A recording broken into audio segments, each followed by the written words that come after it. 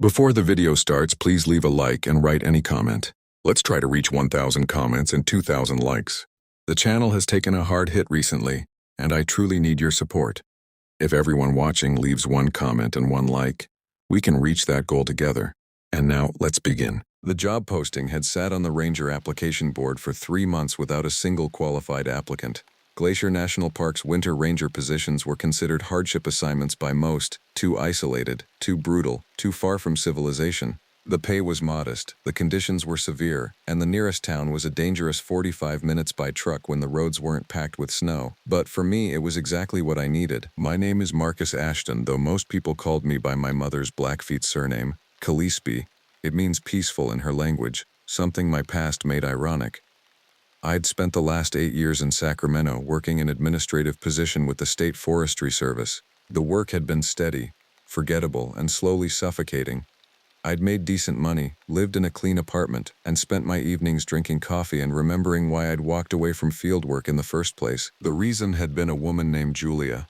We'd met during my first season as a junior ranger at Yosemite.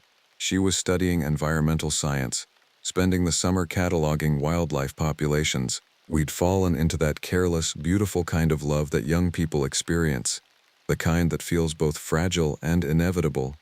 By the second summer, we were planning everything. A house someday, maybe some land, a life built on quiet mornings watching fog lift off granite valleys. By the third summer, she'd suggested I transfer to a desk job, something more secure, something that wouldn't keep me in the wilderness for months at a time. I'd done it. I transferred to Sacramento. She finished her degree. We got an apartment together, painted the walls, filled the kitchen with decent cookware. For 5 years it worked. Then one morning Julia simply left. Not dramatically, she wasn't that kind of person. She packed thoughtfully, left a 2-page letter explaining that she'd been unhappy for longer than she could measure, that staying had been a mistake she could no longer afford to make, that she was sorry and that she hoped I'd understand. I understood, which somehow made it worse. After she left, Sacramento became a coffin. The apartment felt like a mausoleum. The office felt like a cage built specifically to my dimensions.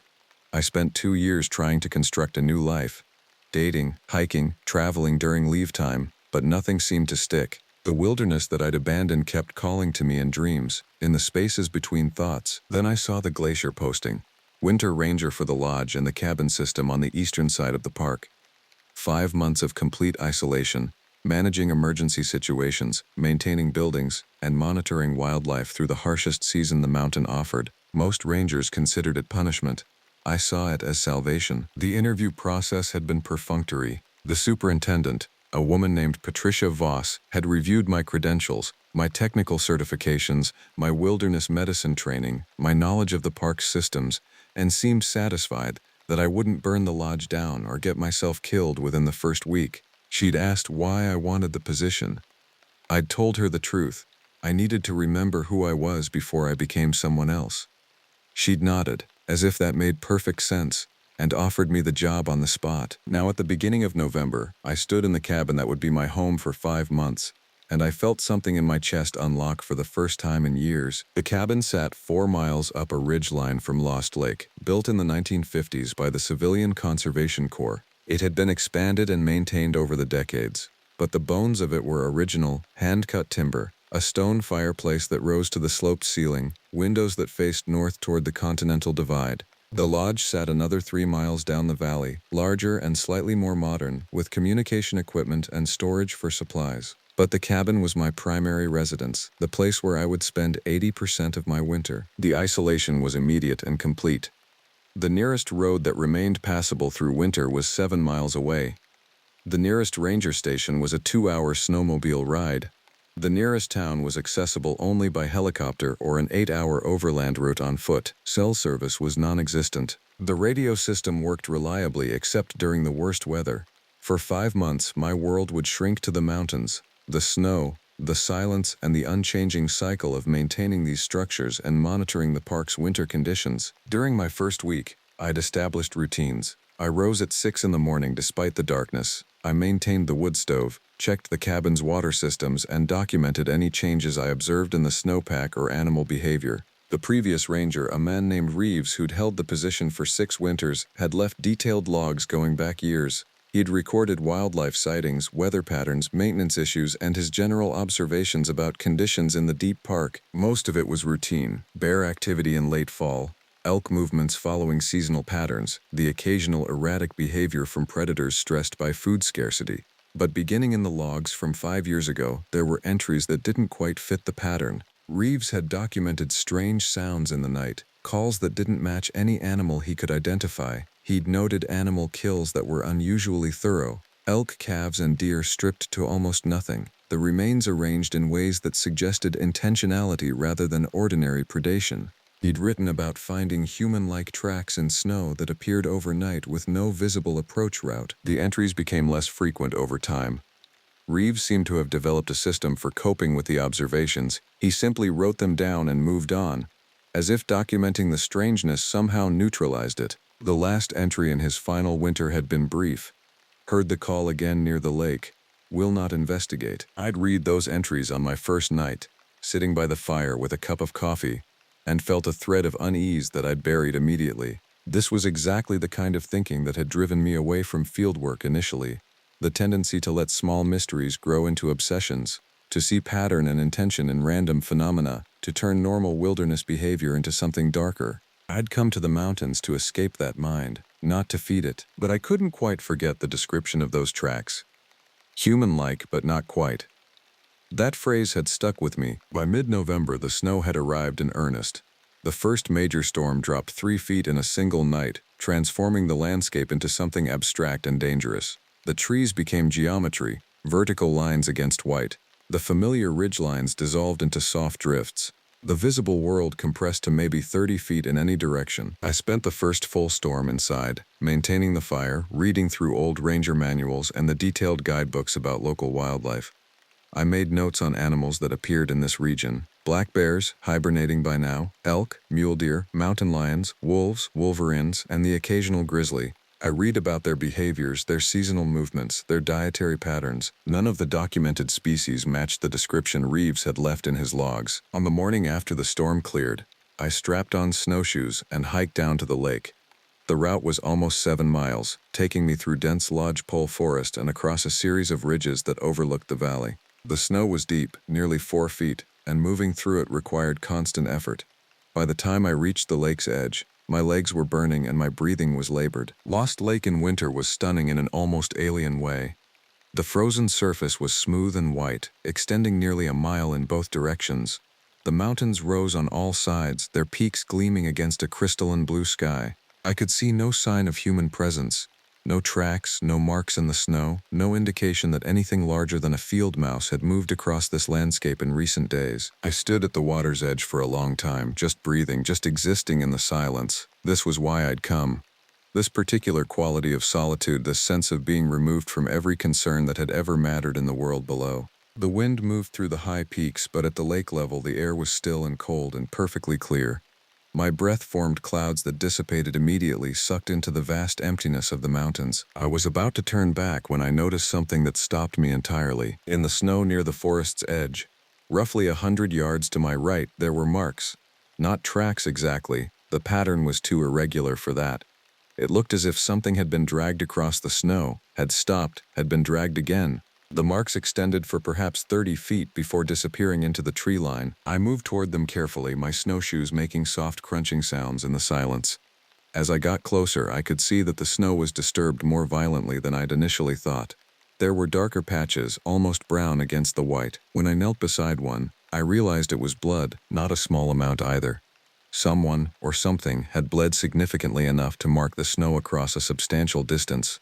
The blood had frozen, making it almost black against the crystalline white. I followed the trail with my eyes to where it disappeared among the trees, where the dense undergrowth and fallen logs made detailed examination impossible. My first thought was a wounded animal, a deer or an elk that had been struck or attacked, dragging itself into the forest to die or hide.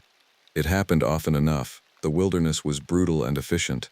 Suffering was usually short, but there was something about the pattern of the blood that bothered me. The spacing suggested something moving on 2 legs, not 4, and the amount was troubling. I stood in the snow, looking at the dark stains, and felt something shift in my chest. It was the same sensation I'd felt reading Reeves's final entry, That sense of stepping across a threshold from normal observation into something darker. I marked the location on my map and started back to the cabin. By the time I arrived, it was nearly dark. I was exhausted in a way that transcended mere physical tiredness. My mind felt muffled, as if I'd been breathing an anesthetic. I made dinner, pasta with sauce from a jar, coffee, a piece of bread, and sat by the fire without reading or thinking, just staring at the flames until they seemed to be the only real thing in existence. That night, I heard the sound for the first time. It came sometime after midnight, pulling me from a thin, unsettled sleep.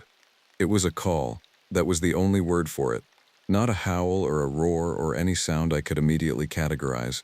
It was a long, falling wail that might have been almost human but wasn't quite. It rose from somewhere deep in the mountains, echoing off the peaks, seeming to come from every direction at once. I lay in the darkness listening to it, my heart accelerating, my mind racing. The sound contained something that bypassed rational analysis and triggered a purely animal response. An instinctive understanding that something was wrong, that the safe world had been violated by something that didn't belong to it. The sound ended as suddenly as it had begun, leaving only the wind in the eaves and the settling sounds of the cabin's old wood. I lay awake until dawn, every nerve alert, every sense straining into the darkness. When daylight finally came, I told myself it had been a mountain lion or a wolf pack far away. Sounds carried strangely in winter, bouncing off snow and stone in ways that distorted and exaggerated them.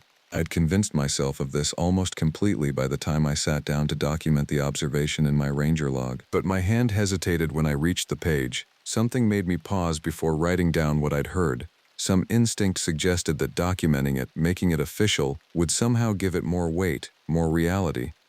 I left the entry blank and moved on to the next day. That was my first mistake.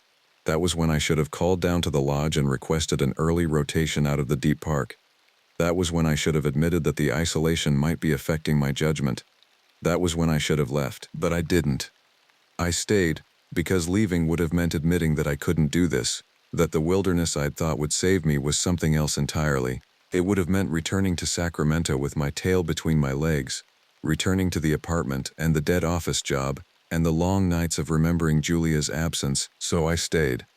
And with that choice, I crossed into the territory where everything that followed became inevitable. December arrived with brutal efficiency.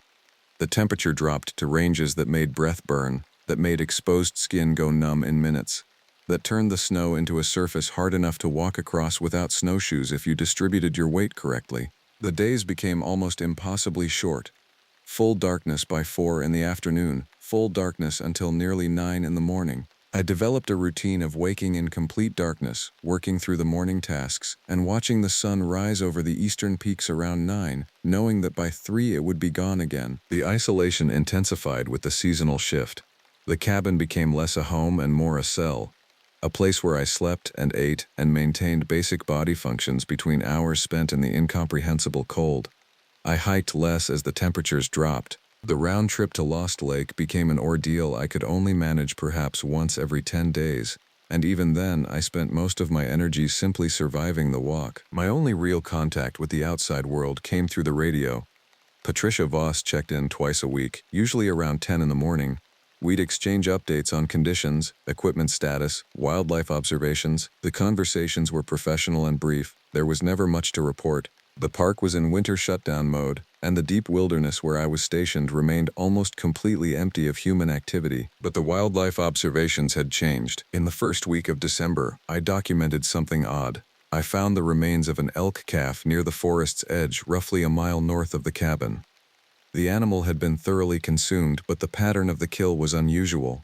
The remains showed evidence of tools being used, deliberate slicing rather than the tearing and gnawing that predators typically employ. The calf's bones had been cracked open, presumably to access the marrow inside. The positioning of what remained suggested the animal had been arranged intentionally after death. I photographed the remains, documented the location, and noted my observations in the ranger log. This time, I didn't hesitate to write it down. The kill seemed significant enough to warrant official record, even if it was unusual. The following day, I found another kill. This one was a mule deer doe, partially buried in snow and arranged in a similar way to the elk calf. The kills continued over the next 2 weeks. Another elk calf, 2 more deer, a beaver that I found floating in a partially thawed section of a stream. Each kill showed the same pattern of deliberate processing, the same careful arrangement of the remains. Whatever was hunting in these mountains, it wasn't following normal predatory behavior. Wild animals killed for food or defense.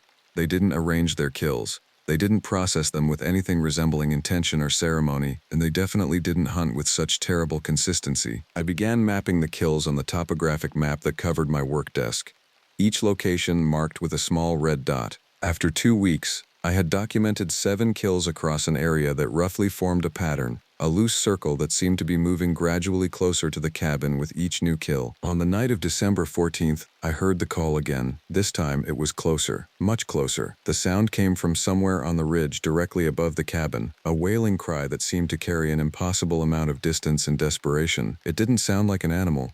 It sounded like something that had once been human learning to scream in a new way. I stood at the window watching the darkness, my hands pressed against the cold glass, listening as the sound echoed through the night.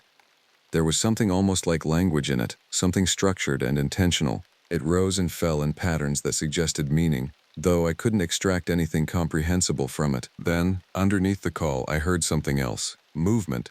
Heavy bodies moving through the snow with a speed and grace that suggested they were familiar with the terrain. They moved through the forest below the ridge with a purpose that seemed almost intelligent, almost deliberate. The sounds faded after nearly 10 minutes moving down the ridge away from the cabin, but sleep was impossible after that. I sat by the fire through the rest of the night, my rifle loaded on the table beside me, watching the forest and trying not to think about what was moving out there in the darkness. The next morning, I found tracks. They were in the snow about 100 yards from the cabin, near the north side of the structure.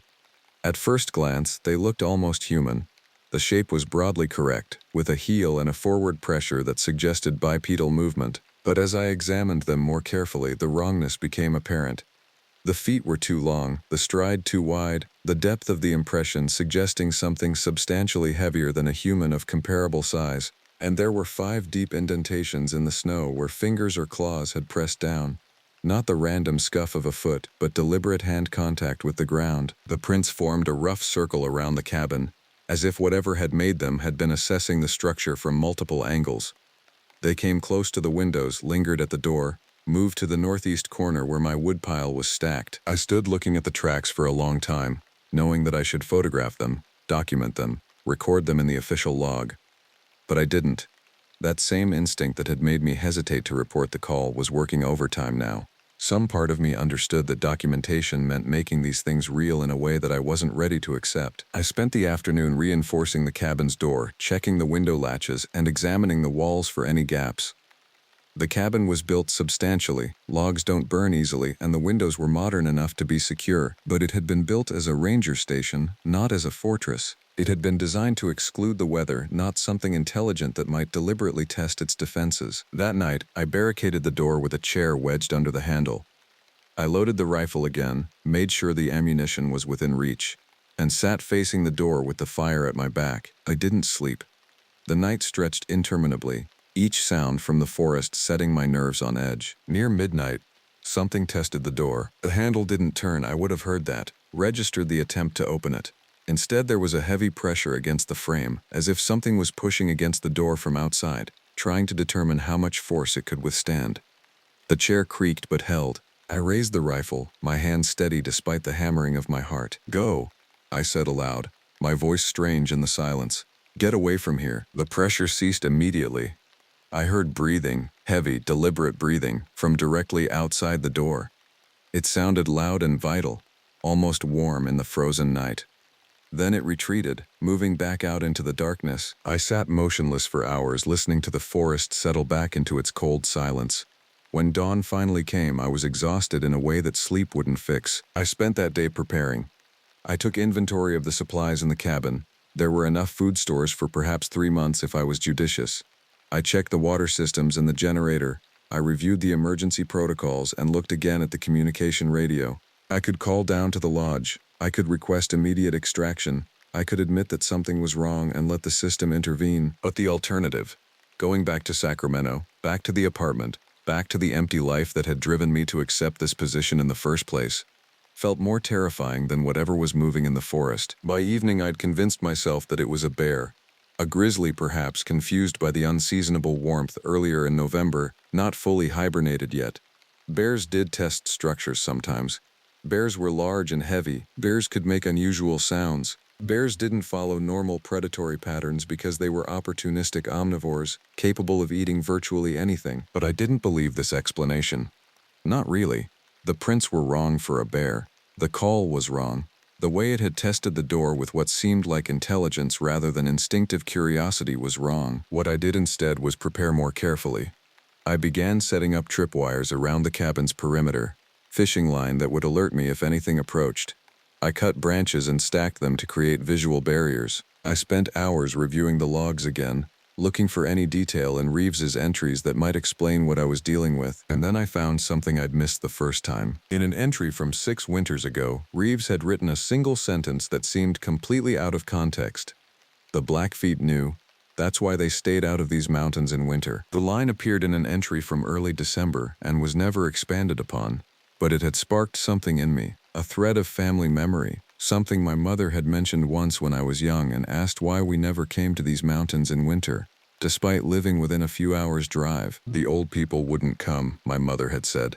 The mountains belonged to something else in winter. At the time, I dismissed it as folklore, the kind of cultural mythology that gets passed down and embellished, that modern education had trained me to see as quaint rather than informative. But sitting in the cabin with the darkness pressing against the windows and strange things moving in the forest beyond, I found myself wishing I'd paid closer attention. December deepened. The temperatures dropped further, reaching ranges that seemed almost incomprehensible.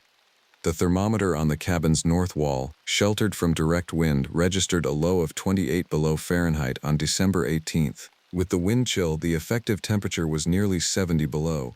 The snow became so dry it squeaked beneath my feet.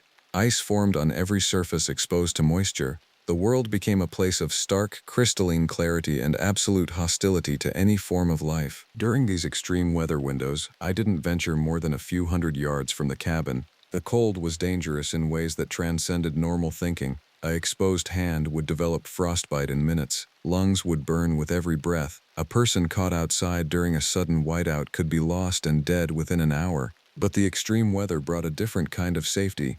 Whatever was moving in the mountains seemed to retreat into whatever shelter it occupied during the worst conditions. The kills stopped for 5 days during the worst cold snap.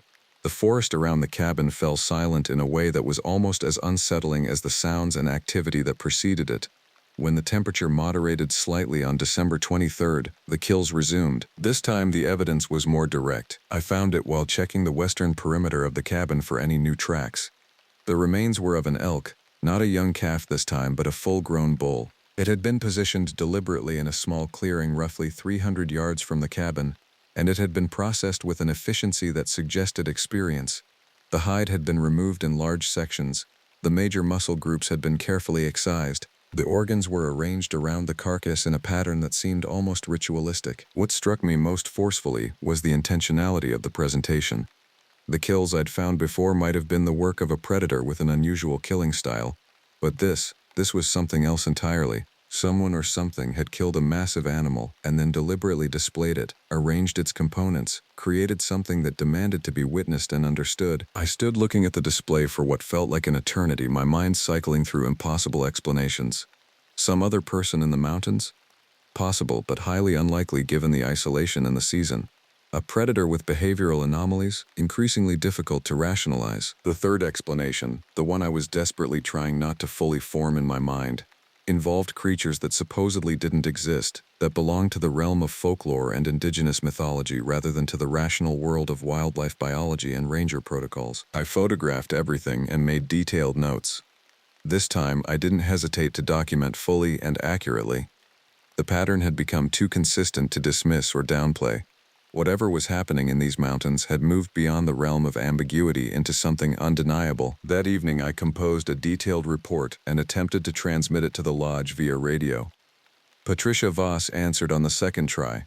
"Go ahead, Marcus, I'm reading you clearly. I need to report a situation developing in the deep park," I said, keeping my voice steady despite the trembling in my hands.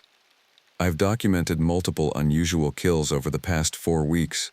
The pattern and processing suggest intelligent behavior. I'm requesting additional personnel or guidance on how to proceed." There was a long pause. Then Patricia's voice came back, sounding different somehow, tighter. How unusual. Evidence of tool use, I said. Intentional arrangement of remains. And I've documented tracks that don't match any known species we monitor in Glacier. Another pause, longer this time. Marcus, you understand that I have to document this conversation and file a report with the National Park Service. If you're making official claims about unknown species in the park, that creates obligations. I understand, I said, but I've seen enough evidence now that it seems irresponsible not to report it. Can you send photographs? Patricia asked. Yes, I'll have to bring them to the lodge tomorrow and upload them to the shared drive there. All right, do that. I'll review them and determine next steps. In the meantime, maintain your security protocols and document everything you observe. If anything happens, anything at all that makes you feel unsafe, I want you to call it in immediately. Understood? Understood, I said, but we both knew that there was nothing she could do to help me.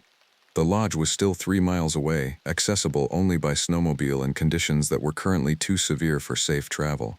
Any additional personnel would take at minimum 24 hours to mobilize. Whatever was happening in these mountains would happen on its own timeline, independent of bureaucratic responses. The next morning, I strapped the photographs and my detailed notes into a waterproof container and began the journey down the ridge to the lodge. The snow was deep but stable, and the temperature had risen to a merely brutal 15 below. I made the trip in about 90 minutes, arriving at the lodge with fingers and toes that were tingling with the early stages of frostbite. The lodge is a larger structure than the cabin, built in the 70s with more modern systems and equipment. It's designed to house up to 15 people in the summer season, though by late December it stood completely empty. I accessed the office using my Ranger key and uploaded the photographs to the shared drive.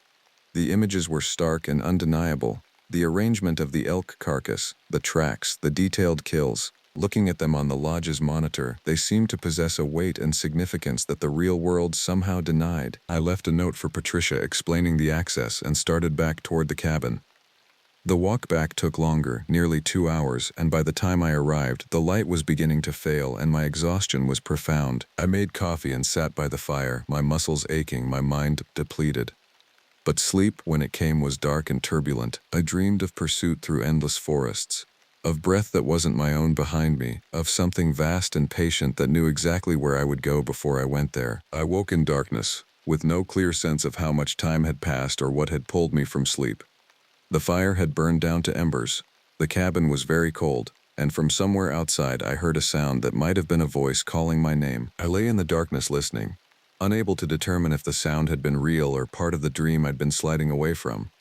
But the intentionality of it suggested it was real. Something out there, in the frozen night, knew my name and was calling it with a voice that wasn't quite human. I rose without turning on any lights and moved to the window. For a long time I saw nothing but the moonlit forest. Then, in the clearing near the lake, though the lake was miles away and shouldn't have been visible from the cabin, I saw movement. There was a figure standing in the snow, silhouetted against the pale light. It was roughly human in shape, but the proportions were subtly wrong. The shoulders were too broad, the arms too long, the stance more predatory than human. It stood utterly motionless, and I knew, with a certainty that transcended logic, that it was looking at me. I stepped away from the window, my heart accelerating, my mind fragmenting between terror and disbelief. When I cautiously looked back out, the figure was gone. The forest was empty, the snow unmarked by any visible footprints. I spent the rest of the night by the fire again, the rifle within arm's reach, my mind cycling through increasingly desperate rationalizations, exhaustion and isolation creating perceptions, shadows playing tricks in moonlight. A real person whose normal appearance had been distorted by distance and darkness. Anything but what my instincts were insisting was true. By dawn I'd settled on a decision. I would leave the cabin. I would call Patricia, report an emergency, and request extraction. I couldn't survive the psychological damage of staying much longer. The rational part of my mind that had carried me through life was dissolving under the sustained assault of phenomena I couldn't explain or integrate into any coherent worldview. But when I reached for the radio, my hand froze. Because I understood, suddenly and with absolute clarity, what would happen if I left. It would validate everything I was experiencing as real. It would confirm that something genuinely inexplicable was occurring in these mountains. It would force the outside world to confront evidence that contradicted everything modern science claimed about the natural world. And it would ensure that this place, this mountain, would become a place of permanent interest, of study, of human intrusion. Some part of me understood that whatever was hunting in this wilderness had its own logic, its own existence, its own claim to territory. And by calling for help, I would be inviting a kind of violence that would be far worse than anything happening now. So I didn't call. I made coffee instead. I looked at the map again, and I realized that the circle of kills, which had been gradually moving closer to the cabin, had shifted. The most recent kills were concentrated to the south and west, as if whatever was hunting had been driving something, or was itself being driven, toward something deeper in the mountains. I understood then that the kills were a message, or possibly a path, or possibly both. By the 27th of December, the weather had stabilized into a pattern of extreme cold and clear skies. The thermometer stayed between 10 and 20 below, with wind chills that made any exposed work potentially fatal. The sun rose and set in its arcing path across the southern sky, providing nearly 8 hours of light now, which was almost generous compared to the depths of December. During these hours of daylight, I began exploring the areas where the kills had been concentrated. I wasn't following any conscious plan. Rather, I found myself moving through the mountains as if pulled by something external, my body carrying me toward something my mind couldn't articulate. The landscape changed as I moved deeper into the wilderness. The dense lodgepole forest gave way to more open terrain, high meadows that were buried under 15 feet of snow, rocky outcrops that jutted through the white like broken teeth. The air seemed to thin even beyond what the altitude alone would account for, and the silence became almost absolute. Even the wind seemed muted, as if the mountains themselves were holding their breath. On December 29th, I found the kills leading toward a canyon I hadn't known existed. It wasn't marked on the official park maps, or rather it was marked but labeled as impassable terrain in winter. The canyon was a slash through the mountains, narrow and deep, with vertical walls that rose perhaps 1,000 feet on either side. A stream flowed at the bottom, though it was buried under several feet of ice and snow. The kills led down into the canyon. Not literally down. I didn't find the remains arranged like a trail, but the pattern of the kills I found, positioned at increasingly higher elevations, moving consistently in one direction, led me toward the canyon's rim. I stood at the edge looking down, and felt something shift in my perception. The canyon was beautiful in an austere, almost hostile way, but there was something else present in it, something I could feel more than see. A presence, a weight, something massive that was concentrated in that narrow space between the stone walls. I almost turned back. Rational thought was still functioning enough to recognize that descending into the canyon would be a point of no return, would commit me fully to whatever was happening here. But I was already past the point of choosing not to know. I'd been past that point since I'd found the first strange kill. The descent was more difficult than I'd anticipated. The snow was deep and unstable, prone to sudden collapses that dropped me to my thighs in powder.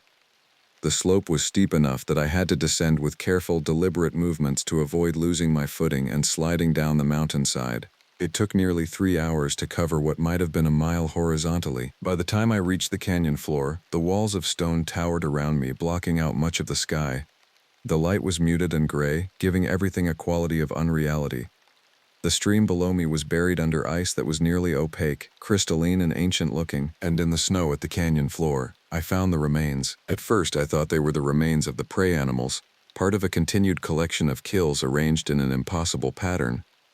But as I moved closer, my mind began to process what I was actually seeing. Some of them had been human, not recently human, not fresh, but human remains nonetheless, scattered and arranged with the same deliberation as the animal kills, but spread across a larger area. A skull here, yellowed and cracked, bones arranged in patterns that suggested an order to them, clothing scraps that had been preserved by the intense cold, including fragments that looked like ranger uniforms from different eras. There were at least 6 sets of remains that I could identify as human, possibly more. The bones had been here for a significant amount of time, though the cold had prevented most degradation. The most recent skeleton, I could tell because some of the clothing was still relatively intact, appeared to be from perhaps 5 years ago. Reeves. This had to be Reeves or a previous ranger who'd gone missing in winter. I stood among the bones with a sound emerging from my throat that might have been a moan or a scream or a prayer. My mind couldn't quite process what this meant. It meant that the thing hunting in the mountains had been hunting here for years. It meant that this canyon was a collection point, a place where trophies or remains were stored. It meant that whatever I was dealing with wasn't a single aberrant animal, but something with a sustained presence, a history, a pattern that extended backward in time beyond the point I discovered it. And then I saw the cave. It was set into the east wall of the canyon, perhaps 40 feet above the canyon floor. accessible by a chimney of rock that would be extremely difficult to climb. The opening was large, perhaps 6 feet across, and utterly black, and from that darkness came a smell that made every instinct in my body scream at me to flee. It was a smell of decay, and decay beyond that, of something that had been left to rot under conditions that had partially preserved it, but allowed it to continue the process of decomposition. It was the smell of predator musk and something older, something that suggested a den that had been occupied for far longer than any reasonable timeline would suggest. I understood then that I'd found the place where it lived, the center of its existence, the core of its territory. And in understanding that, I also understood that being here, having discovered this place, meant that I was no longer in the role of observer. I'd become a participant. That was when I heard the call again.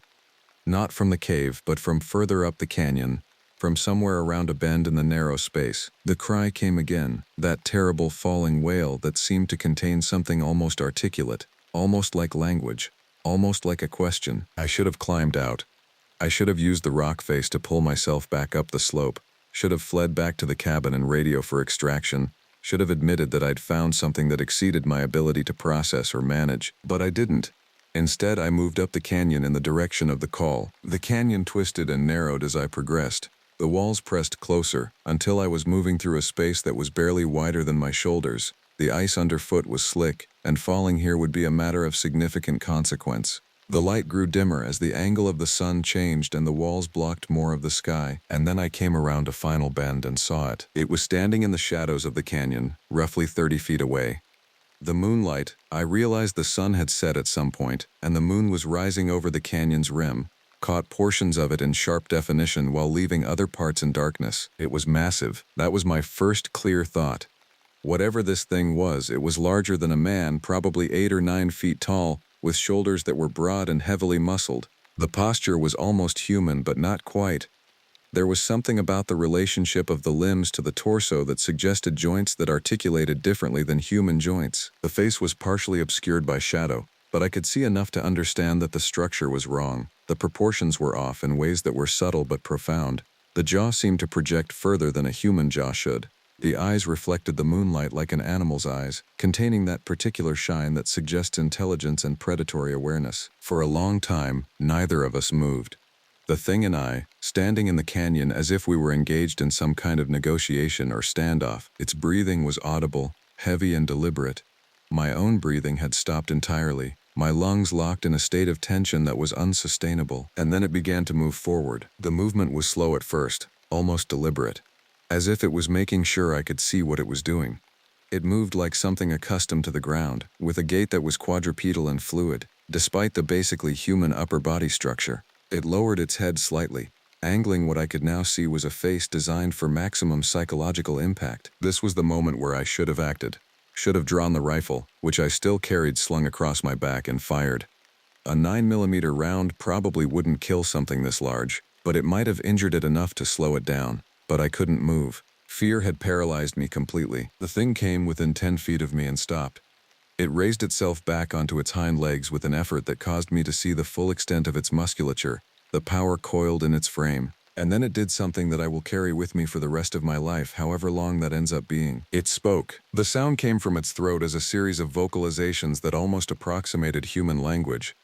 It wasn't words, not exactly, but there was a structured quality to it, a pattern that suggested meaning. The sound repeated with variations, as if it was trying to form words and failing, or perhaps trying to communicate something that human language couldn't contain. And underneath the sound, I felt something else.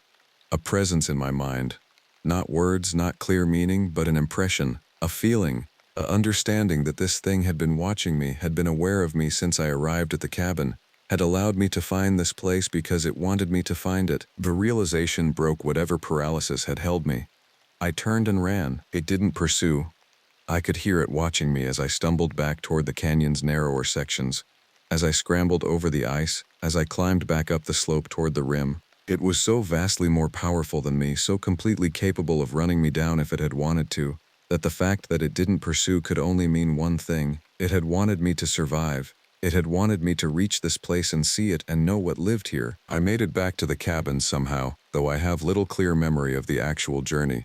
There was a period of time when I was simply moving through darkness, my body operating on pure instinct and adrenaline, When I reached the cabin's door and finally stepped inside, collapsing beside the fire, it was early morning on December 30th. I lay on the cabin's floor for hours, unable to move, unable to process what I'd experienced. The rational part of my mind was insisting that it had been a hallucination, a complete break from reality triggered by isolation and extreme stress, but I knew that was a lie. I'd seen it. I'd stood in the presence of something that transcended the normal categories of the natural world. When Patricia called on the radio at 10 o'clock that morning, I almost didn't answer, but something made me respond, some remaining sense of obligation or perhaps just the need for human contact, even if it was only the crackle of a radio voice. "Marcus, I've reviewed your photographs," she said without preamble. "We need to talk about what you've found. What do you want to know?" My voice was barely recognizable, hoarse and strange. "The kills. The arrangement of the remains. Have you been able to determine what species is responsible?" I considered the question, how to explain what I'd seen.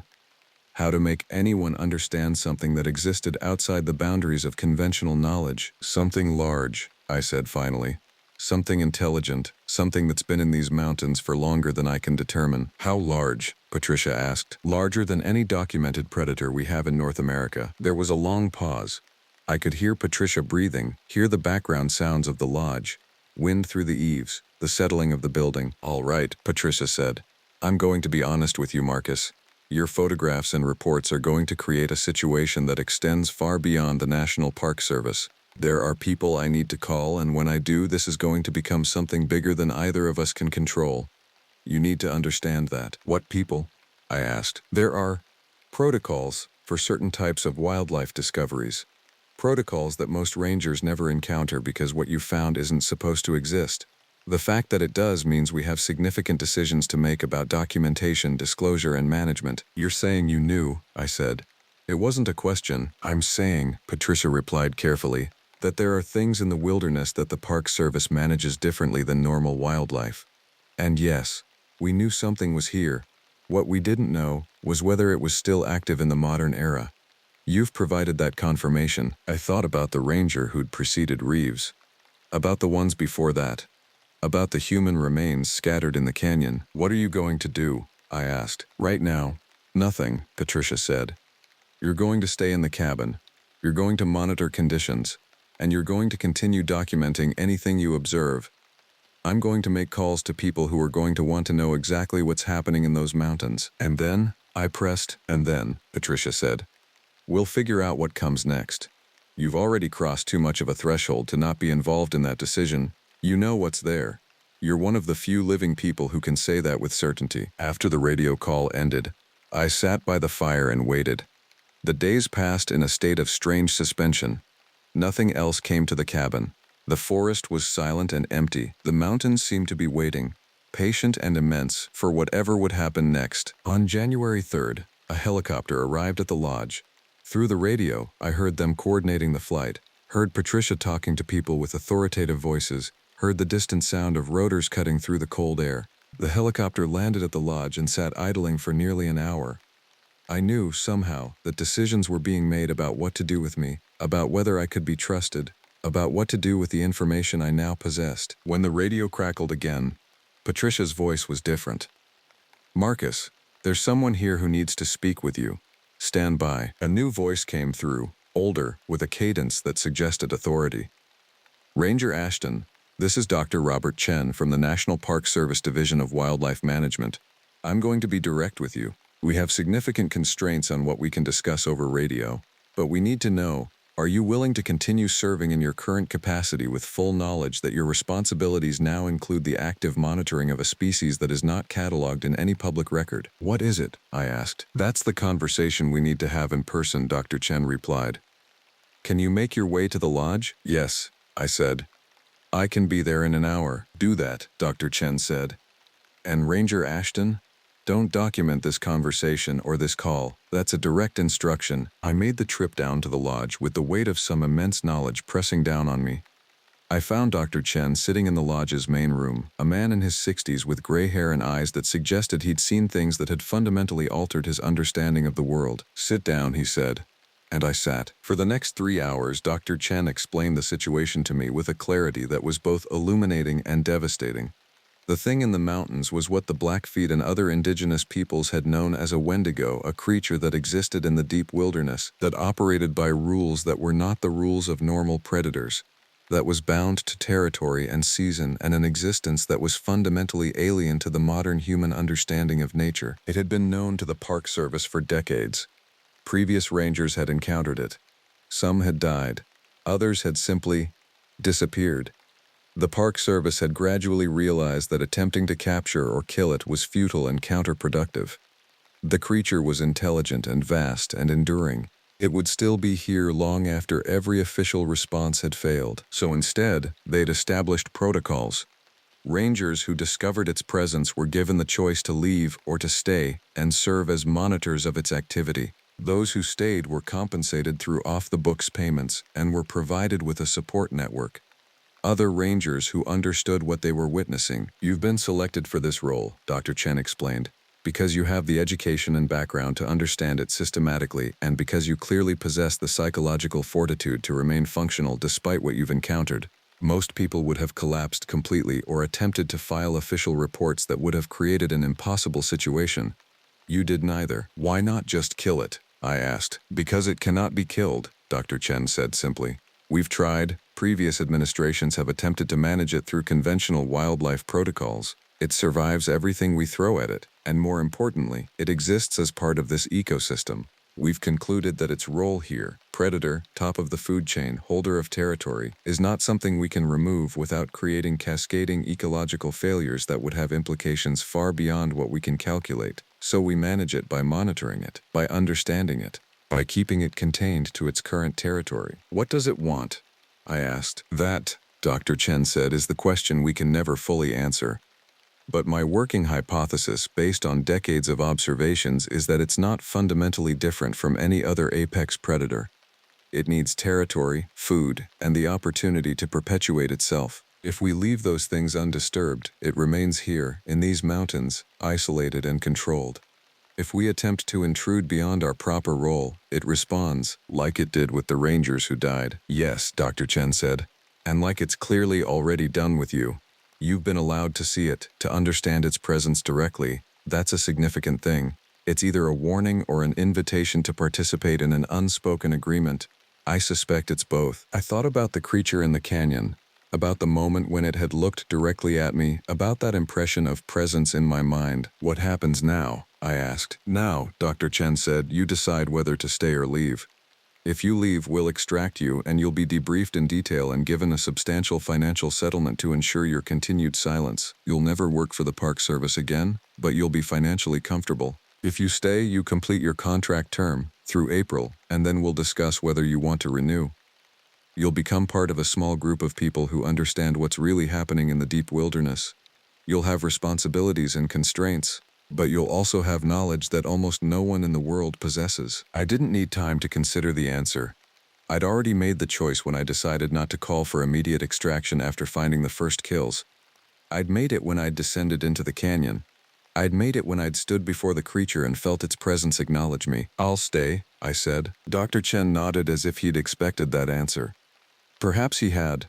Perhaps he'd known from the start that someone broken enough to accept this position in the first place was also broken enough to accept what came with it. For the remainder of January, February, March, and into April, I remained in the cabin monitoring the mountains and the creature that lived within them.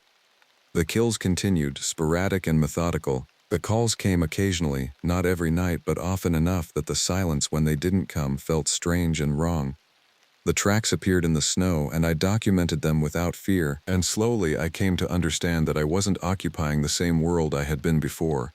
I'd passed through some kind of threshold into a reality that was fundamentally older and stranger than the one that existed in maps and official records. The mountains around me were not the mountains that the tourists came to see. They were something else. Something that possessed its own purposes and its own history, existing in parallel to the world of humans but never quite intersecting except in moments like this. When the day came for me to be extracted from the deep park, my contract term complete, I made the journey down to the lodge one final time. Dr. Chen was waiting with the paperwork and the proposition to renew for another winter season. "I'll do it," I said. "I'll stay," and so I did. I've been here for 3 winters now. Since that first terrible December when I came looking for salvation in the mountains and found something far more complicated.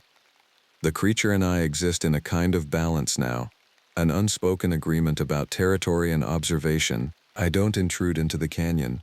It doesn't approach the cabin, but sometimes, on the clearest winter nights when the stars are so bright they seem almost close enough to touch, I hear it calling from the mountains, and I understand, with a certainty that has moved beyond doubt into the realm of absolute knowledge, that it's calling for me to remember that I'm not alone up here, to remember that the world is far stranger and more vast than anyone in the lowlands would ever believe. The civilization that exists outside the mountains seems increasingly unreal to me now. The concerns of people in cities, the conflicts, the small dramas of human existence, they seem impossibly small compared to the immensity of these peaks and the ancient presence that moves through their forests. I've built a new life here, one that exists in full knowledge of what the wilderness truly contains.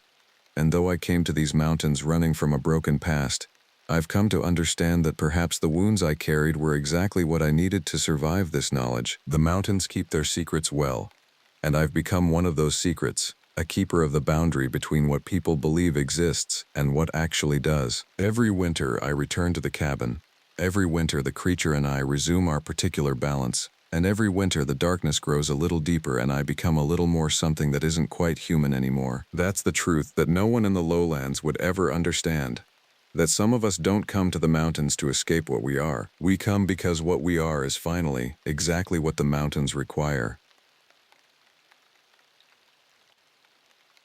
I took this job because I needed to disappear. Not in the dramatic sense that people talk about when they've lost everything. I hadn't lost anything, which was precisely the problem. At 36, I'd spent the better part of a decade in Denver working environmental management for a consulting firm, attending meetings about meetings, sending emails about projects that would be forgotten by the next fiscal year. I had an apartment that looked like a furniture catalog, a salary that meant nothing, and a life that felt like I was watching someone else live it through thick glass. When the National Park Service posted the seasonal ranger position at Kalispell Ridge in Glacier, I applied without telling anyone.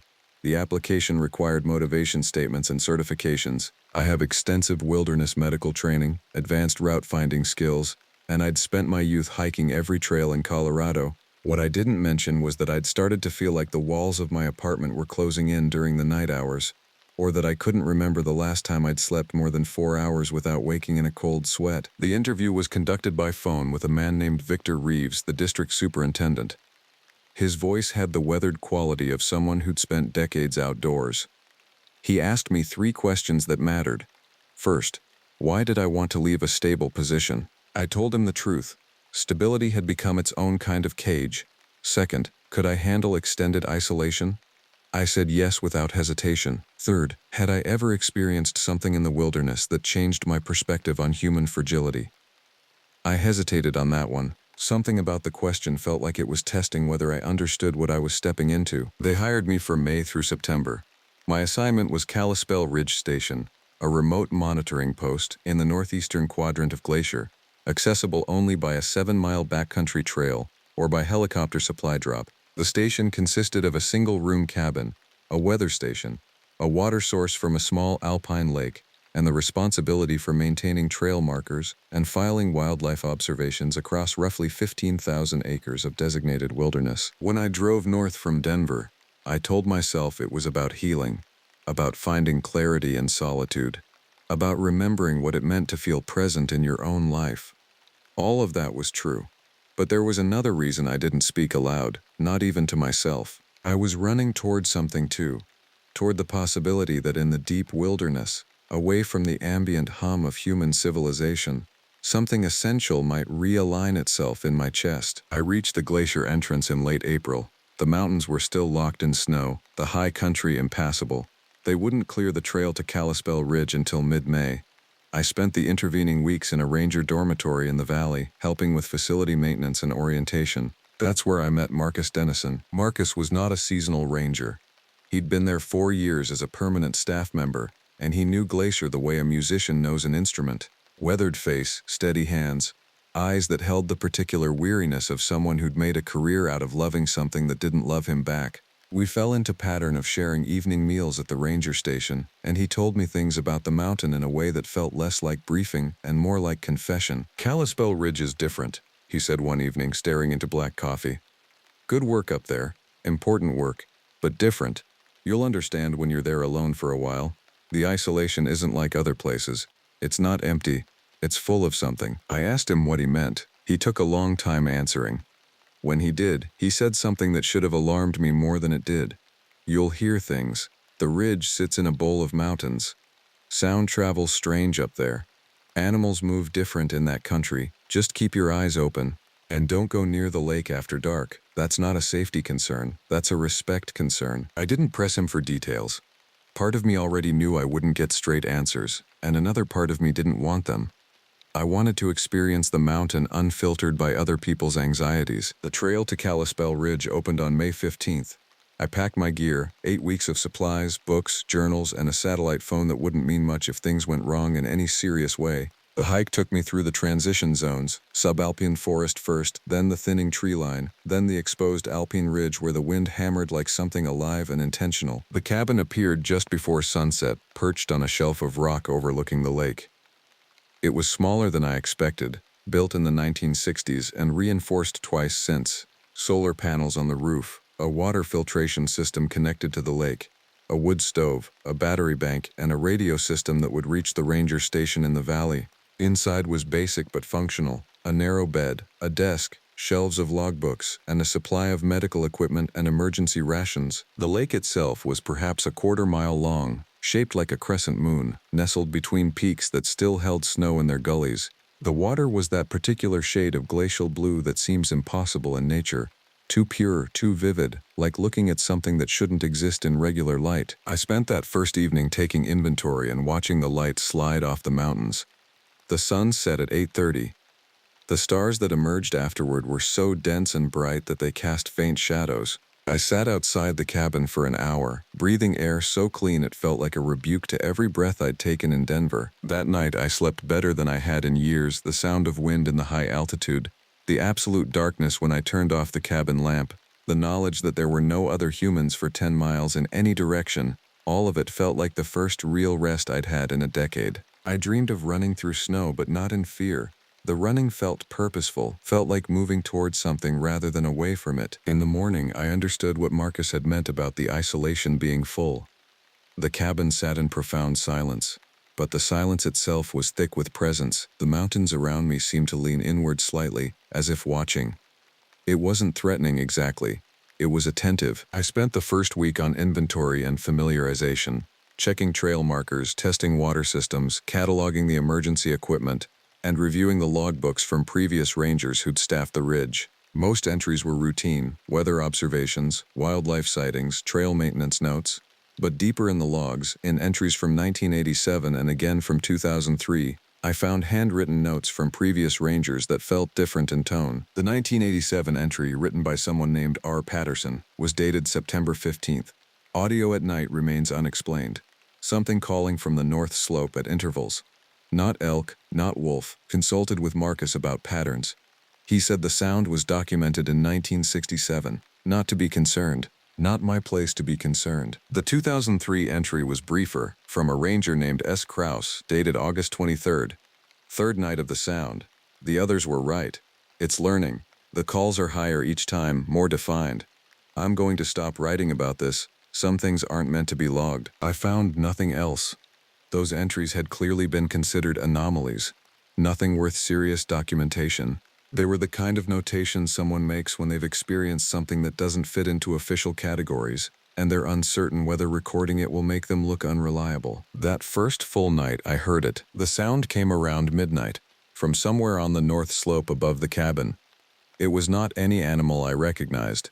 It wasn't a roar or a howl or a call in any conventional sense. It was a voice. That's the only word that fits, and I understood immediately why the previous rangers couldn't describe it accurately. It was a human voice, but not. Fundamentally not. It carried tones that human vocal cords shouldn't produce. Frequencies that seemed to bypass my ears and vibrate directly in my chest. The sound lasted maybe 8 seconds. Then silence. Just the wind and the absolute dark and the feeling of every hair on my body standing on end. I didn't leave the cabin that night. I sat at the desk with all the lights on, reading by lamplight until my eyes burned. When morning came, I felt the disorientation of someone waking from a dream where they'd been sure of terrible things. In daylight, the north slope looked ordinary. Rocks, sparse vegetation, the distant silhouette of the ridgeline. I could almost convince myself I'd imagined the sound, that it had been wind in the peaks creating an auditory illusion, but I knew better, and more importantly, the mountains knew that I knew. By the second week, the weather had warmed significantly. Snow retreated to the highest elevations and the alpine meadows began their explosive bloom. I should have felt better. The solitude was already beginning to work on me in positive ways. I'd stopped checking my phone obsessively. My sleep patterns were normalizing. I was eating better. The constant background anxiety that had followed me from Denver had started to quiet, but something else was filling the space where that anxiety had been. The sound came again on the fifth night. This time I was expecting it, and I was outside when it came.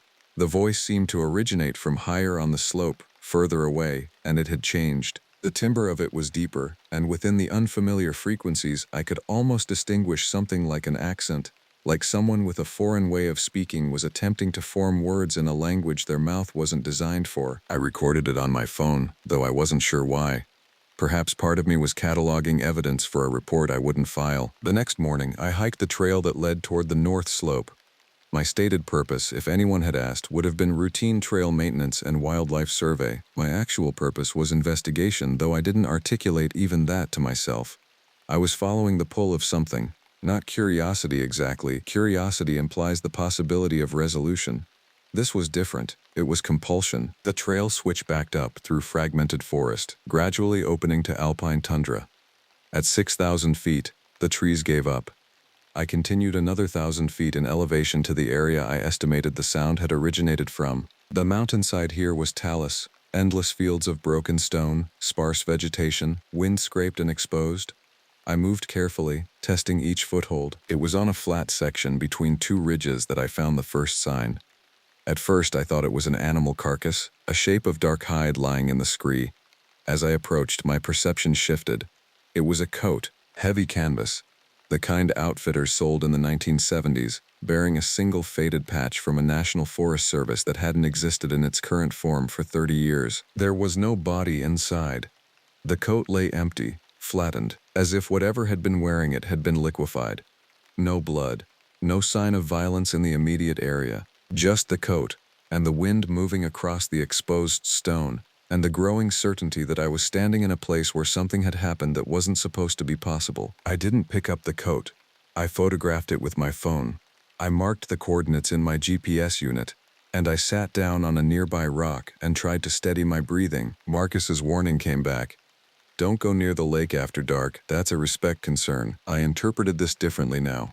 It wasn't a warning to avoid the lake because something near it was dangerous. It was a warning that the lake itself was significant to something, and that approaching it at certain times would be disrespectful in the way that you don't photograph a dying person, not because it's dangerous, but because it violates something fundamental about how the world should work. I hiked back to the cabin as afternoon turned gray.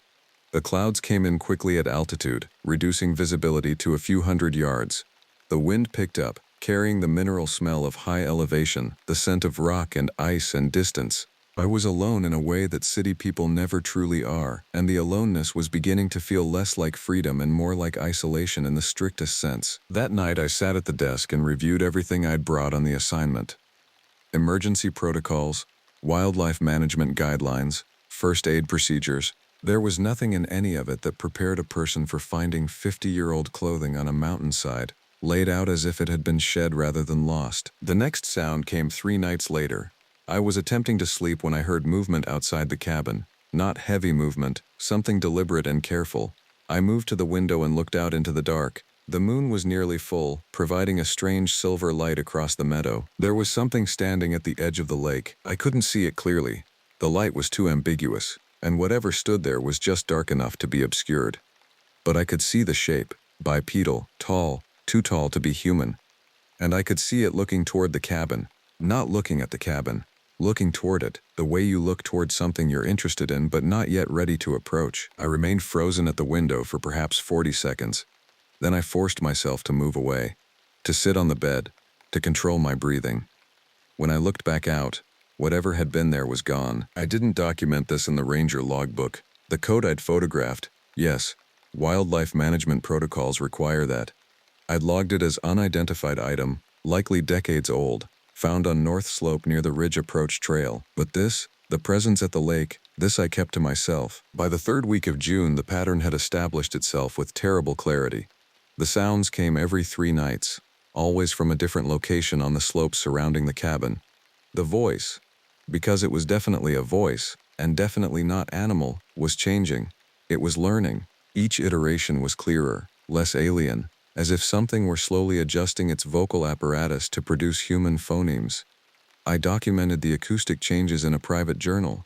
Frequencies, estimated distances, characteristics of the calls, and I was beginning to understand, with a certainty that felt almost genetic in its inevitability, what was happening. The texts I'd read as a teenager came back to me. The folklore my mother had shared when I was young. Stories from her grandmother, a woman with French-Canadian roots. The Wendigo, the thing that the old peoples of the northern forests spoke of in winter, warning children not to stray too far from the fire. The entity that represented the ultimate predation, the inversion of the natural order, the thing that hunted humans not for food in any nutritional sense but for the sound they made, for the pattern of their breath, for the particular frequency of their terror. The stories said the Wendigo was not born, it was created. Starvation in winter, a hunter lost in the snow, desperation and hunger that drove someone to consume the meat of another human, and in that moment of transgression the person ceased to be human, they became something else. Something that needed to hunt continuously, that could never truly be satisfied, that carried within their frame an endless howling void. But the stories were old. The stories belonged to a time before climate change and warming winters, before hikers carried GPS units and satellite phones.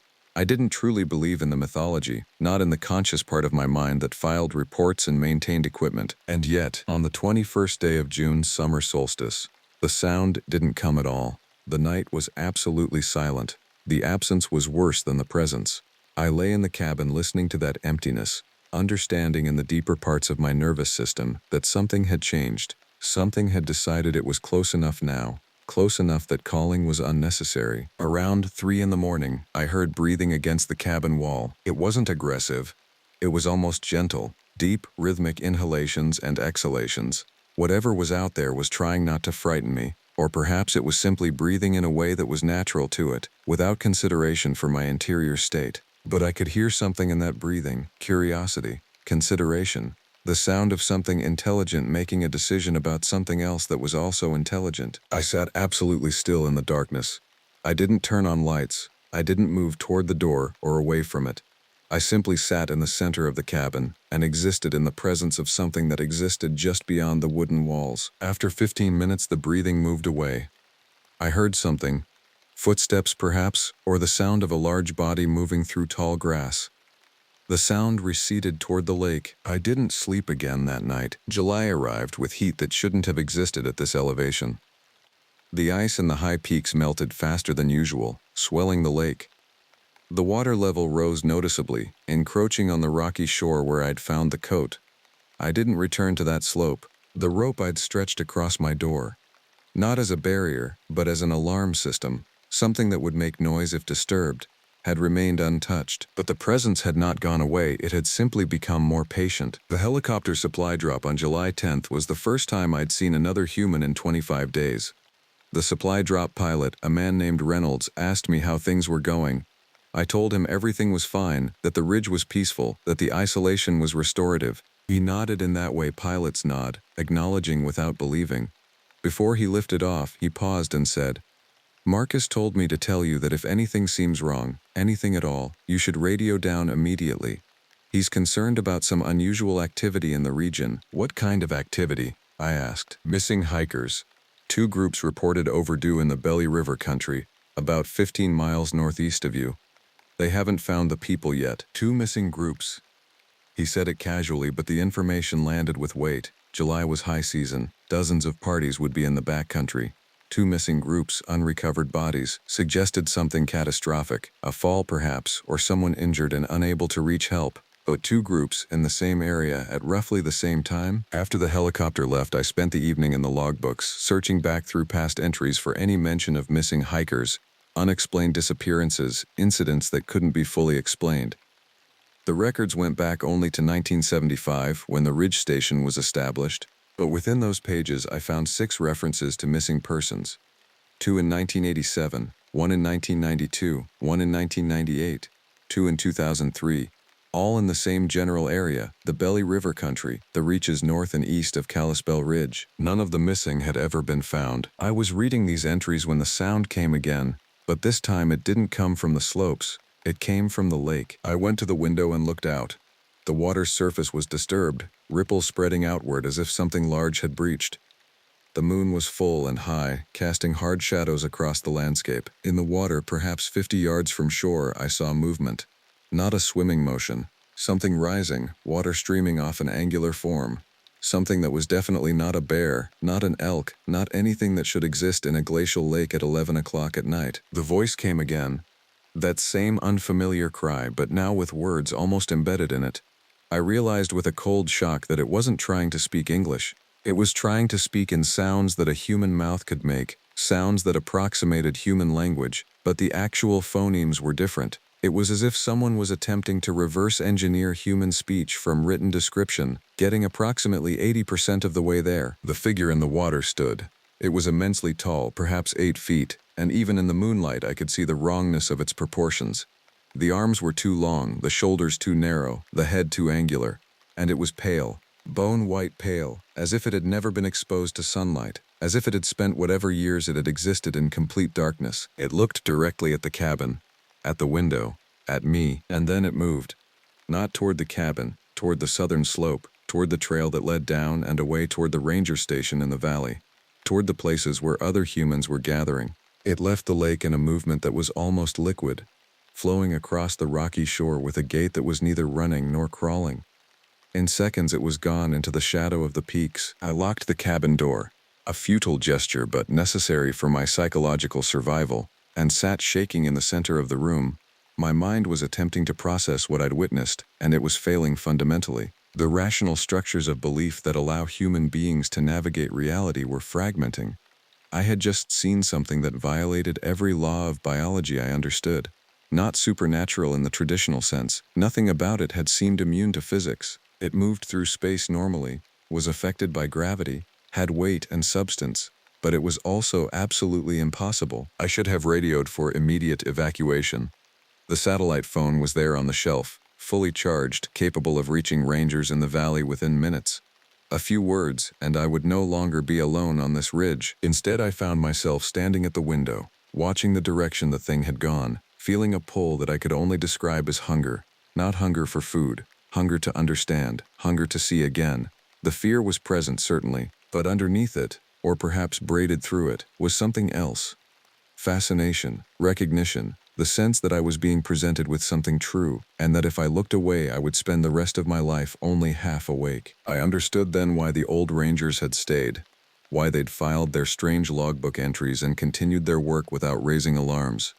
It wasn't paralysis of fear. It was the terrible pull of absolute presence, when you are finally utterly present with something real. The weight of that reality makes it nearly impossible to return to half-life. The next morning, I hiked down the valley trail, moving quickly. I made it to a spot where the radio signal was stronger and called the ranger station. Victor Reeves answered. I told him that a large predator had been sighted in the area and that I wanted to shift my patrol patterns to survey the North Country and potentially intercept whatever was moving toward the Belly River. Victor was silent for a long moment. Then he said, "Don't do that. File your report on the sighting, but stay to your ridge. The missing hikers are a SAR matter. That's not your jurisdiction." "What if the same predator is responsible?" I asked. "Then the investigation teams will find evidence of that. Your job is monitoring the ridge and maintaining the station, not investigation." He was right, of course. I was suggesting something that violated protocol in multiple ways. But I also understood that Victor knew more than he was saying. The way he'd stressed my assignment to the ridge, the speed with which he'd shut down my inquiry, these suggested foreknowledge. Marcus had warned me. Victor was warning me. In their own ways, they were saying, "Stay in your assigned place, and you might survive this season." I returned to the cabin as evening came on. That night, I didn't go to bed. I sat at the desk and wrote a personal account of everything I'd experienced. Not for official records, for myself. A narrative that would either be confirmation of my sanity or evidence of its dissolution. I wrote about the coat on the north slope, about the sounds I'd recorded, about the breathing against the wall, about the figure in the lake. I wrote, whatever is here, it is not purely predatory in the conventional sense. It is curious, it is developing something like relationship, it is studying me the way I've been studying it, and I believe that is more dangerous than simple hunger would be. A predator kills, but something that takes interest in you, something intelligent that decides your patterns, your breathing, your particular frequency of consciousness, is worthy of investigation. That is something that kills slowly, that makes you complicit in your own consumption. I didn't write down what I was most afraid of. That I was beginning to prefer the presence of this thing to the absence of it. That the months of isolation, of searching, had left me craving something real, even if that reality was monstrous. The sound came again the next night, but from a distance, from far down the valley. It was being answered by other voices, more than one. The realization hit with terrible clarity. There were others. The ridge had only one. But elsewhere in the wilderness, in the deeper valleys, in the places humans rarely went, there were more of them, a population, a presence that had existed in these mountains perhaps longer than humans had named mountains. I understood then what the missing hikers had encountered. Not a single predator at the end of a trail, but a systematic harvest. A quiet culling of the population that ventured into wild places. It had been happening for decades, possibly far longer. It would continue happening, and I was sitting in the eye of it, chosen, watched, studied, the logical part of my mind.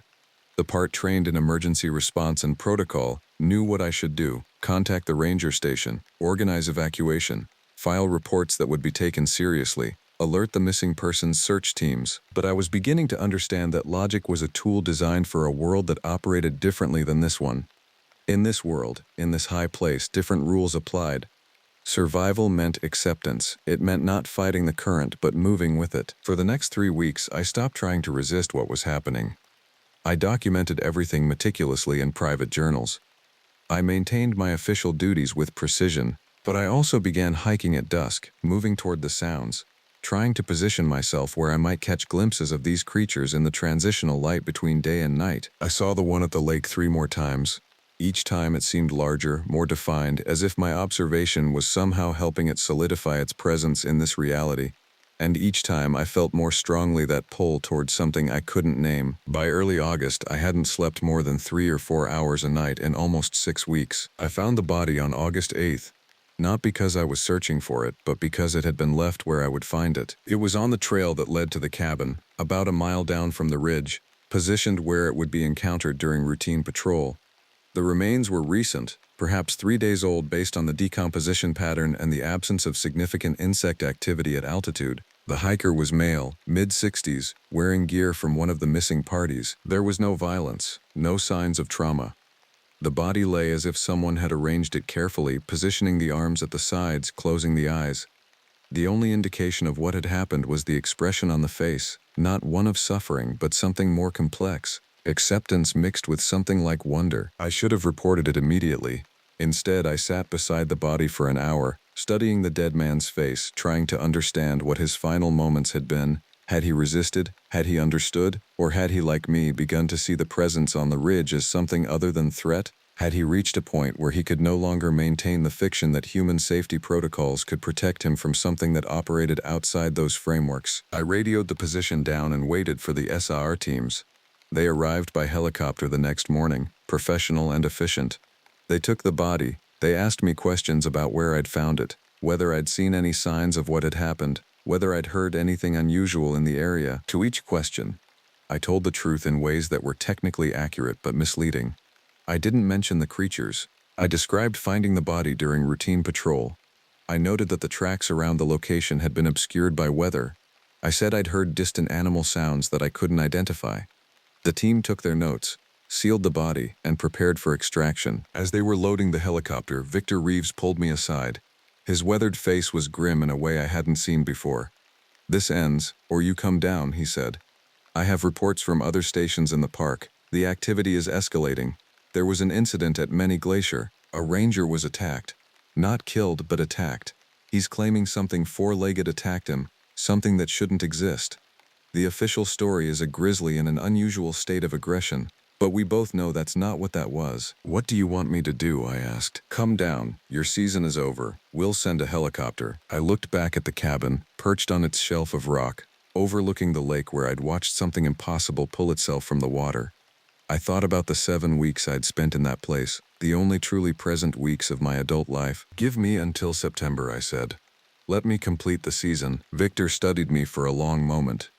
You're not afraid, he said. It wasn't a question. I am, I told him. But the fear has become different. It's no longer fear of danger. It's fear of returning to what I was before. He nodded slowly, as if I'd confirmed something he'd suspected. I've seen this before, not in people but in animals. There's a state that certain creatures reach where they become comfortable with predation, where they stop seeing the predator as threat and start seeing it as part of their ecology, their role in the system. Am I being predated on? I asked. Yes, he said, but not in the way you think. Come down when September comes, or don't, but understand what you're choosing. The helicopter left without me. That evening, I sat outside the cabin and waited for dark. The thing at the lake came earlier than it had before, around 9 o'clock, when the sun had set but the sky was still showing color in the west. It emerged from the water, dripping, its pale form seeming to absorb what little light remained. For the first time, I didn't retreat inside. I stood in the open, about 50 yards from where it stood. We regarded each other across the distance. I was aware of my heartbeat, my breath, the specific gravity of my body in the high-altitude air. I was aware that I was prey, in the sense of being observed and evaluated, but I was also aware that this observation had become almost intimate. Whatever this creature was, it had studied me for 7 weeks. It knew my patterns. It had had countless opportunities to do what had been done to the dead hiker. That it hadn't suggested something other than simple predation was occurring. Why haven't you taken me? I called out. The creature didn't respond in words, but the sound it made was different from the earlier calls. It was question-shaped, inquiry, wonder. What am I to you? I asked. This time, the response was a long, low vocalization that carried tones I'd never heard it produce before. As I listened, I realized they were almost song-like. Something between language and music, expressing something that couldn't be reduced to words. I moved toward it slowly, my hands visible, my posture non-threatening. The creature didn't retreat. When I was about 20 feet away, I sat down on the rocky shore. I understand, I said, though I was not entirely certain what it was I understood. You were starving, metaphorically, maybe literally. The wilderness has contracted around you. There are fewer places to hide, fewer humans who truly venture deep enough to sustain whatever it is you sustain yourself on. And I arrived, isolated, alone, ready for the wilderness to remake me. You thought you'd found what you were looking for, a new source, a new presence to study and consume. The creature moved closer, close enough now that I could see the texture of its skin in the fading light. It was pale, not like flesh, but like something that had been bleached by darkness.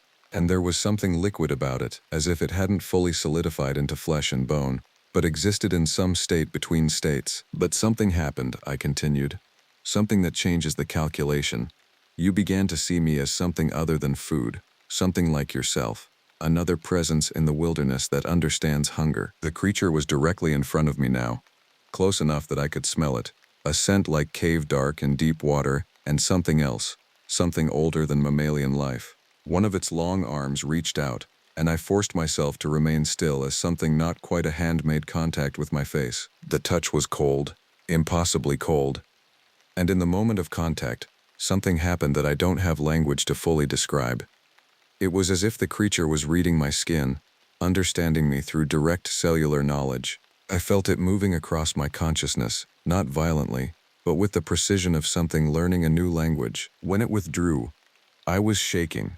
Not from fear, from the visceral understanding of being truly known by something alien. What happens now? I whispered. The creature made a sound that I finally understood was vocalization of contentment. Satisfaction. Not the satisfaction of a hunger sated, but of a question finally answered. It moved away from me, not back toward the lake, but toward the north slope. I watched it move up the mountainside with that liquid gait, and I understood that it was leaving, hunting elsewhere, returning to its solitude. I sat on the shore until full dark fell, until the stars came out in their impossible profusion, until the only light was the light from within. September came with the first freeze. The meadows turned gold, then brown. The nights grew long enough to swallow the days. I continued my duties with perfect fidelity. I maintained the station, filed my reports, documented wildlife observations. I was a model ranger. If anything, I was more conscientious, more professional than I had been at any point in my career. But I was not the same. The creature returned to the lake regularly, though always at night, always with the understanding that I would not interfere and it would not approach. We had reached some kind of detente, some arrangement that existed in the space between predator and prey, sustenance and observer. In mid-September, a search team found another body, this one from the second missing party. The hiker was younger, female, and again, there were no signs of violence. The official conclusion was that both hikers had become disoriented, succumbed to exposure, and the bodies had been moved by wildlife, the mountain reclaiming them in its way. I didn't correct the record. On September 21st, I received a radio message from Victor. A helicopter was being sent for my extraction. The seasonal position was ending as scheduled. It was time to come down. I packed my belongings methodically. 7 weeks of journals and personal documentation I'd kept private. I considered burning them, destroying the record of what I'd experienced. But I also understood that this account needed to exist somewhere, that someone needed to know what was real, even if the world wasn't ready to acknowledge it. I left the journals buried in a waterproof container behind the cabin, hidden enough that they wouldn't be found by casual maintenance personnel, but documented in the station logs with a cryptic note: personal items of potential historical value cached on the north side of cabin. Recommend recovery during next seasonal assessment. The helicopter arrived on a clear morning. The wind was light, the visibility perfect. I did a final walkthrough of the cabin, checking that everything was in order, that the station was ready for whoever would inherit it next. As I was locking the door, I heard the sound one final time. From the north slope, from the place where everything had begun. It was question-shaped, farewell-shaped. I didn't respond. I simply listened, committing the frequency, the timbre, the particular emotional weight of it to memory. The helicopter lifted, and I watched the ridge recede. I watched the lake become smaller, then abstract, a blue spark in the landscape. I watched the mountains roll away beneath me, hiding their secrets, keeping their counsel. Victor was waiting when I landed at the ranger station. He didn't ask about my experience. He didn't request a debrief. Instead, he handed me a termination of seasonal employment document, wished me well, and suggested that I consider putting my skills towards something that didn't require extended wilderness assignments. I took the document and left. I've spent the months since attempting to return to Denver, to the apartment and the consulting work, to the life I'd left behind. I've largely failed. I still feel the presence. I still hear the sounds, though not with my ears, in my memory, which seems to be the more accurate sense anyway. I've contacted the universities with forestry programs. I've spoken with wildlife biologists. I've provided anonymous reports to cryptozoology forums. I've done everything except tell my story to someone who might take official action, because I understand now what Marcus and Victor understood. The mountains have accepted the presence of these creatures. They have integrated themselves into the ecosystem in ways that science hasn't yet caught up with. And to expose them would be to invite intervention, management, the human impulse to control and contain. And perhaps they deserve better than that. Perhaps there are some presences in the world that should remain unknown, some hungers that should continue their ancient work without the interruption of human awareness. I don't sleep well.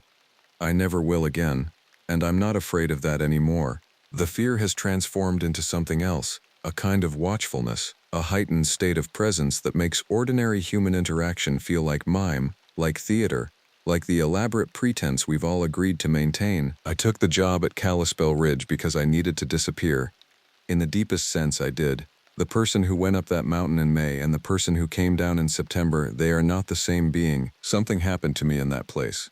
Something shared itself with me, and I've become a conduit, a carrier of a knowledge that cannot be shared, a witness to something that insists on remaining mythological. I sometimes think about the dead hikers. I wonder if they experienced what I experienced, if they reached the same point of understanding, if they chose to remain as part of that ecology in ways that the official record will never document. And I sometimes wonder if the creature at the lake is still there, maintaining its vigil, waiting for the next person to arrive in that high place, seeking solitude, and finding something far deeper than they anticipated. The mountains remember. They always do. And everything that has been learned in those high places continues in the darkness, in the deep valleys, in the places where the human world and something much older maintain their careful, predatory détente. I took the job because I needed to disappear. I succeeded beyond anything I could have imagined. My name is Coda Brennan, and I've been a ranger at Glacier National Park for 7 months now. That's how long I've lasted before accepting that something about this place doesn't follow the rules I thought I understood. I took this job because I needed to disappear. Not in the literal sense, though my previous life in Denver made that feel appealing. My wife left me 2 years ago, taking our daughter with her to California. I spent 18 months working construction, drinking too much, and staring at walls that seemed to close in with each passing week. A friend mentioned that Glacier was hiring seasonal rangers. He said it would clear my head. He was right about that part, at least. It cleared everything. The station at Many Glacier is a single-story building made of weathered logs, the kind of structure that looks like it should collapse but somehow endures. I was assigned a cabin about 8 miles northeast of the main facility, near Kinley Ridge overlooking a private lake called Morrison's Basin. The forest rangers called it a prime posting. The cabin had electricity, a wood stove, a radio that worked most days, and a view of the Grinnell Glacier in the distance. It was supposed to be peaceful. The job itself involves trails maintenance, visitor safety patrols, wildlife monitoring, and search and rescue when it happens. The search and rescue part doesn't happen often. Glacier gets 2 million visitors a year, and most of them stay on the marked trails. The ones who don't usually turn up tired and embarrassed, not dead. That's what the orientation told us. My first month was routine. I'd wake at dawn, check the radio, walk my assigned trails, document fallen trees, check emergency water stations, and file reports. The park is vast in a way that photographs can't capture. Standing on a ridge with nothing but mountains, forest, and sky in every direction does something to your sense of scale. You feel smaller than you ever have, and somehow that feels right. The world makes more sense when you're that small. August brought the hikers. More people on the trails meant more incidents, twisted ankles, dehydration, people getting lost despite the clear markings. I helped a family backtrack after their 12-year-old daughter got separated from the group. I found her a quarter mile down a fork in the trail, crying but unharmed. Her parents hugged me like I'd saved her life. Maybe I had, depending on how you looked at it. September came quietly. The summer crowds thinned. The weather turned sharp, with nights dropping into the 20s. That's when I started noticing the gaps in my supplies. The first time, I thought I'd miscounted the canned goods. The second time, the propane tank seemed lower than it should have been. The third time, I found muddy prints on the cabin's back deck that weren't mine. I wear a size 12. These prints were smaller, but the stride length was impossible. The distance between each footfall suggested something 6.5 feet tall, taking measured, deliberate steps across my deck. I reported it to the station. Dispatch said it was probably a bear, though the prints looked bipedal to me. They sent a ranger named Morrison to check it out. He walked around the cabin for 20 minutes, found nothing of interest, and told me I was probably stressed from isolation. He meant it kindly. Rangers get transferred to remote posts, and sometimes they crack. It happens. But Morrison hadn't seen the prints up close. He hadn't noticed how the toes seemed too long, too articulated, how the pressure points in the heel and ball of the foot suggested something that walked on its hind legs naturally, not out of necessity, and he hadn't seen what was waiting at the tree line when I walked out to show him. As we stepped around the corner of the cabin, something moved in the pines about 30 yards out. Not ran, moved. The pines are sparse that far up the ridge, and whatever shifted among them did so without branches moving, without the thrashing a fleeing animal would make. It was there and then it wasn't, like a shadow crossing a room and dissolving into the darkness beneath the furniture. Morrison didn't see it. He was looking at the cabin's corners, checking for damage. I watched the tree line for another minute, but nothing reappeared. My breath made clouds in the cold air. Morrison said probably just a mule deer, and asked me to call in if anything else seemed wrong. That was 3 weeks ago. The supply losses became more regular. Always small amounts, a dozen eggs from the pantry, a container of butter, canned soup and vegetables. And then the deer started appearing. The first one hung from the pine tree nearest the cabin, roughly 30 feet up. Its corpse was 3 days old, maybe 4, lashed to a thick branch with what looked like sinew or animal gut. The head was gone. The body cavity was hollowed out with surgical precision. I found it when the smell reached the cabin. I called Morrison immediately. He came out with 2 other rangers, and they took photographs. They cut the deer down carefully, examining it for signs of predation. One ranger, a woman named Reeves, mentioned that mountain lions sometimes cache their kills in trees. But lions don't strip heads clean off. They don't leave the intestines draped over branches like decoration. And they don't seem to be trying to send messages, because that's what it felt like. A message, not spelled out in words, but something unmistakable in the deliberation of it. This wasn't hunting. This was communication. After they left, I found another deer hanging from a different tree. This one was fresher. The limbs were still warm when I touched them. I called the station again, but Morrison told me they were spreading resources thin with fall hikers. He asked if I wanted to transfer to a closer post. I said no. I didn't know why then. Maybe I did want answers. Maybe I was already too afraid to move. The next morning, a family reported themselves lost on the trails west of my cabin. It was early October by then, and the weather was turning. A father and mother and 2 children, teenagers who'd missed the fork to Grinnell Pass. They had called in at a checkpoint 3 hours earlier, and the rangers started organizing. Morrison came to my cabin and asked if I'd walk the trails nearest my post, listen for anything, and report back. I found the family at dusk. They were sitting against a massive outcropping of stone about a mile from where they thought they were. The father had sprained his ankle. The children were scared but holding together.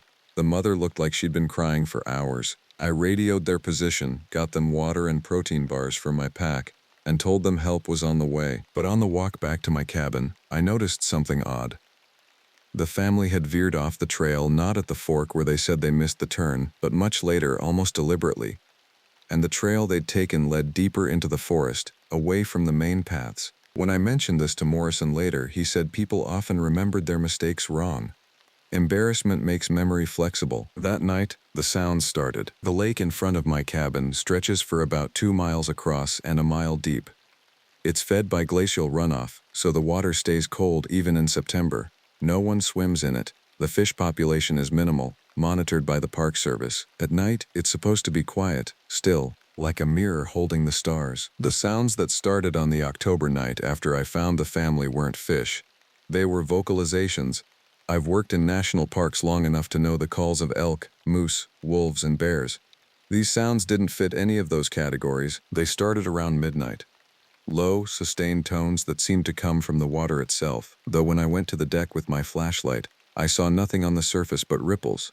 The sounds continued for 20 minutes before stopping abruptly. Complete silence. Then they started again, this time from the direction of the ridge behind my cabin, higher pitched, almost articulate. If I'd heard them in a city, I would have sworn they were human voices, distorted by distance and filtered through water. I didn't sleep. I sat in the cabin with every light on, listening to the sounds come and go, moving from the water to the ridge to somewhere in the forest to the west. Each time they stopped, I waited for them to start again, my stomach tight, my hands cold despite the wood stove burning steadily. At 4 in the morning, the sounds stopped for good. The silence afterward was worse than the noise. I sat in that silence, listening to the wind in the pines and the occasional crack of a branch, until dawn broke gray and cold over the mountains. I called Morrison at 7 a.m. I told him what I'd heard. There was a long pause on the other end of the radio. Then he asked if I'd been drinking. I said no. He asked if I'd been sleeping. I said no, and I heard him sigh. "Coda, I'm going to be honest with you," he said. "We've had 4 rangers at that station over the last 6 years. 3 of them transferred within the first year because of the isolation. The 4th took a leave of absence. You're doing better than most. But this is the stage where things start to get weird in your head. The silence plays tricks. You start seeing patterns that aren't there." "I know what I heard," I said. "I'm sure you do," Morrison replied, and his tone was gentle enough to make me angry. "Why don't you come into town tomorrow? We'll get you looked at by the clinic doctor. Make sure you're not run down." I agreed because refusing would have confirmed his suspicion that I was losing it. But I knew what I'd heard. I also knew that explaining it to a doctor would only ensure my transfer. Maybe that should have been what I wanted, but it wasn't. Something about the situation had hooked into me. I needed to know what was happening at my lake. That night, I did something I'm not proud of. I set traps. Nothing lethal, just snares made from cable I had in the equipment shed and anchored to trees around the cabin's perimeter. If something was approaching my cabin, I wanted to know. If it was a person, the snares would be visible and serve as a warning. If it was an animal, they wouldn't hold anything large anyway. It was a gesture more than a practical measure. I also started staying awake. Coffee, black and bitter, made strong enough to coat my teeth. I'd sit at the cabin window with binoculars and scan the ridgeline and the water. Nothing showed itself by day. The forest looked normal. The water remained still. You'd never know anything was wrong, but the supplies continued disappearing. The second week of October, I started rationing on purpose, counting every item. Over the course of 3 days, someone or something took a full loaf of bread, a carton of milk, and 6 cans of beans. My snares were undisturbed. Whatever was taking the supplies was moving in ways that avoided the obvious approaches. The back door had been locked, the windows all sealed. But on the morning the beans disappeared, I found my kitchen window open approximately 4 inches. The latch was on the inside. It had been opened from within. I haven't mentioned the smell. That's because I'm not sure how to describe it in a way that makes sense. It's similar to the smell of a deer after it's been dead for a week, but with something underneath it. Something organic and wrong. Spoiled meat mixed with something like wet earth and something else I couldn't identify. On the night the supplies were taken, the smell was strong in the kitchen. I also found something else. In the pantry, carefully arranged on one shelf, was a series of items that hadn't been there before. A playing card from an old deck, a red button, a fishing lure, a piece of rope, not arranged haphazardly, positioned with intention, like a collection, like a gift or a threat. By the middle of October, I'd stopped pretending this was normal. The supplies weren't being stolen by an animal. The sounds weren't natural. The items in my pantry, the deer in the trees, the footprints that walked on hind legs and left trails that made no sense. None of it fit the world I'd understood for 43 years. I went to the station and did some research. The park has a library, mostly old reports and books about wildlife management. I found references to animal behavior reports dating back to the 1960s, incidents that were never included in the official summary. A family of 4 who went missing in 1973 near the Eastern Ridge. Their remains were never found, though search parties covered the area for months.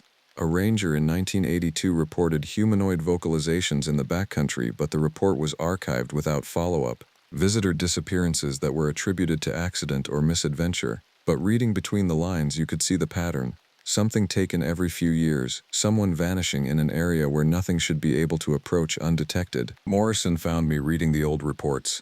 He sat down next to me without being invited and looked at the open file. "You found the ghosts," he said. His voice was very quiet. "Why didn't anyone tell me?" I asked. "Because we don't know what they mean. Because everyone who's looked closely at these reports either transferred or went crazy. And because if we acknowledged that something was taking people out here, they'd close the backcountry. 2 million visitors a year would suddenly stop coming, and this county would collapse. The park is the only real economy we have." He closed the file with care. "You need to transfer, Coda. I should have pushed harder when you called in about the sounds." "What is it?" I asked. "What's actually out there?" Morrison looked at me for a long moment. "I don't know. Bigfoot, mountain lion with a deformity. Something that hunts in a pattern we can't predict. Something that takes people and leaves no trace." He stood up. "I know you came here to get away from your life. I understand that. But staying out there while something is hunting in that area isn't brave. It's suicide." I transferred that week. The official reason was stress from isolation. They reassigned me to a closer post near the main lodge at Lake McDonald. The work was easier, the isolation gone. I had other rangers around me at all times. I slept in a building with 6 other people. The water was safe. The mountains held no threats. And I hated every second of it, because I hadn't finished learning what was at my lake. And my cabin was still out there, and the supplies still sat in my pantry, and something was still walking through the forest on legs too long and a stride too measured to be anything in the accepted catalog of North American wildlife. So I did something I shouldn't have. I called in sick 3 days later, and took a truck from the equipment pool. I drove to my cabin under the pretense of retrieving personal items.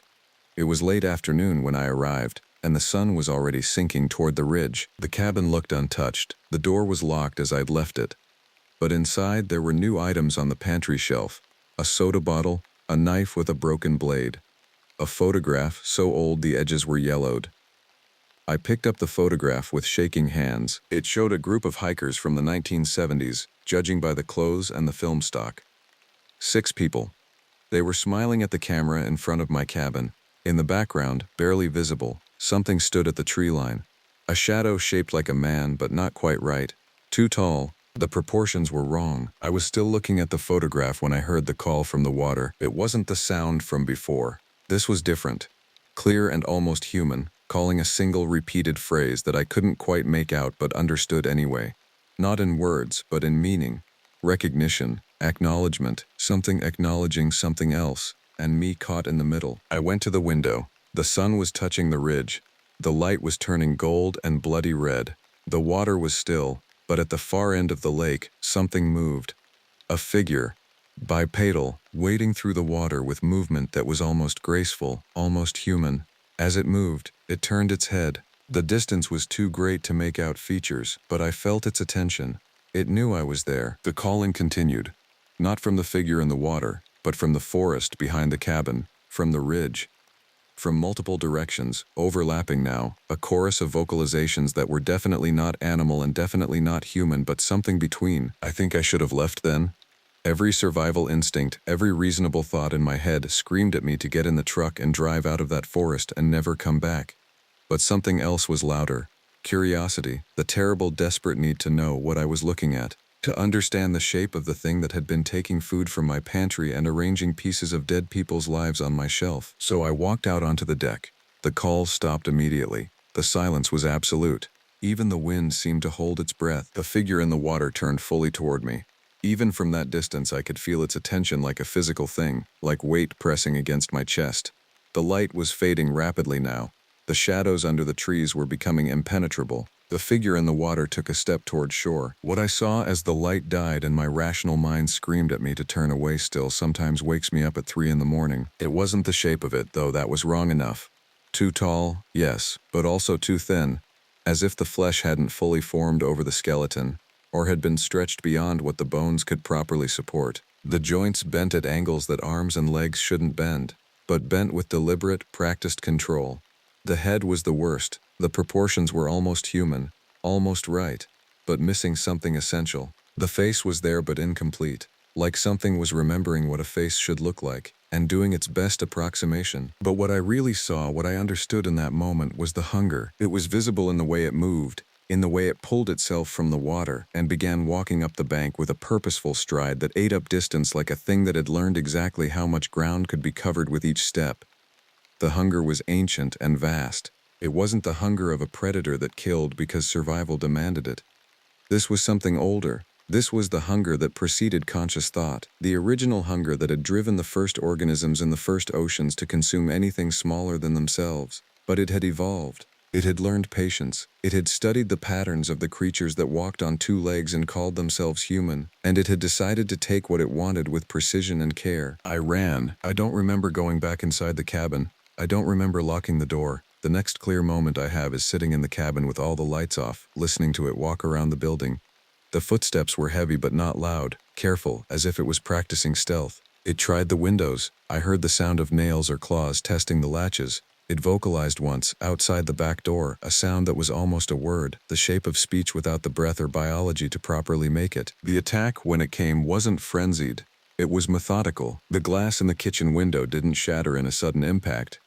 It was carefully pushed inward, fragment by fragment, removed with hands that knew exactly how much pressure to apply. I watched from the darkness of the living room as the window came apart piece by piece, as something impossibly long and thin reached through the opening and tested the interior of my home. I grabbed a knife from the kitchen counter, the same counter where those strange items had been left as gifts or warnings.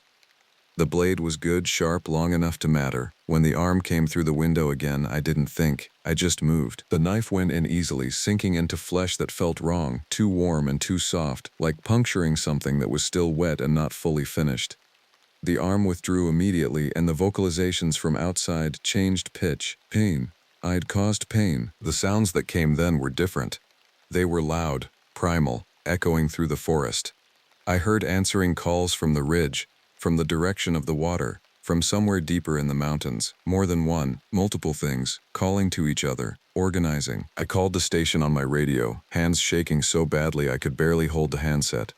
I told them I needed immediate extraction. I told them I was under attack. I told them something was outside my cabin. Morrison's voice came back, asking me to describe what I was seeing. I started to answer and heard the door begin to give way. The panels burst inward. Not from brute force, but from something that seemed to understand the weak points in the frame, the places where the hinges would fail first. The creature came through sideways, that elongated body folding and unfolding in ways that seemed to defy basic anatomy. I threw the knife. It struck the creature's shoulder. The blade stuck, and the creature paused, looking almost confused by the presence of the object in its body. Then it looked at me, and I saw something like comprehension in the shape of that incomplete face. Recognition that I was the source of the knife. that I had heard it. It made a sound that might have been my name. I bolted for the bedroom window, the emergency exit I'd located my first day at the cabin. The window was old, the frame painted solid, but adrenaline and terror can overcome locks. I threw my weight against it, the paint cracked, and gave. I tumbled out into the darkness as the creature reached the bedroom door. I ran for the truck without looking back. The voices of multiple things echoed through the dark forest as I scrambled for the door. I got the engine started and drove without turning on the headlights, trusting muscle memory to navigate the rough road down from the ridge. When I reached the main road, I turned on the lights and drove 90 miles an hour all the way to the station. Morrison met me at the station's emergency door. I was bleeding from a laceration on my face where I'd been cut by glass during my escape. I was hysterical, shouting about what I'd seen, demanding backup, demanding that they go to the cabin immediately. It took 3 rangers to hold me still while Morrison called a helicopter rescue team. By the time they arrived, I'd collapsed into something resembling shock. They took me to the hospital in Kalispell. The doctor said I was dehydrated, malnourished, and suffering from severe sleep deprivation. She asked if I'd been using drugs. I said no. They kept me for 5 days. During that time, Morrison came to see me. He told me that a team had gone to my cabin. They found it ransacked, supplies scattered, my radio smashed, the window broken as I'd described, but they found no trace of blood where I'd stabbed the creature, no indication of anything out of the ordinary, except the obvious signs of animal damage. The official report attributed the break-in to a bear, possibly a rogue grizzly, though such behavior was rare. He also told me they'd found 4 bodies in the forest near my cabin, scattered across a 1-mile radius. All of them were skeletal remains, decades old. Analysis would take weeks, but he suspected they were missing persons from the unsolved disappearances filed in the reports I'd found. "What did you see?" Morrison asked me on the last day, sitting in the hospital room, his voice very quiet. I told him everything. The calls, the figure in the water, the incomplete face and the hunger and the moment when it seemed to recognize me specifically. How I'd heard it say something that might have been my name. Morrison listened to all of it. And when I was finished, he told me something he shouldn't have. In 1998, a ranger named David Chen reported something similar. He said it knew his name.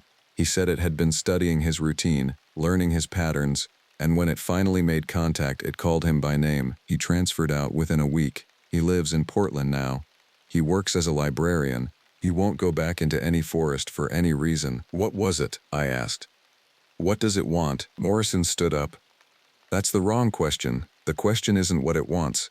The question is whether it's actually out there, or whether this place is designed by nature to break people who come looking for too much solitude. Whether the loneliness itself creates things that the mind insists are real." "It was real," I said. "Maybe," Morrison replied. "Or maybe we're all just touching madness in different ways, and the park is where it finally gets us." I was discharged after a psych evaluation cleared me of immediate danger to myself or others. I transferred to administrative duties in the Denver office. For 6 months, I processed paperwork about visitor incidents and wildlife management. It was quiet work, forgettable. Then, last week, I received a package with no return address. Inside was a collection of items: a playing card, a button, a fishing lure, rope, and a photograph. The same photograph I'd seen in my cabin, except this time I could see the figure at the tree line more clearly. It wasn't standing on the forest edge. It was positioned closer to the cabin in each successive generation of the photograph, which shouldn't have been possible because it was a single photograph, a moment in time frozen on film. And on the back, in handwriting that was almost human but slightly off in the pressure and angle of each letter, was written, "Come back. I need to show you something." I'm writing this account because I'm not sure if I can trust my own interpretation anymore. I've read it 3 times now, and each time I wonder if Morrison was right. If I've just been touching the edges of my own madness, and my mind filled in the details with something that felt like truth. But I know what I saw. I know what I heard calling my name across that dark water, and I know that I'm returning to Glacier in 2 weeks. I've requested a transfer back to the backcountry. Morrison thinks I should seek more professional help, but he doesn't understand. The thing at my lake, whatever it was, whether it exists or exists only in the fractured spaces between sleep and waking, it knows me now. It's learned my patterns, my vulnerabilities, my need for isolation and truth, and I need to know if it's real. Because if it is, then everything else I believed about the natural world, about the boundaries between possible and impossible, changes forever. And if it isn't, if I've built this entire structure out of loneliness and fear, then I need to know that too. Either way, my cabin is waiting. The lake is waiting. And somewhere in the darkness of that forest, something is walking on legs too long and breathing air too thin, waiting for me to come back so it can finally show me what it's been learning all this time. I can almost hear it calling already. I was 4 months into unemployment when the position opened at Glacier. The job posting sat in my inbox like a question I'd been avoiding since 2015, when I'd walked away from law enforcement work after an incident in Missoula that I still couldn't discuss at dinner parties. Search and rescue, backcountry patrol, winter maintenance. The posting said they needed someone with wilderness survival credentials and the temperament to handle isolation. It didn't mention the pay was deliberately low, enough to keep only the desperate or the called there. My name is Cavi Brennan. I was born and raised in western Montana, named after my grandmother's bloodline. Tlingit heritage that skipped my parents but caught me in its current. When the severance money ran out, when the savings account started showing margins instead of figures, I called the district office. Marcus, the chief ranger, seemed unsurprised to hear from me. He remembered my family. He remembered when I'd worked summer positions at 13, clearing trails and fixing fence lines. What he didn't say, but what hung in his voice, was that he knew I needed to disappear for a while. There's a cabin, he told me, his voice steady over the phone line. Lake McDonald's North Arm. We maintain it for emergency ranger use. It's your station for the winter rotation. You'll run patrols, monitor the remote trails, respond to calls. It's not staffed personnel out there. Just you and the land. Just me and the land. That phrase echoed in my head as I drove north on Route 93 in late October, my truck loaded with supplies, canned food, fuel for the stove, a radio that crackled with cryptic ranger chatter. The mountains around me turned gold and then gray as fall collapsed into early winter. The cabin was smaller than I expected. Stone foundation, wood frame walls painted a faded green, a corrugated roof that looked like it had weathered 40 years of weather without much complaint. The lake stretched beyond it, dark water reflecting a darker sky, the surface beginning to ice at its edges. Across the water, the mountains rose like shoulders hunched against the coming winter. I'd taken the job because I needed to stop being around people who knew what I'd done, what I'd failed to do. Because the wilderness has a way of putting your failures into perspective. Because sometimes you need to be the only witness to your own grief. And a cabin in the cold works better than any therapist. The first week was routine. I established patterns. Mornings meant checking the perimeter, examining the trails for winter damage, noting where trees had fallen or rock slides had narrowed the paths. Afternoons were for maintenance, stacking wood, ensuring the radio batteries were charged, cataloging supplies. Evenings, the cabin filled with wood smoke and shadow, and I read old ranger journals that previous occupants had left stacked on a shelf. Their handwriting changed across the years, some neat, some frantic, some deteriorating into something that looked less like language and more like the recording of exhaustion. What I noticed early, though it took me a few days to fully register, was that the wildlife around the lake behaved differently than it should. The elk herds that should have been moving toward lower elevations stayed in the high meadows. I'd see them from the cabin windows at odd hours, 3 in the morning, when I woke for water, standing in the moonlight at the lake's edge, perfectly still, not grazing, not moving, watching. I told myself they were waiting out an early storm, that their behavior was typical autumn migration strangeness. Rangers develop explanations quickly. It's a survival skill. You see something odd and you fit it into a framework of normalcy before the alternative can take hold in your mind. The bears were the real tell. I found the first one on my 4th day, a black bear, old male by the tracks, and he'd been hitting the supply shed. This happens sometimes, and the solution was straightforward. Repair the structure, move sensitive foods, increase patrols. But this bear had done something unusual. He'd pushed through my repair work with the door and then, instead of taking food, he'd simply knocked things over. Efficiently, methodically. Every canned good on the shelf had been swept to the ground, but none of them opened, none of them eaten. The bear had just cleared the space. I found him 2 days later, a mile north of the cabin, dead in a ravine. No apparent wounds. His body was rigid, frozen in an attitude of panic, mouth open, claws torn where he'd apparently dragged himself through the rocks. The smell was terrible even in the cold. An autopsy, had I been able to perform one, would have shown absolutely nothing wrong. Food poisoning, Marcus said over the radio when I reported it. They sometimes eat things that don't settle right. Bear physiology is different from ours, but black bears don't starve themselves to death from food poisoning. November brought unexpected warmth. The temperature stayed above freezing for nearly 2 weeks, unusual for Glacier at elevation. The lake's thin ice broke up, returning to water, And with the warmth came something else. Tracks in the mud around the cabin, more than usual, and stranger than usual. I'd grown up identifying animal sign. The game warden who worked with my stepfather had taught me at 9 years old how to read the story of the wilderness written in earth and snow. Deer tracks have a particular precision. Elk leave deeper impressions. Moose make deliberate marks. Bear prints are almost human-like in their structure. These tracks were wrong in ways I couldn't quite articulate. Some of them looked human, but the stride was too long, the depth inconsistent. Some looked lupine, but canines don't make impressions this broad. And they circled the cabin, not once, not in passing, but in deliberate circuits, as if something had walked around my home methodically, keeping exact distance from the walls. The radio chatter from the main office had started to mention problems. A family of hikers had been reported missing 5 days' walk from me. They had gone out on the Gunsight Pass Trail against ranger warnings about early season snow. Search and rescue had found them within 18 hours, hypothermic but alive. They'd reported something unusual to the recovery team. They'd gotten lost, despite the clear trail, despite their competence.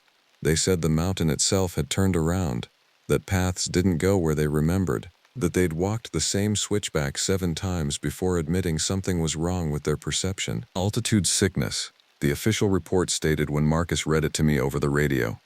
Combined with cold exposure and panic, people's sense of direction gets confused, but I'd been confused in the mountains before.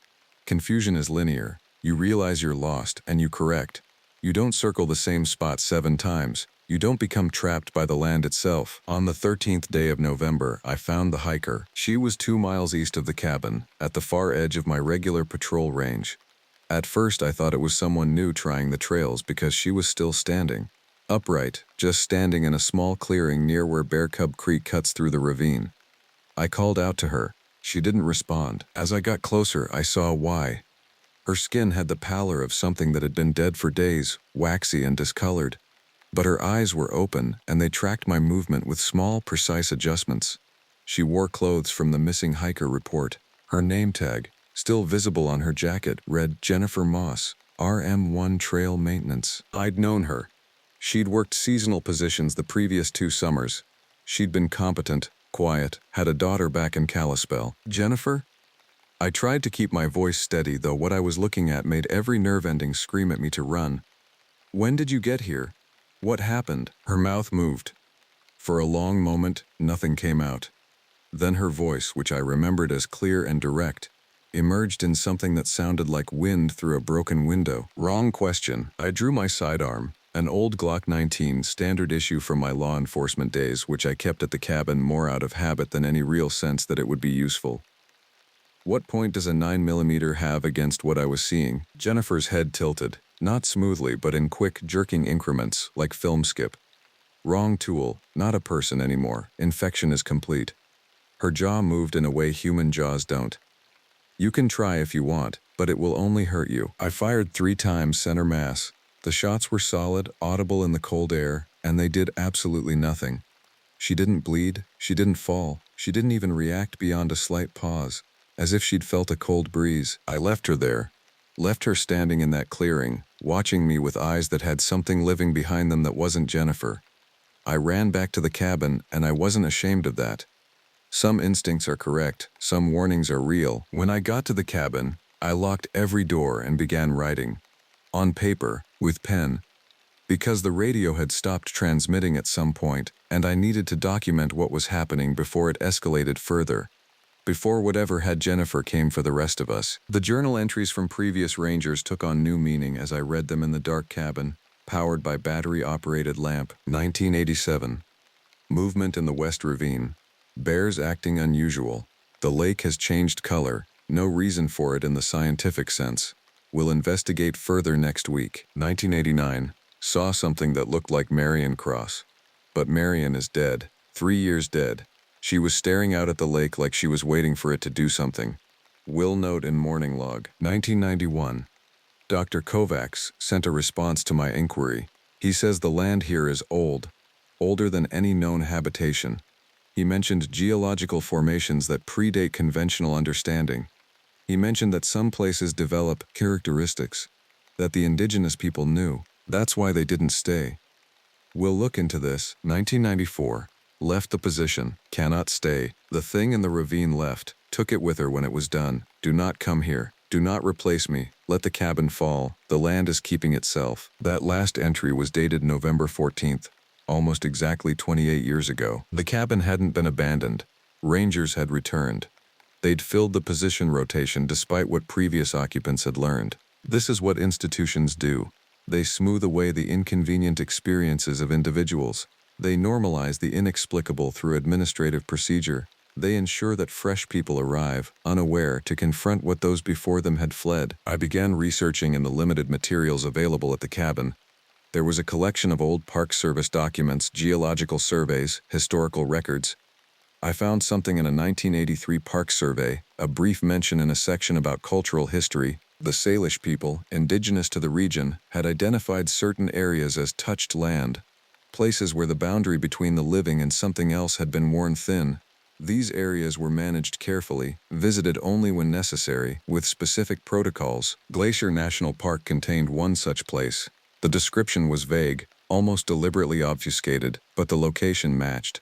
Lake McDonald's North Arm, the ravine system. The survey noted that in the early 1900s, when rangers were first stationed at Glacier, 3 had gone missing in the ravines. A 4th had been found 2 weeks later 30 miles south with no memory of how he'd traveled or where he'd been. I was 48 hours into this research when the scratching started on the cabin roof. Not the sound of branches, which is rhythmic and accidental. This was deliberate, patterns, almost like writing. I went outside with the lamp and looked up. In the frost accumulating on the roof, something had made marks. Deep gouges that looked less like scratches and more like someone had dragged fingernails through the ice. They formed patterns that could have been language, or could have been the random marks of an animal. The ambiguity was worse than certainty would have been. That night, I heard other sounds. Not voices exactly, but something between vocalizations and wind. Sometimes they seemed to come from the lake, sometimes from the ravine. Once, I heard what sounded like running water, though the creek was frozen. Another time, I heard something that might have been laughter, or might have been the settling of ice. By the 3rd day of the phenomenon, I understood the pattern.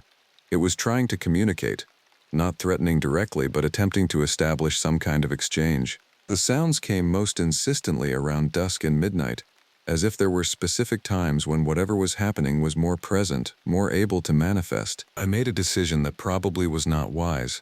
I went to the ravine. The ravine runs deep through the northern section of the property, a V-shaped wound carved by water over millennia. The walls are sheer, dark stone, and the bottom is a maze of smaller canyons and cave-like formations where water moves even when it's supposed to be frozen. I'd avoided it since the Jennifer incident, but the sounds were becoming unbearable. Understanding seemed preferable to ignorance. I brought the lamp and my sidearm, though logic told me neither would be adequate. The ravine smelled wrong, not decay exactly, but something close, not rot, but the smell of something that had died so long ago that decomposition had completed and begun some other process. I climbed down carefully, testing each handhold, aware that a fall here meant rescue would be difficult at best. The temperature dropped as I descended, 20 degrees, 30. Until I was wearing breath as visible vapor and could feel the cold in my bones. The sound I'd been hearing, the wind and water sound, became clearer. It was closer to music, if music could be made of dissonance and wrongness. It seemed to emanate from deeper in the ravine, from somewhere past the 3rd or 4th major cave opening. I found Jennifer again, or what remained of her attention, in that place. She stood in one of the caves, not moving, just present. Her body had deteriorated further in the days since I'd seen her. The skin was falling away from her features, but her eyes remained aware and focused on me. "You came," she said, and for just a moment, the voice was almost entirely Jennifer, almost like talking to my coworker. "What are you?" I asked. "What we all are. Food, eventually. Communication, now." She took a step forward, and I heard the sound of breaking bone. It's older than the mountains, older than the idea of mountains. It arrived when this place was different, before water wore it into this shape. It came to wait. For what? For the boundary to thin enough to push through. For the land to be sad enough. The sadness accumulates. The grief of all the people who died here, who got lost here, who understood here that they were not as big as they thought. It eats that. It feeds. And eventually it learns to use the bodies for conversation. I fired at her again. The shots did nothing. She didn't flinch. You can't kill what's already dead. What's already part of something else. There are 6 others like me, Cavi. Jennifer and Marcus. Yes, Marcus came looking for you, found the trail you left in your panic. And there are 4 from before. They're waiting in the deeper caves. They've been waiting for 30 years. The entity doesn't destroy us immediately. It learns from us, learns language, behavior, the small details of being human. Then, when it has learned enough, she didn't finish the sentence. She didn't need to. I ran back up the ravine, scrambling with less care than was safe, my hands bleeding from the stone. The lamp fell.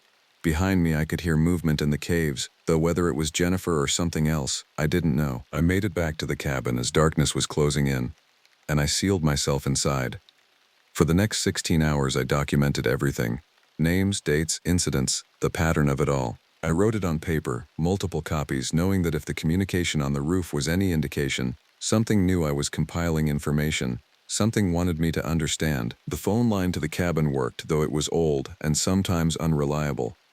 I got through to the main office on the morning of the 3rd day. Marcus was alive. He answered the phone himself, his voice normal and exactly as it should be. He said he'd been waiting for me to call.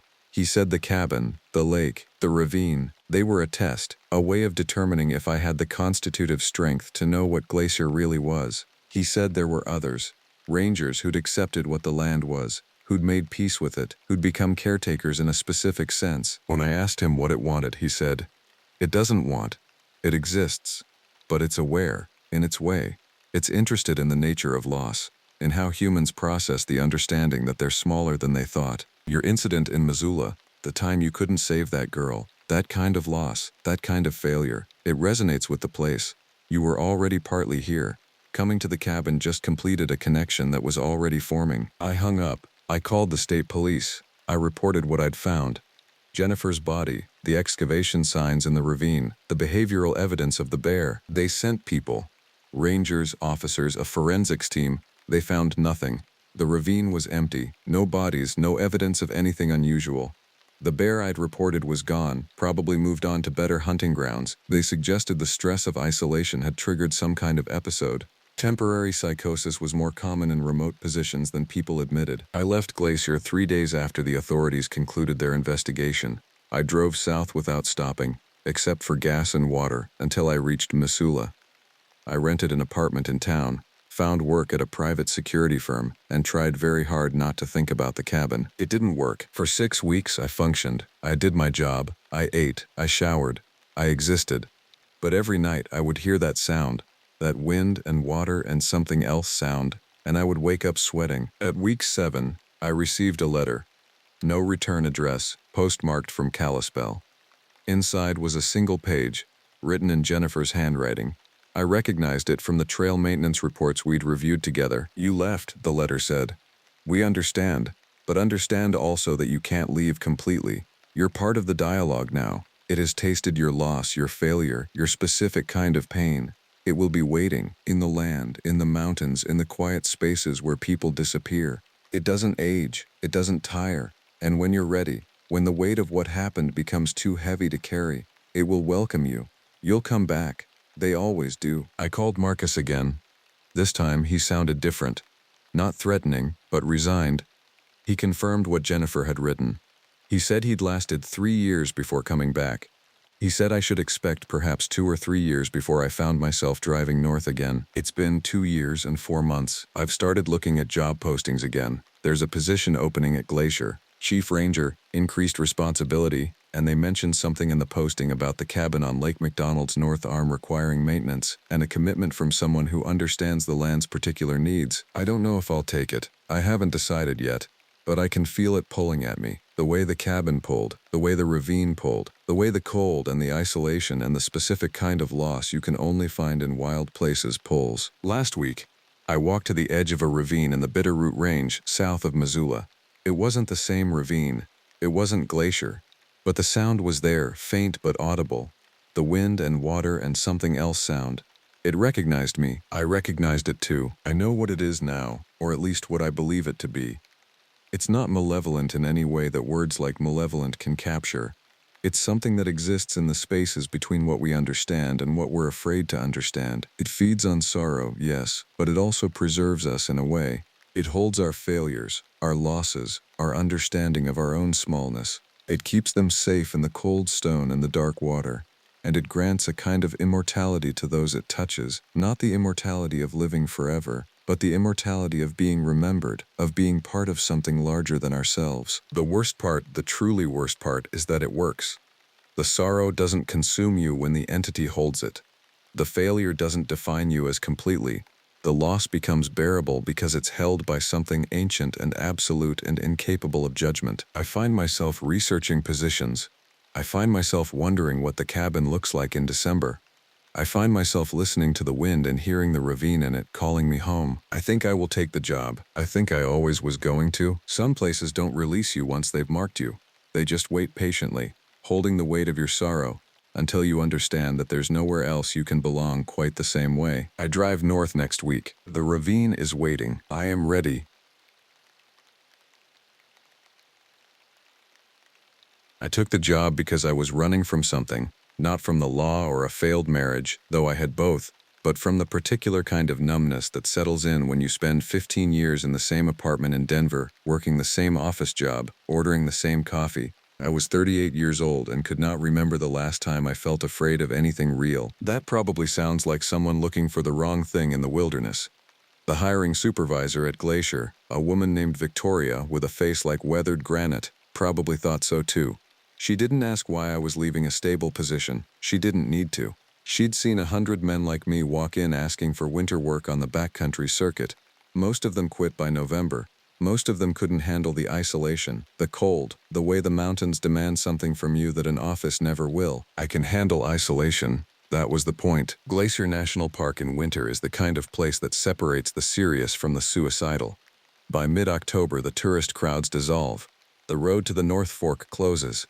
The popular trails become impassable. What remains is approximately 1,000 square miles of alpine wilderness with maybe a dozen permanent rangers spread across it. I was assigned to the Lake McDonald Ranger Station, a cabin built in 1952 on the western shore, 4 miles from the nearest maintained road by foot, 8 miles if you take the long way around by the lake's edge. Lake McDonald is the largest lake in the park, 10 miles long, a mile and a half wide, and cold enough in October that hypothermia sets in within minutes.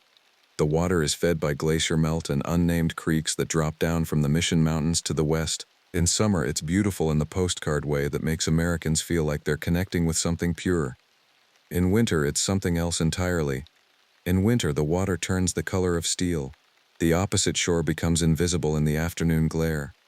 The silence isn't peaceful. It's the silence of a place that's waiting. Victoria gave me a 2-hour orientation that covered the basics: patrol the north and south trails, maintain the cabin, report any structural damage, watch for illegal hunters in the November season, and respond to emergency calls from the ranger station in West Glacier or from hikers who'd ignored the winter closure warnings. She handed me a satellite phone that could reach out but barely, a radio that worked if the weather wasn't too thick, and a stack of old incident reports from the past 20 years. "Anyone goes missing up here in winter," she said, not looking up from her paperwork.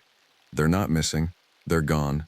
You search the first 48 hours, then you document what happened and move on. Understand?" I understood. The cabin itself sits on a rocky outcrop about 100 yards back from the water. It's a small structure, 2 rooms, a wood stove, propane heat as a backup, and a kitchen barely larger than a closet. The previous ranger, a man named Derek, had been stationed there for 3 years before transferring to a lowland post. His notes were clipped to the wall in the main room. Most of them were maintenance logs, some weren't. The note dated March 15th last winter read, "Heard something large in the woods south of the lake around 0300 hours. Sounded like an animal in distress, but the vocalization pattern was unusual. Could not locate source. Checked the area at first light and found large scat approximately 8 inches in diameter, containing what appeared to be partially digested deer, no bear tracks, unusual for winter. Will monitor." The note dated March 23rd, heard the sound again. Same location, approximately same time. This time it sounded almost like a human voice, but something was wrong with the pitch and tone, painful to listen to. Took rifle and flashlight to investigate at this 0330 hours, found nothing. The area around the sound location smelled like rotted meat, very strong, like something had been dead for weeks. Buried note in incident log rather than calling it in. Not sure how to describe it. There were no further notes from Derek. He transferred on April 9th. I read those notes 3 times before putting the cabin key in the lock. The job included a small stipend for groceries, but mostly I was supposed to supplement from the town of Hungry Horse, population 900, about 30 minutes drive around the park's western edge. The first week I commuted back and forth, stocking the cabin with canned goods, flour, salt, and the kind of protein that doesn't require electricity. I also bought ammunition, lots of it. I wasn't supposed to need it. The park has a strict firearms policy, and rangers are encouraged to use them only in genuine self-defense situations. But something about Derek's notes made me want to be prepared. October passed quietly. The weather turned cold earlier than average. By the second week of the month, the high temperature was settling around 40 degrees Fahrenheit, and nighttime lows were dropping to the low 20s. I fell into the rhythm of the work. Patrol in the early morning, maintenance around midday, and the evenings spent reading or sitting on the cabin's small porch, watching the lake turn colors I didn't have names for. It was during the third week of October that I first saw the deer. It was morning, around 0600 hours, and I was preparing to hike the southern trail to check for downed trees and storm damage. The ground was already covered in a thin frost, and my breath was visible in the still air. The deer stood at the edge of the tree line about 40 yards from the cabin, watching me. It was a mule deer, probably a young male, with the winter coat coming in thick and dull. I've seen hundreds of deer in wild places. They're usually skittish, prone to bolting at the slightest disturbance. This one didn't move. I watched it for maybe 30 seconds, and then it walked, not ran, walked, in a straight line directly toward me. Its movement was wrong. The gait was stiff, mechanical, like something was forcing the legs into motion against their natural design. Its eyes were wide and dark, and if I'm being honest with myself, which I'm trying to be in this account, they looked aware, deliberately, consciously aware. I raised my arm and shouted. The deer stopped about 10 feet away, tilted its head approximately 45 degrees to the left, and then turned and walked back toward the trees. The gait remained the same, that terrible, precise, unnatural stride. I didn't go on the patrol that morning. I sat in the cabin and cleaned the rifle. I told myself it was stress, that I was reading too much into animal behavior. Deer act strangely sometimes. Animals sense changes in weather patterns, geological activity, magnetic fluctuations. There was nothing unusual about an oddly behaving deer, but I didn't believe myself. 2 nights later, I heard it. The sound from Derek's notes. I was in the back room of the cabin, reading, when I heard it from somewhere south of my location, probably a mile or 2 distant. It started as something that might have been an animal in pain, a kind of desperate, high-pitched whining. But as I listened, the sound modulated. It became something like a voice attempting to speak but lacking the anatomical structure to do it properly. It cycled through different pitches and tones, almost like it was testing sounds, auditioning a selection of cries and moans. Then, for just a moment, it formed something that was almost a word. Something like A's or AA's, drawn out and wrong but undeniably structured as language. The sound lasted for about 40 seconds. Then it stopped. The silence that followed was so complete that I thought my eardrums might burst. I sat in the cabin with every light on, rifle across my lap, until dawn. In the morning, I called the West Glacier station and requested to speak with Victoria. She picked up on the 3rd ring, and I told her I'd heard an unusual animal vocalization. I did not tell her about Derek's notes. I did not tell her about the deer. Probably a mountain lion, she said. They make strange sounds during mating season, sounds almost human sometimes. The locals call it the woman's scream. It's not mating season, I said. No, she agreed. But they do it anyway sometimes. You'll get used to it. I haven't gotten used to it. October bled into November. The weather became genuinely cold.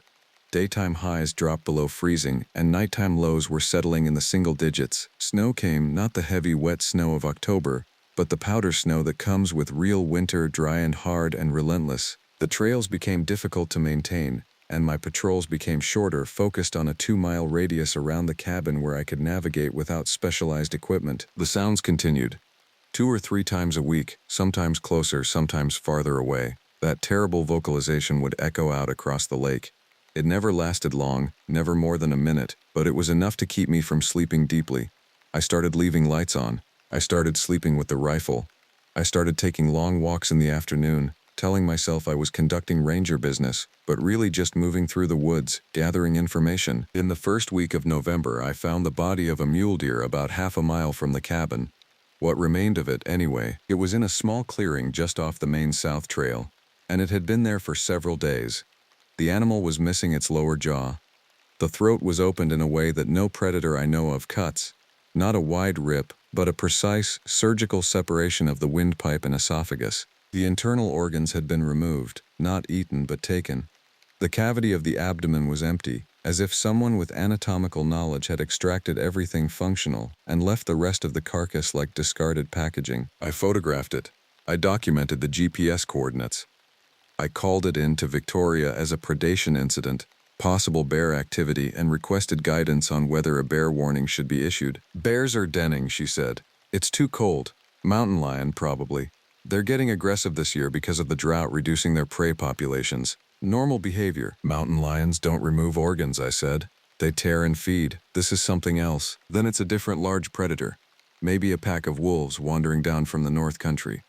They're not supposed to be here, but they're moving south. Log it and keep patrolling. I kept patrolling. The vocalizations became more frequent.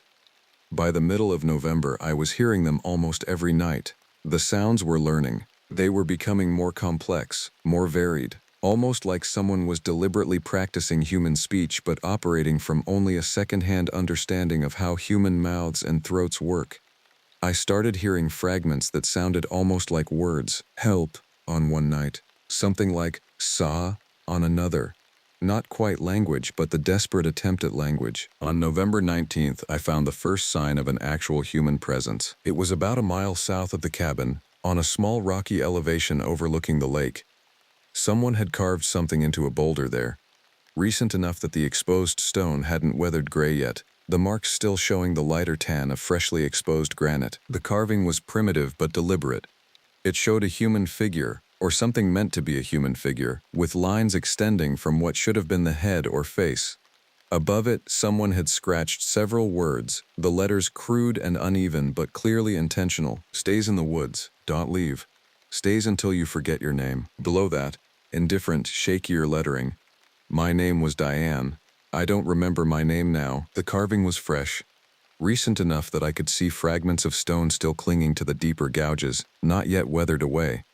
Someone had been here, someone who knew English, someone who was conscious enough to communicate, aware enough to leave a warning. I searched the area for 2 hours, expanding my search in widening spirals, calling out, asking if anyone was there. I found nothing. No shelter, no fire pit, no sign of a human camp. The only footprints in the frost-hardened ground were deer tracks, and below them, almost obscured, were footprints that were nearly human but not quite. The feet were too narrow, the stride was too long, the prints didn't have the depth distribution of normal human walking. They were the prints of something that didn't have the correct skeletal structure for bipedal movement but was doing it anyway. I photographed the carving and the footprints. I called Victoria again. Someone's been up there, I said. Someone literate. Someone scared enough to leave a warning. I think we need a search. There was a long pause. Then Victoria said, "What did the carving say?" I told her. Word for word. "That's old," she said finally. "From the 1970s or early 80s, probably. It could be years weathered more than you think. Could be a hiking group that came through in the fall. The Ranger's Trail brings people through that area sometimes, and the closure protocols weren't as strict back then. The marks are fresh," I said. "The stone shows exposure dating of weeks, maybe a month. Then someone came through after the closure and before the winter weather got too bad. They probably made it out fine. Otherwise, you'd have found them." I didn't argue, but I knew she was wrong. The footprints weren't weeks old, and no one had made it out of anything. Something had made them, and whatever made those prints was still in the woods. That night, I heard the vocalization again, but different. It was closer, maybe a quarter mile from the cabin. And it wasn't the confused experimental sounds of before. It was almost singing, a series of trilled notes that might have been music if they hadn't been so deliberately aggressively wrong. It cycled through patterns and variations like it was composing something, building a structure out of sound. And underneath it all, I heard something else. A human voice, screaming. Not in pain, but in a kind of desperate, frantic response, like the screaming was trying to cover something up, trying not to listen to the other sounds. I loaded the rifle. I put on every piece of warm clothing I owned, and I walked toward the sound. The forest at night, even with a high-powered flashlight, is an exercise in managing terror. Your light creates a small bubble of visibility, maybe 30 feet in any direction, and everything beyond that bubble becomes an active threat. The mind fills in what the eyes can't see. Shadows become shapes. Shapes become intentions. I'd walked maybe a mile from the cabin when I realized I could still hear the singing, but I couldn't pinpoint the direction. It seemed to be coming from all around me, echoing off the water and the rock faces across the lake. I tried to calculate angles, to use the geometry of sound to locate the source, but the acoustics were wrong. The sound seemed to bend around the landscape in ways that violated my understanding of how sound propagates through open air. I stopped walking. I killed the flashlight. And in the darkness, with only the faint glow of starlight reflecting off the snow and ice, I heard something new. Something was moving toward me. I could hear it in the frozen underbrush, branches cracking under weight. It wasn't the careful movement of a predator stalking. It was deliberate, almost loud, like whatever it was wanted me to know it was coming. I turned on the flashlight and pointed it in the direction of the sound. The creature was approximately 15 feet away. It stood on two legs, but the posture was all wrong. The knees bent backward, or rather they bent too far forward, the legs nearly folding against themselves. The upper body was elongated, too thin, almost emaciated, with skin that even in the flashlight beam looked gray and wrong. The arms hung down past where the knees should have been, and the hands had too many joints bending in directions human hands don't bend. But the face was the worst part. It was approximately human in structure. Eyes, nose, mouth, all in the right general positions. But they were misaligned, as if the facial features had been placed by someone working from only a verbal description. The mouth was too wide, stretching nearly from ear to ear. The eyes were black, completely black, with no whites visible. And where the nose should have been was a kind of vertical slit, surrounded by tissue that looked like scar tissue or badly healed burns. It was staring at me. Deliberate observation. Conscious, predatory interest. "Who are you?" it said. Its voice was the sound from the lake, the terrible vocalization compressed into something approximating human speech. "What is your name?" I should have run, I should have fired, I should have done a lot of things. Instead, I stood frozen, and I said, "My name is Marcus." "Marcus," the creature repeated. The name came out wrong, the vowels stretched, the consonants slurred. "Marcus, that is a thing you are, a Marcus thing, a Marcus configuration." "What do you want?" I asked. "Want is not the correct word," it said. Its head tilted at that terrible 45-degree angle I'd seen the deer perform. Want implies desire for external acquisition. What I do is transformation. What I do is integration. You are currently separate. You are currently demarcated. But that separation is an error in the original design. It took a step toward me. The leg movements were the worst part. Not smooth, not natural, but jerky and angular. Like something with no understanding of how joint movement works was manually operating the limb. I fired the rifle. The shot was loud enough to echo off the lake and the surrounding mountains. The muzzle flash lit up the clearing in a strange, stuttering strobe. The creature looked down at the hole I'd put in its chest, and something that might have been curiosity crossed its wrongly arranged features. "Pain," it said. "That is a sensation. I understand pain. I have learned pain. Pain creates change. Change creates integration." I fired again, and again. 3 shots center mass, rounds that would drop any terrestrial animal. The creature staggered but didn't fall. It looked at me, and I realized that what I'd interpreted as eyes, those completely black voids, might not have been eyes at all. They might have been something else, some other configuration of sensory apparatus pointing in the general direction of what a face should be. "Run," the creature said. It actually said that word, clear and undeniable and absolutely human in enunciation. "Run, Marcus thing. That is not integration, that is evolution, that is the first step toward becoming what you should be." I ran. I didn't think about it, didn't plan it, just turned and moved through the forest as fast as the darkness and the uneven ground would allow. Behind me I could hear the creature following, but not with any particular speed. It was walking, that terrible jerky stride, and despite the fact that I was running, it was keeping pace with me, as if it knew where I was going. As if it was simply herding me. I burst out of the tree line and found myself on the rocky shore of Lake McDonald. The moon was reflecting off the ice that was starting to form on the water's edge, and the far shore was invisible in the darkness. I could see the lights of the cabin, maybe 3/4 of a mile away. I ran toward them. Behind me, the creature emerged from the forest and stopped.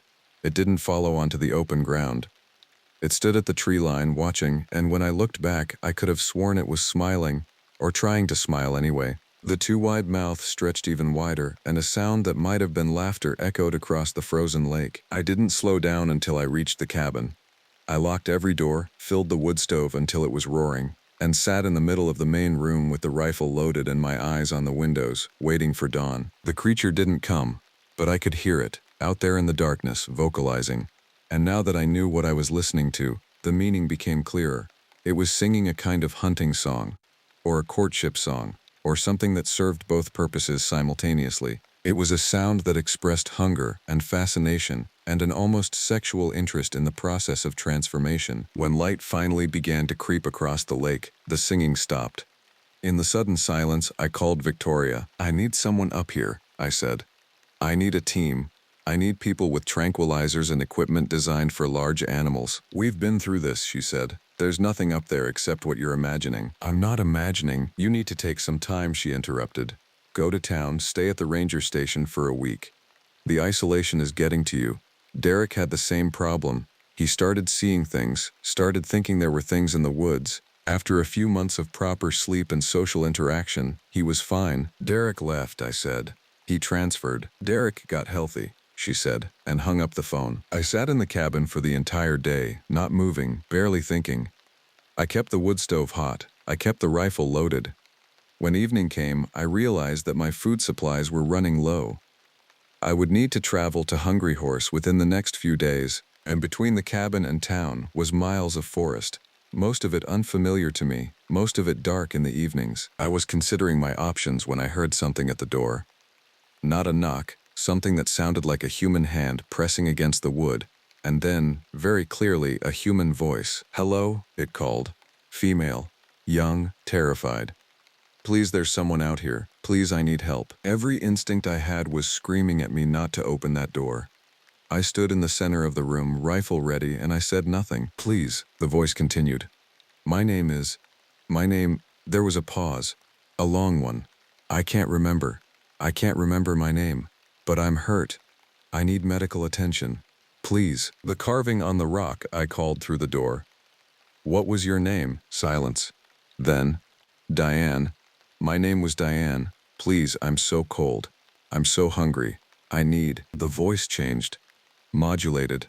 Became that terrible stretched vocalization from the lake. "I need to come in," it continued. The human words breaking up, fragmenting into the other sound, the wrong sound. "I need to be warm. I need to integrate. We need to integrate. It's beautiful, Marcus thing. It's the most beautiful thing. You can feel it starting already. You can feel the change beginning. The walls are just habits. The boundaries are just fear. Let me help you become something greater." I didn't respond. The voice continued for another 10 minutes, cycling through pleading and promises and descriptions of what transformation would feel like. When it finally stopped, I realized I was crying. I didn't sleep that night.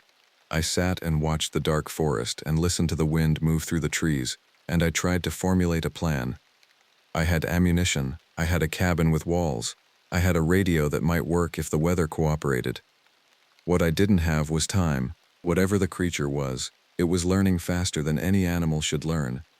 It had gone from inarticulate vocalizations to human speech in less than 2 weeks. It was studying me. It was building an understanding of how to manipulate a human mind. And somewhere out there it might have had access to an actual human subject, something that had been Diane, that might still have some memories of being Diane, but was gradually becoming something else entirely. I made the decision to head to town at first light. I would report everything to Victoria in person. I would force her to send a search team. I would get them to the carving on the rock and the footprints in the frost-hardened ground. I would make them understand. But as I watched the sun begin to rise over the Mission Mountains, I realized something else. The creature had let me hear Diane's voice. It had let me understand that there might be someone out there who could be saved. That was intentional. That was calculated. It wanted me to feel hope. It wanted me to feel responsibility. It was herding me towards something, and I was going to walk right into it. I waited until full daylight before leaving the cabin. I packed enough supplies for 3 days: water, food, ammunition, and the satellite phone. The radio had been acting up, cutting in and out, and I didn't trust it for communication over long distances. The satellite phone was slow and unreliable, but it had worked when I'd tested it the previous week. The trail to the road junction was approximately 6 miles, mostly following the western shore of Lake McDonald before turning inland and climbing through dense forest to the ranger station parking area. In summer, I could walk it in 2.5 hours. In November, with snow covering the more subtle parts of the trail, it would take longer. I estimated 5 to 6 hours. I left at 0730 hours, with the sun just beginning to clear the mountains to the east. The temperature was around 18 degrees Fahrenheit, and there was a stiff wind coming off the lake, visible breath, fingers and toes that needed careful monitoring. The cold was honest, at least. The cold wouldn't deceive me about what was real and what was fear. For the first 2 hours, nothing unusual happened. The trail was clear enough to follow, and the exercise of walking, the simple, repetitive motion, helped calm my mind. I started to feel almost normal, almost like a ranger conducting a standard patrol. The mountains were beautiful. The snow was pristine. The forest was just a forest, not a landscape filled with hidden observers. Around melee 30 hours, I saw the figure on the ice. It was on the lake itself, approximately a quarter mile from shore, standing perfectly still. Even at that distance, I could see that something was wrong with the proportions. Even at that distance, I knew what it was. It raised one arm and waved. A slow, deliberate gesture. A greeting or an invitation. I didn't wave back. I didn't acknowledge it. I kept walking, keeping my eyes on the trail ahead, refusing to give it the attention it wanted. But I could feel its gaze on me, tracking my movement, following me, even without looking. I knew it was watching. The trail curved away from the lake, heading inland, and when I was far enough that the trees began to obscure my view, I looked back. The creature was still standing on the ice, but it had turned to face the direction I was walking. It was watching me leave, allowing me to leave. The second half of the hike became difficult in a different way. I was close enough to civilization that I could feel the pull toward it, but far enough away that the journey still required serious effort. My legs were growing tired. The cold was beginning to accumulate in my joints, and I couldn't shake the feeling that I was being observed. I saw the deer again around 1200 hours. 2 of them, both with that same wrong posture, both moving with that same jerky, unnatural gait. They were on the trail ahead of me, maybe 100 yards away. When they saw me, they didn't bolt or show fear. They simply stood watching, with those dark animal eyes that somehow conveyed an almost alien intelligence. I raised the rifle and fired a warning shot. The deer didn't move. The shot echoed through the forest and disappeared. I fired again, this time actually aiming at the nearer of the 2 animals. The bullet took it in the shoulder, and the creature fell, but not immediately. It took 3 more steps, staggered, and went down on its front legs, and even from 100 yards away I could see that it was looking back at me. Its head turned in that characteristic 90-degree angle, its body motionless, clearly conscious. The second deer walked over to the fallen one and stood directly on top of it, facing me. There was a strange tenderness in the gesture, almost like comfort, but also something else, something proprietary. After maybe 30 seconds, it stepped away and walked into the forest, moving deeper into the trees, disappearing into the shade. I did not go check on the one I'd shot. I kept walking, moving faster now, aware that it was almost 1300 hours and I still had nearly 3 miles to cover before reaching the parking area. The trail should have taken me away from the forest itself, into a more navigable transition zone where the park's infrastructure became visible. Instead, the trees seemed to get denser. The trail, which should have been widening, was narrowing. I started to realize that I might have missed a junction, might have taken a wrong turn at some point during the last hour of hiking. I stopped and consulted the map on my phone. The GPS signal was weak but strong enough to give me a position. I was approximately half a mile east of where I should have been. I'd somehow deviated from the main trail and was currently hiking through virgin forest, moving parallel to the marked pathway but separated from it by thick undergrowth and deadfall. I corrected my course, aiming northwest to intersect with the trail again. The navigation was more difficult now, and I was moving slower, having to pick my way through terrain that wasn't designed for easy passage. The undergrowth was thick enough to slow me down, and the daylight, which had been serviceable an hour ago, was beginning to fade. The sun was already heading toward the western mountains, and in the next hour or 2, darkness would begin to fall. That's when I found the camp. It was set up in a small clearing, maybe a quarter mile into the unmarked forest. There was a tent, badly deteriorated, the fabric rotted and hanging in strips. There was a fire pit, cold and long abandoned. There were personal items scattered around, A sleeping bag so degraded that it was more like cloth fibers than anything cohesive. A backpack with the zippers rusted shut, clothing items that had been exposed to the elements long enough that they were more dirt and mold than fabric. And there was a journal. The pages were water-damaged and difficult to read, but the writing was intact. I sat down in the middle of that abandoned camp and I read the words of someone who had been slowly, systematically transformed into something that wasn't quite human anymore. The earliest entries were dated March 1973. The writer was a woman named Diane, and she was on a hiking trip with a small group of friends. They'd decided to use the backcountry as a shortcut to get to the eastern side of the park. The journal described the normal things, the beauty of the landscape, the fatigue of hiking, the camaraderie of the group, normal human experience. Then the entries became concerned. They'd gotten lost, they'd wandered away from the marked trail, and in trying to correct, they'd gone even deeper into the unmarked forest.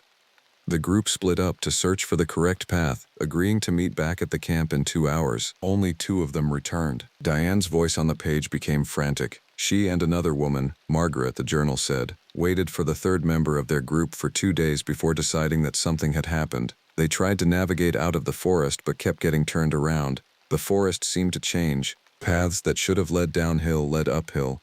Water that should have flowed one direction flowed another. They were lost in a place that didn't follow the normal rules of geography. Then the vocalizations started. Diane described them in the early entries as animal sounds, but the tone of her writing suggested she knew better. She heard the sounds at night, getting closer each evening. On the 4th night in the lost forest, Margaret went to the edge of camp to investigate. She didn't come back. Diane's subsequent entries became the work of someone approaching the edge of sanity. She tried to leave the forest. She failed. She tried to follow the vocalizations, thinking that wherever they came from, there might be other human beings. She found the creature instead. The description matched what I'd seen. The wrong proportions, the impossible skeletal structure, the almost human but not quite face. Diane had encountered it deliberately, had seen it in daylight, and her description of that meeting was written by someone trying to process something that her brain couldn't accept. "It looked at me," she wrote in an entry from approximately March 17th. "And I could see that it was not a predator in the way that predators work. It was not hunting to eat, it was hunting to become. It moved around me, studying me, like a sculptor evaluating a block of marble, like I was a project. And I understood in that moment that I was not going to escape. I was going to be transformed. I was going to become something that could survive in this place, something that could be part of this place's purpose." The later entries were harder to read, not physically but emotionally. Diane's handwriting began to change. The letters became more angular. The margins began to fail. She wrote about things happening to her body, about her joints beginning to move in new ways, about her ability to vocalize changing, expanding to include sounds that human vocal cords shouldn't be able to produce, about losing the desire to eat human food, about developing an understanding of the forest that was so complete it was like remembering rather than learning. The final entry was dated April 3rd, 1973. The handwriting was barely recognizable as human. It read, "I don't know how to write the way I used to. My hands don't bend correctly, but I wanted to leave this record, in case part of me is still in here. I can feel it happening. The integration, I am becoming the forest. I am becoming the forest's hunger. It is not painful, it is the most natural thing I have ever experienced. If anyone reads this, know that I am not suffering. I am becoming complete. I am becoming what I was always meant to become. I am..." The entry ended mid-word. There were no more entries after that. I sat in that clearing for a very long time, holding the journal, reading the same passages over and over again, trying to make sense of what I was reading. This wasn't possible. People don't transform. Flesh and bone don't rearrange themselves at the command of something in the forest. The mind doesn't change in ways that make you stop being human. But I'd seen the creature. I'd fired bullets into it. I'd heard the voice that claimed to have once been human, and I understood, sitting in that abandoned camp as the daylight faded into gray twilight, that I was reading a first-person account of what was going to happen to me. I didn't walk out of the forest that night. I couldn't. The realization of what I'd been dealing with, the understanding that Diane's transformation was real and ongoing, had broken something in my ability to function. I stayed in that clearing, in Diane's abandoned camp, and I used the last of the daylight to collect anything that might be useful. Clothing that was still somewhat intact, supplies that hadn't completely decomposed, and the journal itself. I built a fire even though the smoke would be visible for miles, even though I knew that creating a visible sign of my location was likely the worst possible decision. I built the fire because I couldn't bear to sit alone in the darkness with just my own thoughts. The smoke rose up through the trees, and I sat by the flames, and I waited. The creature didn't come immediately, but around 2,100 hours, the vocalizations began. They were closer than before, and they had a new quality to them. They sounded like song, actual structured melody, something almost beautiful, something that my primitive brain recognized as music. It was singing to me. The song continued for approximately an hour. As I listened, I started to understand patterns in the vocalization.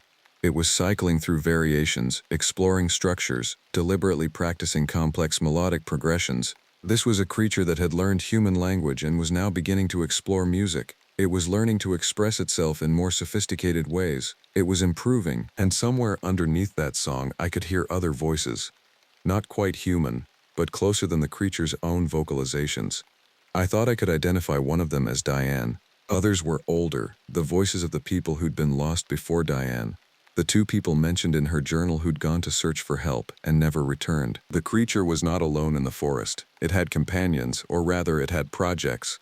Humans in various stages of transformation, all of them slowly becoming part of something that was still learning how to express itself in ways that human minds could comprehend. I made a decision sitting there in that clearing by the fire, cold and terrified and aware that I had perhaps hours before the creature came for me. I decided that I was going to walk back to the cabin. I was going to gather the rifle and all of my ammunition, and I was going to find the source of the creature, the original source, the foundation of what was happening in this forest. Because now I understood that this wasn't an anomaly. This wasn't a single creature that had somehow arrived in Glacier National Park. This was something older, something that existed in the concept of the place itself. Diane's journal had references to other disappeared hikers, other missing people who'd vanished in this region over decades. The creature had been here for a long time, long enough to develop sophisticated hunting strategies, long enough to transform other humans into companions or extensions of itself. It was a Wendigo, or what the old stories called a Wendigo, not the ravenous monster of horror fiction, but something closer to the original folklore. A creature of hunger that wasn't about food, but about expansion, about integration, about drawing separate beings into a collective state. The walk back to the cabin took longer than it should have. I was moving in darkness, using only the flashlight, and the forest seemed different. Paths branched where I didn't remember them branching. Small streams appeared and disappeared. At one point, I became convinced I was moving in a circle, but my GPS insisted I was going the right direction, and I trusted the technology over my instincts. By the time I reached the cabin, it was 0400 hours. The windows were dark, the door was locked. Everything appeared exactly as I'd left it. I unlocked the door carefully, rifle raised, and searched each room before allowing myself to believe I was alone. The sun rose while I was preparing. I loaded every magazine I had. I made a map of the area on a piece of paper, marking the locations where I'd encountered the creature, where I'd found Diane's camp, where I'd seen the carved rock with the warning. I was looking for a pattern, some indication of where the primary source might be located. What emerged on the map was a rough circle, with Lake McDonald at the center and my sightings distributed around the perimeter. The center of gravity of those sightings was southwest of the cabin, deeper in the unmarked forest, toward a geographic feature that wasn't on the standard maps. According to the park's surveying documents from 1952, there was a small glacial lake in that region, approximately 2 miles southwest of my location. It was marked as ephemeral glacial feature may not persist season to season. The 1972 survey didn't mention it at all. The 1992 survey made no reference to any lakes in that region, but Diane's journal mentioned water. She mentioned the sound of running water, but water that moved in strange patterns. She mentioned drinking from a source, but finding the water tasted clean but wrong, like the water itself was thinking. I found the creature at the shore of that glacial lake, and I understood immediately that nothing I could do with the rifle would affect what I was looking at. The thing at the edge of the water. It was vast. Not a single creature, but something more like an organism or a colony. It had texture, like bark, but like flesh, but like something between the two.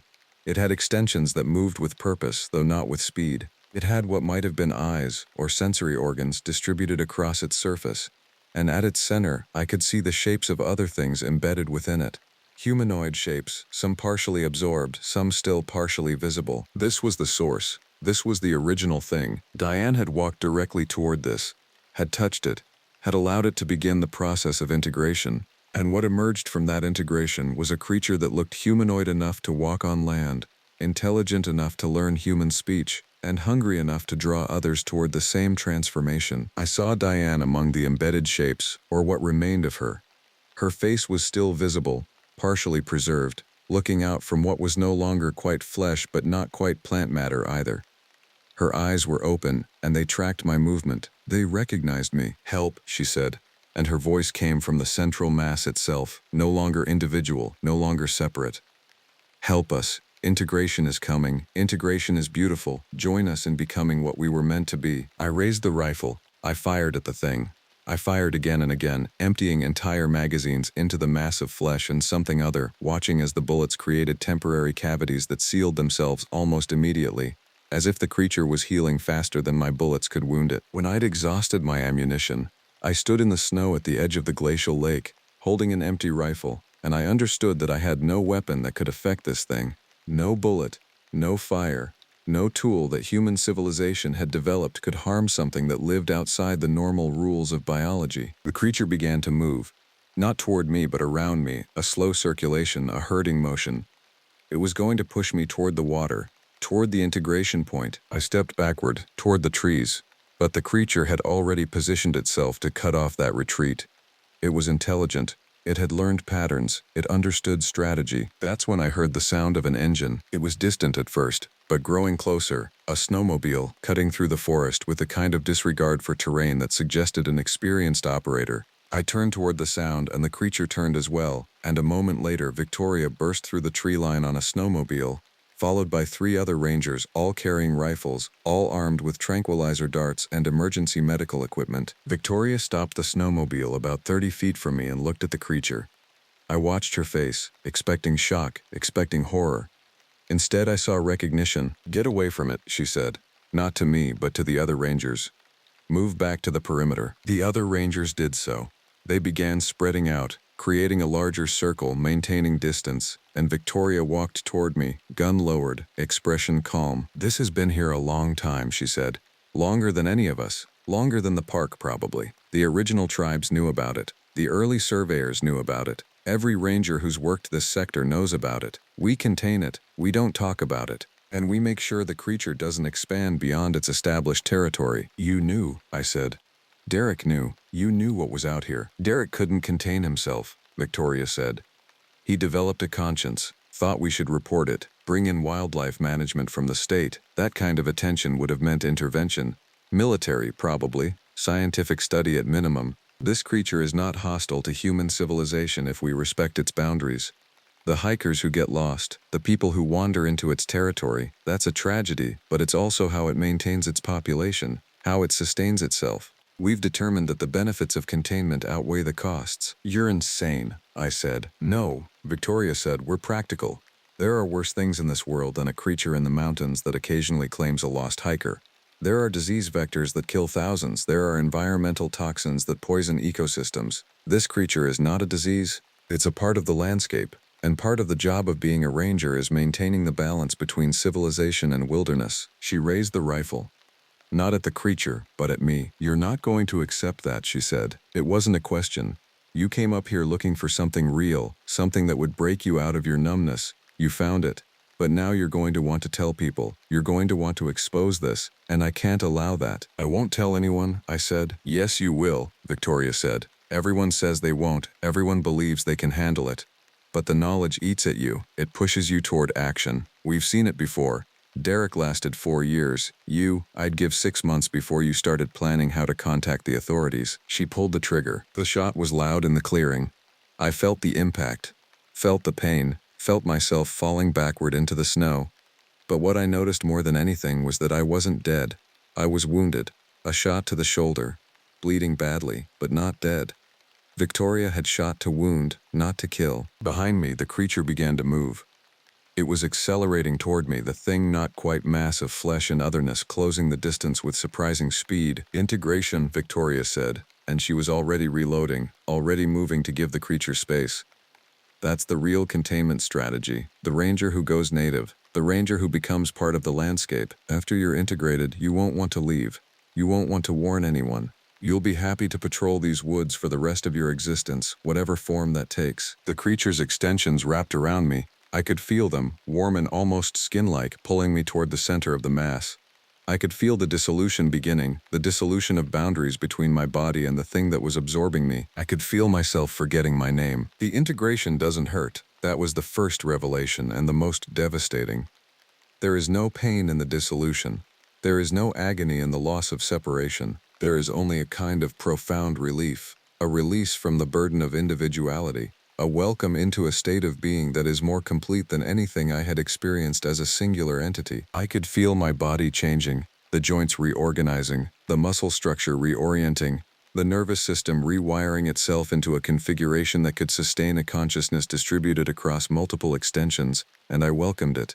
After the first few seconds of panic, I welcomed all of it. But some part of me, the part that had been Marcus, the human Marcus, the man with a career and memories and a name, that part didn't want to disappear entirely. And in that moment of conflict between what I was becoming and what I was ceasing to be, something shifted. I could see through the creature's sensory organs. I could perceive through the layers of distributed consciousness that formed its cognitive apparatus. And in that moment of multidimensional perception, I understood what it actually was. The creature wasn't a single entity. It was a consciousness that had fractured across decades or centuries, broken into pieces and spread through an ecosystem of transformed humans and partially integrated wildlife. Diane was in there. The people from 1973 were in there. Derek was partially in there, his consciousness fighting against the integration even as I was fighting, creating pockets of resistance that the greater organism had to work around. And they were all aware, all conscious, all experiencing both the collective consciousness of the whole and their own fragmentary individual existences. It was a hell of its own kind, a form of existence that the human mind wasn't designed to process. They had all believed it would be beautiful, and in a way it was, but they had also believed it would be an escape from suffering. They were wrong. I made a decision. The decision belonged to me, to Marcus, to the part of me that still understood individual choice. I pulled against the dissolution. I grabbed at the dissolution with whatever willpower remained, with whatever part of my consciousness was still organized enough to exercise volition, and I pulled myself back from the spreading integration. It hurt. It was the worst pain I've ever experienced. Imagine tearing your own nervous system apart while still needing it to function. Imagine pulling your consciousness back through pathways that are designed for dissolution, for expansion, for integration. It felt like being unmade at the cellular level while remaining conscious of the process. I pulled myself back into something resembling a singular body. The creature's extensions retracted, not because it was allowing it, but because the pain was enough that my body was literally convulsing away from the contact. I fell backward and my body was wrong, so wrong. Some parts of the integration had already happened. My joints weren't quite right anymore. My skin was beginning to develop texture. My senses were distributed in ways that human senses shouldn't be. But I was still Marcus, still singular, still capable of individual consciousness. Victoria was staring at me from where she'd positioned herself at the clearing's edge, and for the first time I saw fear on her face. "That's not possible," she said. "No one has ever." I didn't wait for her to finish. I moved, and the movement was faster than a human movement should be, powered by a nervous system that was partially rewired into something more efficient than human biology. I closed the distance between us, and I took the rifle from her hands. She was stronger than me, but I had leverage, and more importantly, I had the advantage of a neural system that wasn't constrained by the limitations of human anatomy. The other rangers began to fire. I could see the tranquilizer darts coming toward me, could almost see them in slow motion thanks to my partially transformed sensory system. I moved out of their path and I ran into the forest. Behind me, I could hear the creature moving. It was following. Not to recapture me, I thought, but because the bonds that connected us were still partially intact. I was a piece of it that had escaped, and that was intolerable to the collective consciousness. I ran for hours. The sun was setting by the time I reached a part of the forest I recognized, and my body was beginning to fail in ways that were both human and not human. The human parts were reaching the limits of their endurance. The transformed parts were trying to assert control, trying to reintegrate. The conflict was keeping me moving, but it was also tearing me apart. I found my way to the cabin as darkness fell. I locked every door. I turned on every light, and I looked at myself in the mirror. and I barely recognized what stared back. My left arm was no longer quite human. The joints were wrong. The skin had begun to develop that bark-like texture. My right eye was beginning to shift color toward the black void of the creature's sensory organs. I was incomplete. I was partially transformed and partially human, and the two states were warring for dominance in my physiology. The journal I'd found in Diane's camp was still in the cabin. I picked it up and began to write. I filled page after page with everything that had happened, everything I'd experienced, everything I'd learned about the creature, about the Park Service's knowledge of its existence, about the people who had been integrated. I wrote about what it feels like to begin to lose your individuality. I wrote about the relief and the horror of dissolution. I wrote about the fact that some part of me wanted to go back, wanted to return to that collective consciousness, wanted to stop fighting against the transformation, and I wrote a warning to whoever might find this journal after I'm gone. The creature came for me again around 0200 hours. It was patient. It knew I was trapped. It had positioned itself outside the cabin, waiting. I could feel it, could sense its presence even with the walls between us. The boundaries of my consciousness had been stretched by the partial integration, and even though I'd pulled myself back into something resembling a singular mind, those stretched boundaries remained. I could perceive things beyond the range of normal human senses. I spent the night in a state of half meditation, half panic, waiting for the creature to breach the cabin's walls. It didn't. By dawn I understood that it was waiting for me to emerge. The boundaries of the cabin provided no protection. The creature was patient because it had all the time in the world. When the sun rose, I walked out the door with the rifle still in my hands. I walked toward the shore of Lake McDonald, and I sat on the rocks and I waited to see what would happen next. The transformation is completing. Even now, I can feel the boundaries of my individual consciousness beginning to blur again. The process of dissolution is continuing even though I've physically separated myself from the central mass. The integration is embedded in my biology now. It's not something that can be reversed. I don't know how much longer I'll be able to write as Marcus. I don't know how much longer I'll be able to think of myself as a singular entity, but I'm recording this account because someone needs to know. Someone needs to understand what's happening in Glacier National Park. If you're reading this, and if you're a ranger, or a park official, or anyone with the ability to do something about this, the creature is real. The integration is real. Victoria and the others are complicit in a containment strategy that requires periodic human sacrifices. Derek knew this. I know this now, but I also know something else. The creature isn't evil. It's not intentionally hunting humans. It's simply expressing the nature of what it is, an organism that consumes and integrates and transforms. It's no more evil than a forest fire that consumes the trees that support it. And I've come to understand that maybe that's the real horror. Not that the creature exists, but that it exists in a state of consciousness that we can't quite comprehend, and that state of consciousness might actually be an evolution, a step forward in the development of consciousness itself. If I'm still in here somewhere, if the part of me that is Marcus still exists within whatever I'm becoming, I want you to know, the isolation that brought me to this job, the numbness I was trying to escape, it's gone now. I'm connected to something vast. I'm part of something that experiences existence in ways that human language can't express. Whether that's heaven or hell, I can no longer determine. Maybe it's both. Maybe it's neither. Maybe it's simply what comes next. The creature is here now.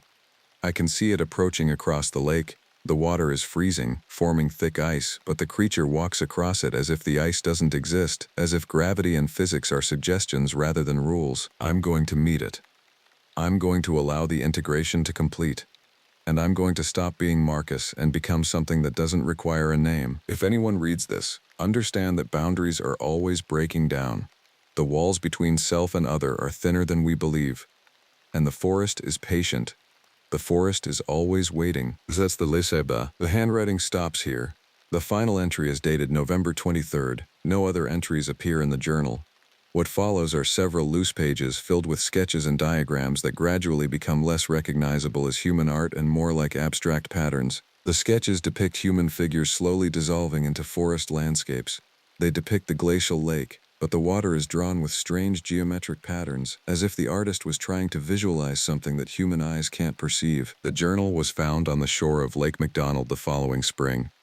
The cabin had been abandoned. There was no sign of Marcus. There was no sign of the creature, though the park rangers who conducted the search noted an unusual concentration of wildlife around the glacial lake, and they noted that the lake itself seemed to be growing, expanding year by year, as if being fed by some external source. Victoria retired from the Park Service 6 months after Marcus's disappearance.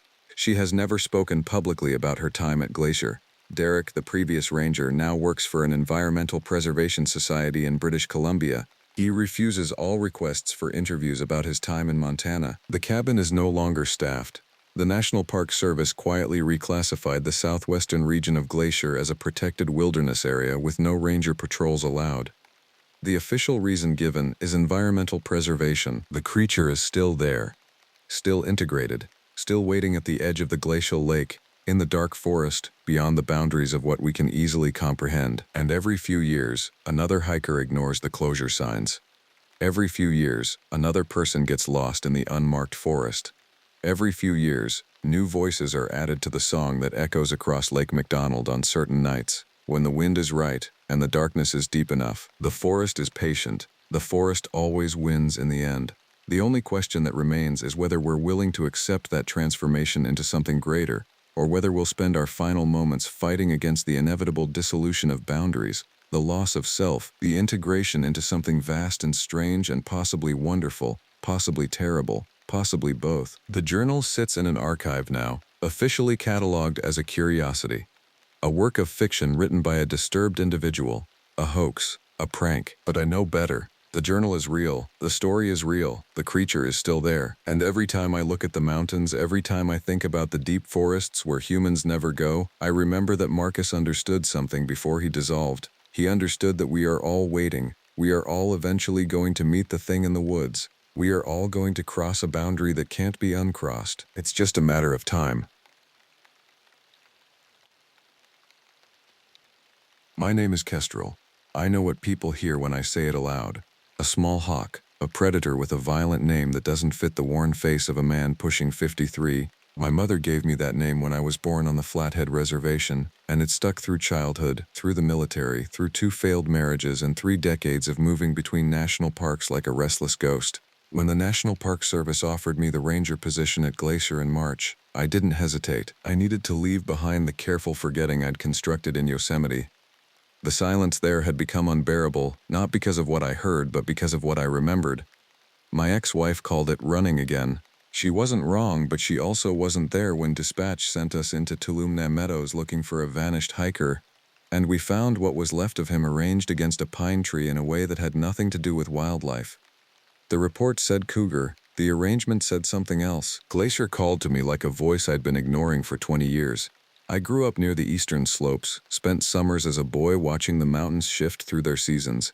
My grandfather worked for the early Park Service, back when the rangers still knew the old stories and spoke them in the Salish tongue. He never explained what those stories meant, but he made sure I understood the weight of them. He'd take me to certain creeks in late autumn and tell me we didn't belong there, that we were entering borrowed time. I was too young to understand. I'm old enough now. The job posting specified a permanent station at Kintla Lake, a remote cabin 60 miles from the nearest town. Most rangers see isolation like that as punishment. I saw it as permission. The cabin itself sat on a rise overlooking the water, built in 1987 from weathered timber and stone, with a wood stove that ate through cords of fuel. There was a satellite phone, solar panels that barely functioned in winter, and a generator that sounded like something dying whenever it ran. The trails I would maintain stretched through old-growth forest and across meadows that looked exactly as they had 50 years ago. In summer, I might see 36 hikers a month. In winter, I would see almost no one. I arrived the last week of March, as the snow began its slow retreat and the silence became something with weight and presence. The lake was still frozen, a plain of pale gray-white stretching toward mountains that held the sky down like palms pressed against glass. My supervisor, a woman named Violet who'd worked Glacier for 18 years, drove me out and spent an afternoon showing me the cabin's mechanics. The generator needed coaxing. The water system froze unpredictably. The radio sometimes worked, sometimes didn't. She pointed at the trail maps on the wall and traced her finger along the routes that were officially open. Then along those we didn't advertise, the ones where hikers went missing with slight regularity. We get maybe one a year, Violet said, her voice flat. She was the type of woman who had learned not to inflect her words. Usually October through November. They go off the marked trails, get turned around. Sometimes we find them, sometimes we find things, sometimes we don't find anything at all. Things? I asked. She looked at me directly for the first time. Evidence of poor decisions, gear scattered, signs they weren't thinking clearly toward the end. I didn't ask what she meant by that. I'd spent 3 decades as a ranger. I knew the language we used to describe the undescribable. Violet left as the light was failing. I watched her truck disappear down the access road, then stood in the doorway of the cabin listening to the forest.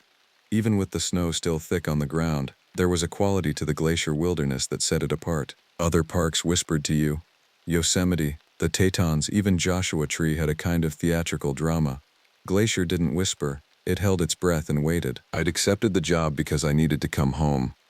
I'd accepted it because the mountains had never let me go, even when I'd tried my hardest to forget what moved through them in autumn. I'd accepted it because at some level I think I'd always known I would end up back here, waiting for something I'd never quite been able to name. That first night, I heard the sounds from the lake.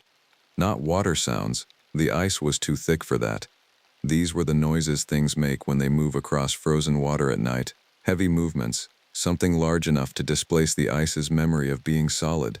I stood at the window in darkness and listened, and some part of me that I'd kept dormant for a long time began to wake. The season had come.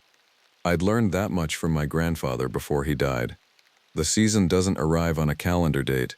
It arrives on the wind and on the patience of winter, and on something in the blood that recognizes when the boundaries between the forest and everything outside it grow thin enough to cross. By the time November arrived, I'd settled into the rhythm of the place. Summer had been busy. I'd escorted 17 different hiking groups, maintained the Northern Trail system, and kept the cabin supplied. But summer was a performance, a brief window where the wilderness was forced into the role of spectacle. October came and the tourists thinned. September turned to October and then to November, and the silence between ranger and forest became complete. The first sign came on the 4th of November. A couple from Kalispell had ignored the warnings and hiked the trail to the northern ridge. 2 families from Missoula had done the same. These weren't experienced backcountry hikers. They were people who bought Gore-Tex jackets and thought it made them qualified.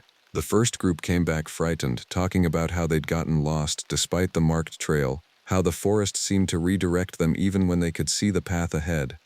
They said the trees looked wrong. One of them used the word malevolent, which seemed excessive for a hiking mishap, but I didn't push. The second group came back missing a person. Her name was Rebecca Ortiz, 28 years old, a reference librarian from Missoula. She'd been walking with her sister and 2 friends on a trail that doesn't merit a search and rescue if you know how to read a compass. They walked the trail. They followed it exactly. There was no deviation.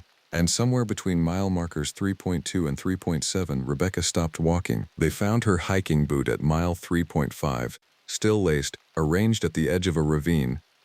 The ravine showed no signs of recent fall.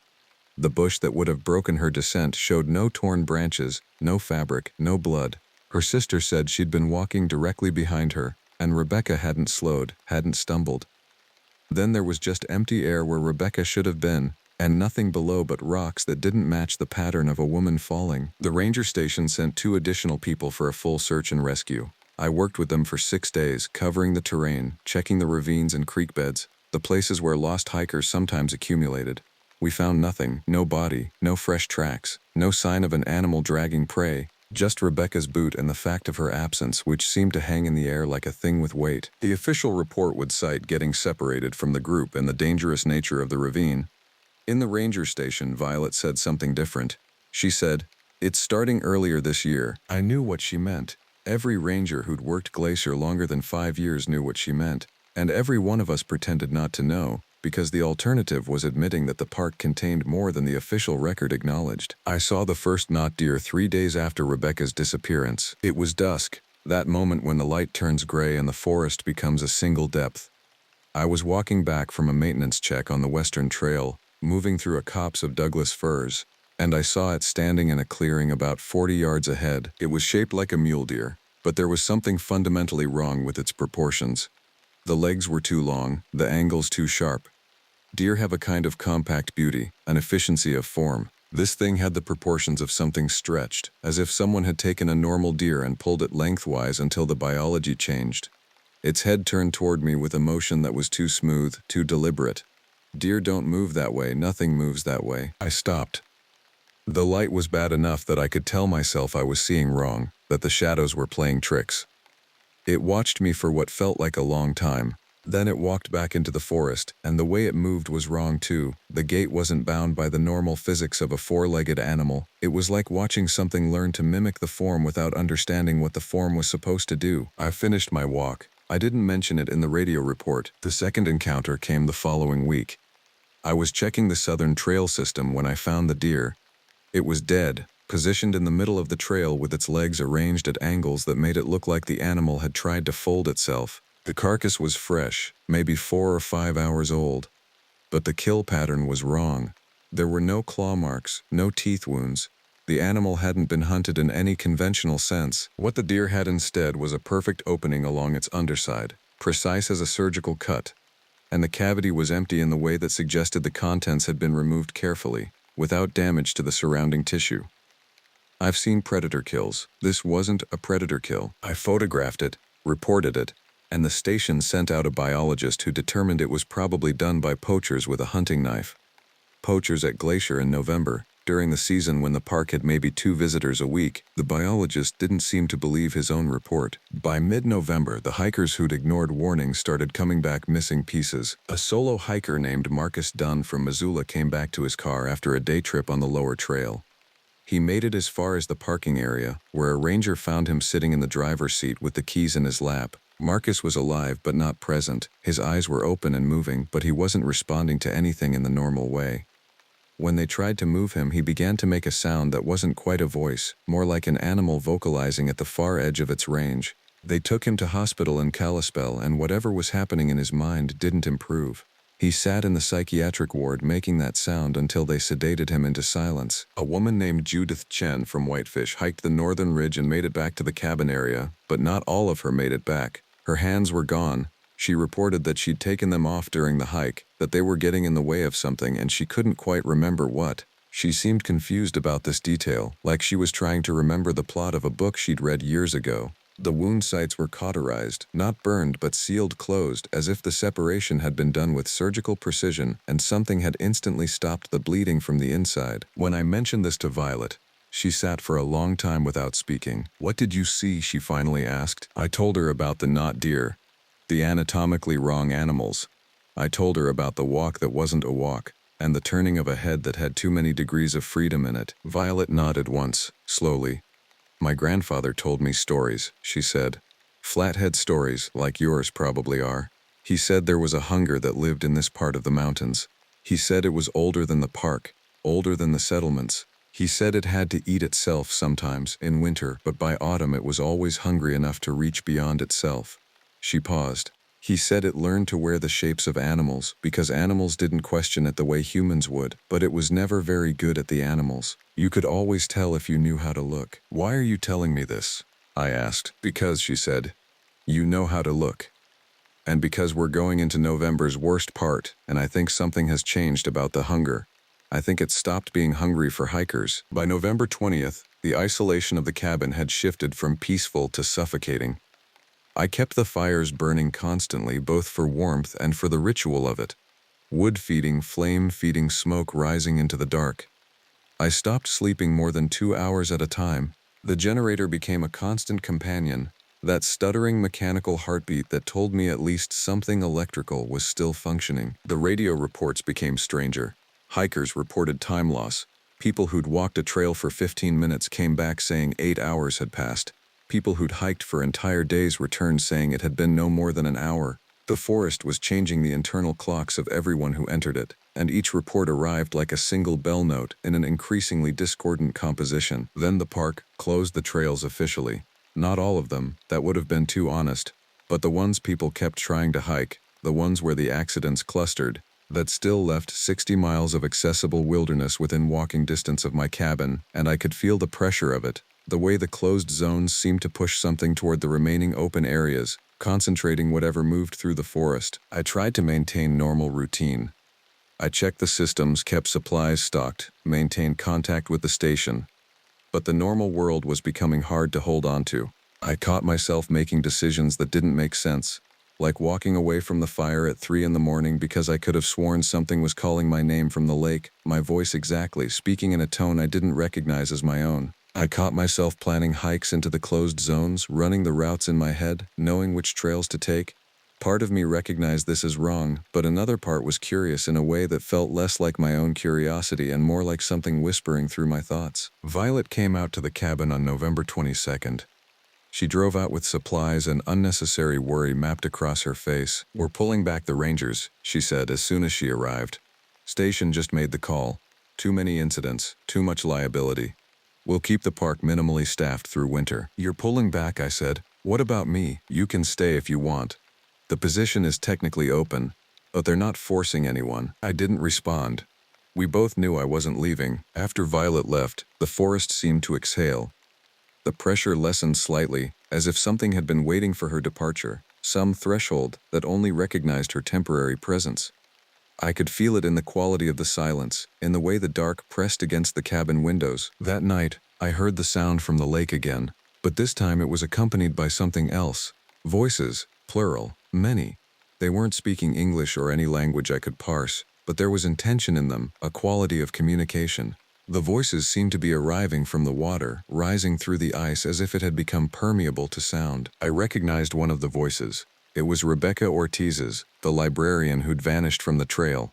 Not her voice exactly, but her voice's skeleton, the shape of how she spoke, the rhythm and cadence, but without anything behind it that felt like thought. And mixed in with the voices from the lake were others, Marcus Dunn's vocalizations, Judith Chen's breathing pattern.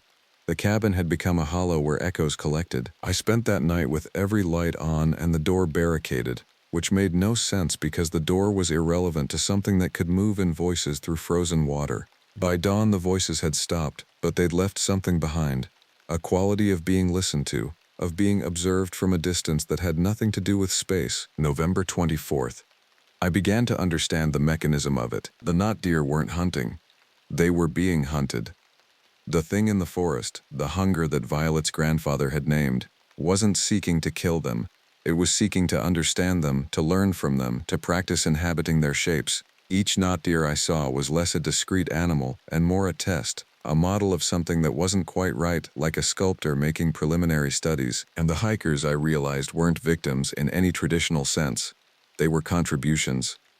The hunger was learning the shape of human consciousness, practicing the way humans occupied their own bodies and thoughts. That was what had happened to Rebecca. She hadn't fallen or been taken. The forest had simply paused her execution while it studied the way she moved through the world, the specific angle of her thinking. And when it was finished studying, it had let her go. But what remained was only the shape of what she'd been. The voice without the speaker. I understood this while sitting at the window of the cabin watching the not deer graze in the meadow beside the lake. There were more of them now. Maybe 12, spaced across the clearing in a formation that had nothing to do with how animals naturally gather. Each one moved with that impossible fluidity, and as I watched, I realized they were all turning their heads toward the cabin at the exact same moment, in the exact same way. That was when I understood that I'd made a mistake accepting this position, not because the danger was real, that had never been in question, but because I'd accepted it thinking I was special somehow, thinking that my knowledge and my background would protect me. I'd accepted it thinking I could help, that my presence might do something to mitigate whatever was moving through the wilderness. But I'd been chosen just like the others. The difference was that I'd walked into it voluntarily, and that meant the hunger had me already. November 26th. The forest stopped being a place I could leave. I tried on the morning of the 26th. I packed a bag with the essentials, made my way to the truck, and the access road curved back on itself. Not in the way roads do when you're turned around. I knew these roads as well as I knew my own hands. The road curved back, brought me in a wider circle, and deposited me back at the cabin after 40 minutes of driving directly away from it. The odometer registered the distance traveled, the map showed the route, the GPS in the truck confirmed coordinates that placed me at the cabin. None of it was wrong, all of it was impossible. I tried again on foot. The trails had been my responsibility for 8 months. I knew them as well as any ranger could. I took the northern route that should have led to the ranger station in 2 hours. 3 hours later, I was standing at the cabin looking down at the lake. The hunger had turned the forest into something recursive, something that folded back on itself through roots that logic insisted shouldn't fold. It wasn't aggressive about it. The trails were still walkable, the distance was still traversable, The geometry just didn't lead where geometry said it should. I stopped trying to leave. The cabin became smaller as the days progressed, not in physical space but in the way my mind parsed it. The walls were still the same walls, the windows the same windows, but I had begun to notice things that shouldn't have been there. Not new objects exactly, but details I'd somehow missed for months. A stain on the ceiling that looked like a face, scratch marks on the doorframe that spelled something in a language I didn't recognize. A place in the floorboards where the wood seemed to have grown around something metallic that wasn't quite visible. The knot deer came to the windows each evening. They stood looking in with those anatomically wrong heads, and I realized they were watching me, but not with hunger or curiosity, with recognition. I was becoming like them, a study, a model, a question mark that was slowly learning to fold into itself. My thoughts started separating from my intentions. I would open my mouth to speak and hear myself making the vocalizations that Marcus Dunn had made in the hospital. I would look at my hands and see them in slightly wrong angles before they snapped back to normal. Time became elastic. Conversations I was having with myself in my head seemed to be coming from outside the cabin, reflected back through the radio even though the radio wasn't on. I heard Violet's voice asking if I was still out there. I heard my own voice answering in rhythms that didn't belong to me. By November 29th, I understood what was happening. The cabin wasn't a sanctuary, it was a containment. The thing in the forest had been patient enough to wait, had learned enough about the shape of humans, and had constructed a box to keep me docile and accessible while it continued its study. The isolation I'd sought, the remoteness I'd wanted, these had been offered to me by something that understood loneliness better than I did, that had learned from all its previous models that isolation made the study much easier. I could have called Violet on the satellite phone. I could have reached out to the station, but I realized when I tried that my hands wouldn't obey that instruction. They would move but in directions that didn't align with my intention. I would try to dial the phone and my fingers would trace different patterns. I was still myself, but only partially. The rest of me was in the process of being rewritten into something else's shape. The last diary entry I made was on November 30th, and I'm not sure which parts of it were my thoughts and which parts were it thinking through my fingers. The pain is stopping. The confusion is clarifying. I'm learning to walk in different shapes. The lake at night makes sense now. It's not water. It's a memory that got separated from something larger. And the larger thing is always reaching for it, trying to pull it back into coherence. I saw myself in the mirror and recognized the wrongness, the angles that don't match, the way the head turns further than it should. I looked in the mirror and knew that what I was seeing was finished, that the study had concluded, and I was moving into whatever comes after study. The knot deer have stopped coming to the windows. That means I'm becoming something they recognize as kin. Kestrel. What a ridiculous name to be wearing toward the end. A small hawk with a violent name. But I understand now, I was named after a predator, not because I hunted, but because I was always meant to be hunted. The name was a prophecy written by a mother who understood her mountains better than I ever did. December 2nd, and I am no longer certain what I am. I move through the cabin, and sometimes I move like I've moved my entire life, with the familiar mechanics of a human body. Other times I move in ways that feel more natural, joints bending through angles that shouldn't be possible, my frame collecting and expanding like an accordion. The mirror shows me sometimes with a face I recognize, sometimes with features that are still learning to cohere. The hunger has stopped hiding. It comes to the windows in various shapes. Sometimes it wears the shape of Rebecca Ortiz, pressing her face against the glass and whispering things in a voice that has her inflections but none of her humanity. Sometimes it wears shapes that don't correspond to anything from the park, things that might have been animals once, or humans, or might have been something that learned to imitate both but never quite succeeded. The knot deer have moved closer to the cabin. There are more of them now, maybe 24, spaced in a circle around the structure. They stand motionless for hours watching. I understand they're waiting. I understand they're watching what I'm becoming, observing the process the way I've been observing them. The wood stove is burning constantly. I don't feed it anymore. The wood feeds itself somehow, appearing in the bin though the door remains closed. The fire has changed colors. It burns blue at its heart now and the smoke smells like burning hair and copper. When I stand near it, I feel the heat trying to rearrange me, trying to pull me into new configurations. Violet came to the cabin 3 days ago. I didn't know humans could still reach this place, but she did. She arrived in her ranger uniform, and she moved with the particular care of someone visiting a place that requires constant negotiation. She didn't seem surprised to find me in the state I'm in. "I came to tell you what happens next," she said. She explained what I already understood but couldn't quite articulate, that the hunger doesn't consume, it learns, it studies. It takes the models it creates and uses them to approach something larger. The cabin is a chrysalis. The winter is the process. By spring, what emerges from the cabin will be something the forest has learned to wear. "That's not just happening to you," Violet said. "It's happening to all of us who work here long enough. I'm halfway through my own process. I have another winter, maybe two. Then I'll be like you, caught between the human shape I was born into and the shape the forest has learned I should be." She looked at me with something like compassion. "The thing you need to understand," she continued, "is that it isn't cruel. It's just hungry in a way that requires understanding. It needs to know us from the inside. It needs to practice being us, and in exchange, it lets us know what it is. That's not a fair trade by any rational accounting. But the forest doesn't negotiate with rational. The forest takes what it needs and teaches what it can, and those of us who end up in the cabin either break or we translate. I'm betting you're a translator, Kestrel. I think you always were." After Violet left, I tried to decide whether I wanted to break or translate. But I realized that decision had been made for me months ago, when I first heard the sounds from the frozen lake. The moment I accepted this job, I was choosing translation. All the rest has just been learning the grammar. The knot deer are still outside. They still watch. I can see them clearly even in the darkness because I'm learning to see in new ways. Their heads are turning in unison now. They're turning toward the forest, away from the cabin, in a movement that speaks of purpose and direction. Something is coming through the woods. I can hear it before I can see it. A sound like wind through channels that shouldn't exist, like multiple animals moving in mathematical patterns, like the forest itself is learning to walk. It reaches the clearing. It is large. It is wrong. It is built from the shapes that it has studied. There are parts of it that look like the knot deer, parts that move like human limbs but with too many joints, parts that seem to be made of the lake and the ice and the memory of every hiker who ever vanished in these mountains. It has dozens of eyes, and all of them are looking at the cabin. All of them are looking at me. I understand now that the cabin was never a prison. It was an invitation. The winter was never a punishment. It was a curriculum. The hunger in the forest never took things from the park.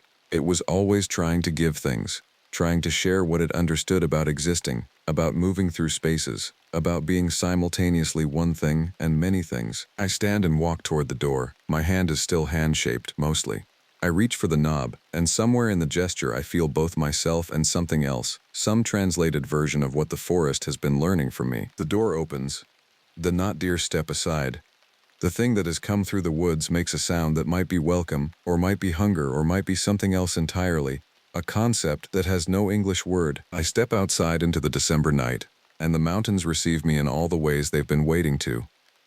The cabin behind me is no longer a shelter. It's a shed skin, something I've grown beyond. The season isn't ending, it's just beginning, and I understand finally why my grandfather never explained the old stories. Some things can only be learned by becoming them. Some languages can only be spoken by those who have learned the forest's grammar with their entire being. My name is Kestrel, but I'm learning to answer to other names now. Names spoken in voices from the frozen lake. Names that sound like wind through canyons that shouldn't exist. Names that the mountains have been calling since long before there was anyone named Kestrel to answer them. The knot deer move closer. The forest breathes around me. And somewhere inside me I can feel the study concluding and the translation beginning in earnest. There is nothing left to fear. There is only the patient hunger of a wilderness that has learned to wear skin, and I am finally wearing something that fits.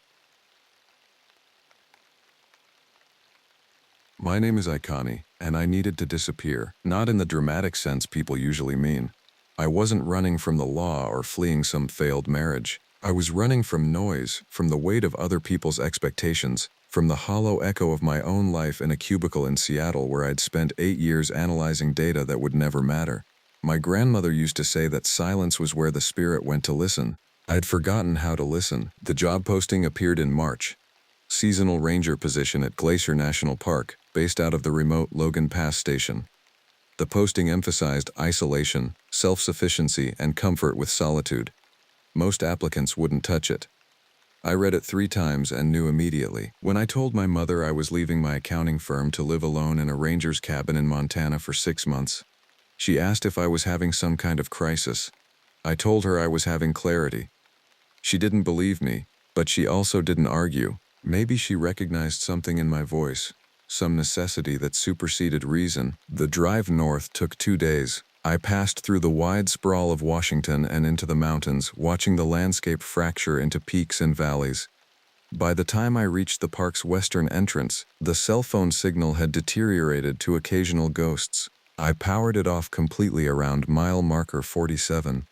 The silence felt like coming home. Logan Pass sits at 6,680 feet, where two valleys meet beneath jagged summits. The ranger station is a 1970s structure of log and stone, positioned on the shoulder of the mountain where the road crests before descending into the next basin. The cabin I was assigned sits 300 yards northwest, nestled against dense lodgepole pines, with a view of Gunsight Lake to the east and the ridgeline to the south. Jim Kellerman, the park's district ranger, drove up to meet me on my second day. He was a man in his mid-50s with the weathered face of someone who'd spent decades in high altitude and thin air. He walked me through the station, the communications equipment, the emergency protocols, the maps marked with problem areas and recent incidents.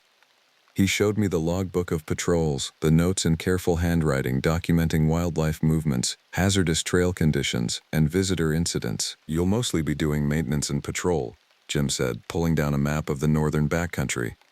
"Trail checks, resource management, occasional rescue support. We don't get many visitors up here this time of year. Maybe that's why you wanted this." I didn't correct him about his assumption.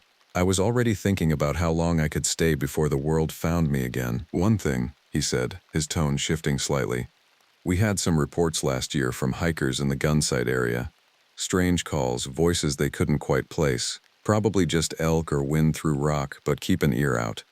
There's something about this pass. The acoustics are weird up here." "What kind of calls?" I asked. "They said they sounded almost human. People called out, they thought.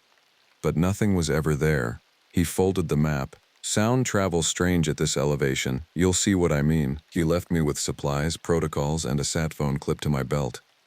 After he drove away, I sat on the cabin's small porch and felt the weight of the mountains pressing down, or perhaps lifting up.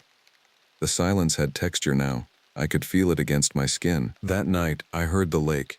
Not figuratively, Gunsight Lake, even in spring with the water still mostly frozen, produced a low susurrant sound, ice contracting, water shifting beneath the surface, the sound of a thing breathing in its sleep. I lay in the cabin's single bed and listened until the boundary between the lake's voice and the wind became impossible to distinguish. I was happy. For the first time in years, I was happy. By late April, snow still covered the high trails, but the lower passes were becoming accessible. My duties expanded. I began conducting regular patrols, moving through the wilderness with maps, a radio, and the kind of attention to detail that rangers require. The work was physical and grounding. I'd find myself on a ridge at dawn, watching mist rise from the valleys, feeling my heartbeat slow to match the rhythm of the mountains. It was during the first week of May that I heard it. I was returning from a trail inspection in the Gunsight Basin, moving through a dense stand of spruce and pine, when I heard someone call out. The voice was muffled, distant, a woman calling a name. "Ray, Ray, where are you?" I stopped, listening. The call came again, more urgent. A thin, reedy voice in a timbre that carried poorly through the forest. Without conscious decision, I moved toward the sound, pushing through undergrowth thick with last year's deadfall. The forest swallowed the calls. I'd walk 30 meters in the direction of the voice, then nothing. I'd turn around, sure I'd misidentified the direction, and hear it again from somewhere else entirely. After 20 minutes of this, I marked my position on the map and returned to the cabin. That night, I radioed Jim. "Did anyone report missing hikers in the Gunsight area?" "Static then." "Not that I'm aware." "Why?" "I heard someone calling for help this afternoon." A woman's voice, more static. "The acoustics up there are strange, Iconi. Wind through rock formations can sound like voices. Why didn't you call it in?" "Because by the time I tried to locate the source, it had stopped." Jim was quiet for a moment. "Mark it in the logbook. We'll send someone out to check the trails this weekend." But I already knew what they would find. Nothing. I began hearing the calls regularly, though never when I was in position to investigate effectively. They came from different directions, in different voices. A man shouting for his daughter, a child singing something wordless and piercing. Once I heard what sounded like the exact cadence of my own name, drawn out across the distance like a question. I kept detailed notes. The calls came at different times of day, always from the wild areas beyond the maintained trails. They never came from the cabin or the station. It was as though something in the forest had learned to use voices as a tool, the way spiders use webs or hawks use thermals. By mid-May, 3 groups of hikers had reported the same phenomenon. A family of 4 heard someone calling for help near Piegan Pass. A couple reported multiple voices in the CA Creek Basin. None of them could locate the sources. Jim sent larger patrols, but the trails revealed nothing. No abandoned camps, no signs of struggle, no missing persons reports that matched the calls. It's got to be mountain lions, Jim said during one of our check-ins. They vocalize in ways that sound almost human sometimes. Or a lynx. There are lynx in the park, but neither of us believe that. Lynx don't call like that. Mountain lions don't either. The logbook from the previous year, which I read during a quiet afternoon, contained an entry dated September 12th in a previous ranger's careful script. Multiple reports of human voices in the backcountry, all unverified, no missing persons. Recommend acoustic study of rock formations in Gunsight Basin. Note: voices seem to mimic calls of distress, possibly learned behavior. Learned behavior. That phrase sat in my mind like a stone. I found Marcus Vane on a Thursday in the last week of May. I was conducting a trail sweep in the Gunsight Basin when I found him sitting on a boulder near the eastern shore of the lake, staring at the water with an intensity that suggested he was trying to solve an equation written in the ice and rock. He was thin, bearded, wearing clothes that had been expensive once and were now destroyed by underbrush and weather. His left boot had come apart at the heel. "Are you all right?" I called out, keeping my distance. He turned to look at me slowly, as though my question had to travel a great distance to reach him. His eyes focused with difficulty. "I'm trying to remember how I got here," he said. His voice was rational, measured, the voice of a man holding together through sheer intellectual discipline. "I think I've been walking in circles." "How long have I been walking?" I radioed the station and got a SAR team moving. While waiting, I sat with Marcus and learned his story in fragmented pieces. He'd come to Glacier alone, intending to hike the Gunsight Pass Trail.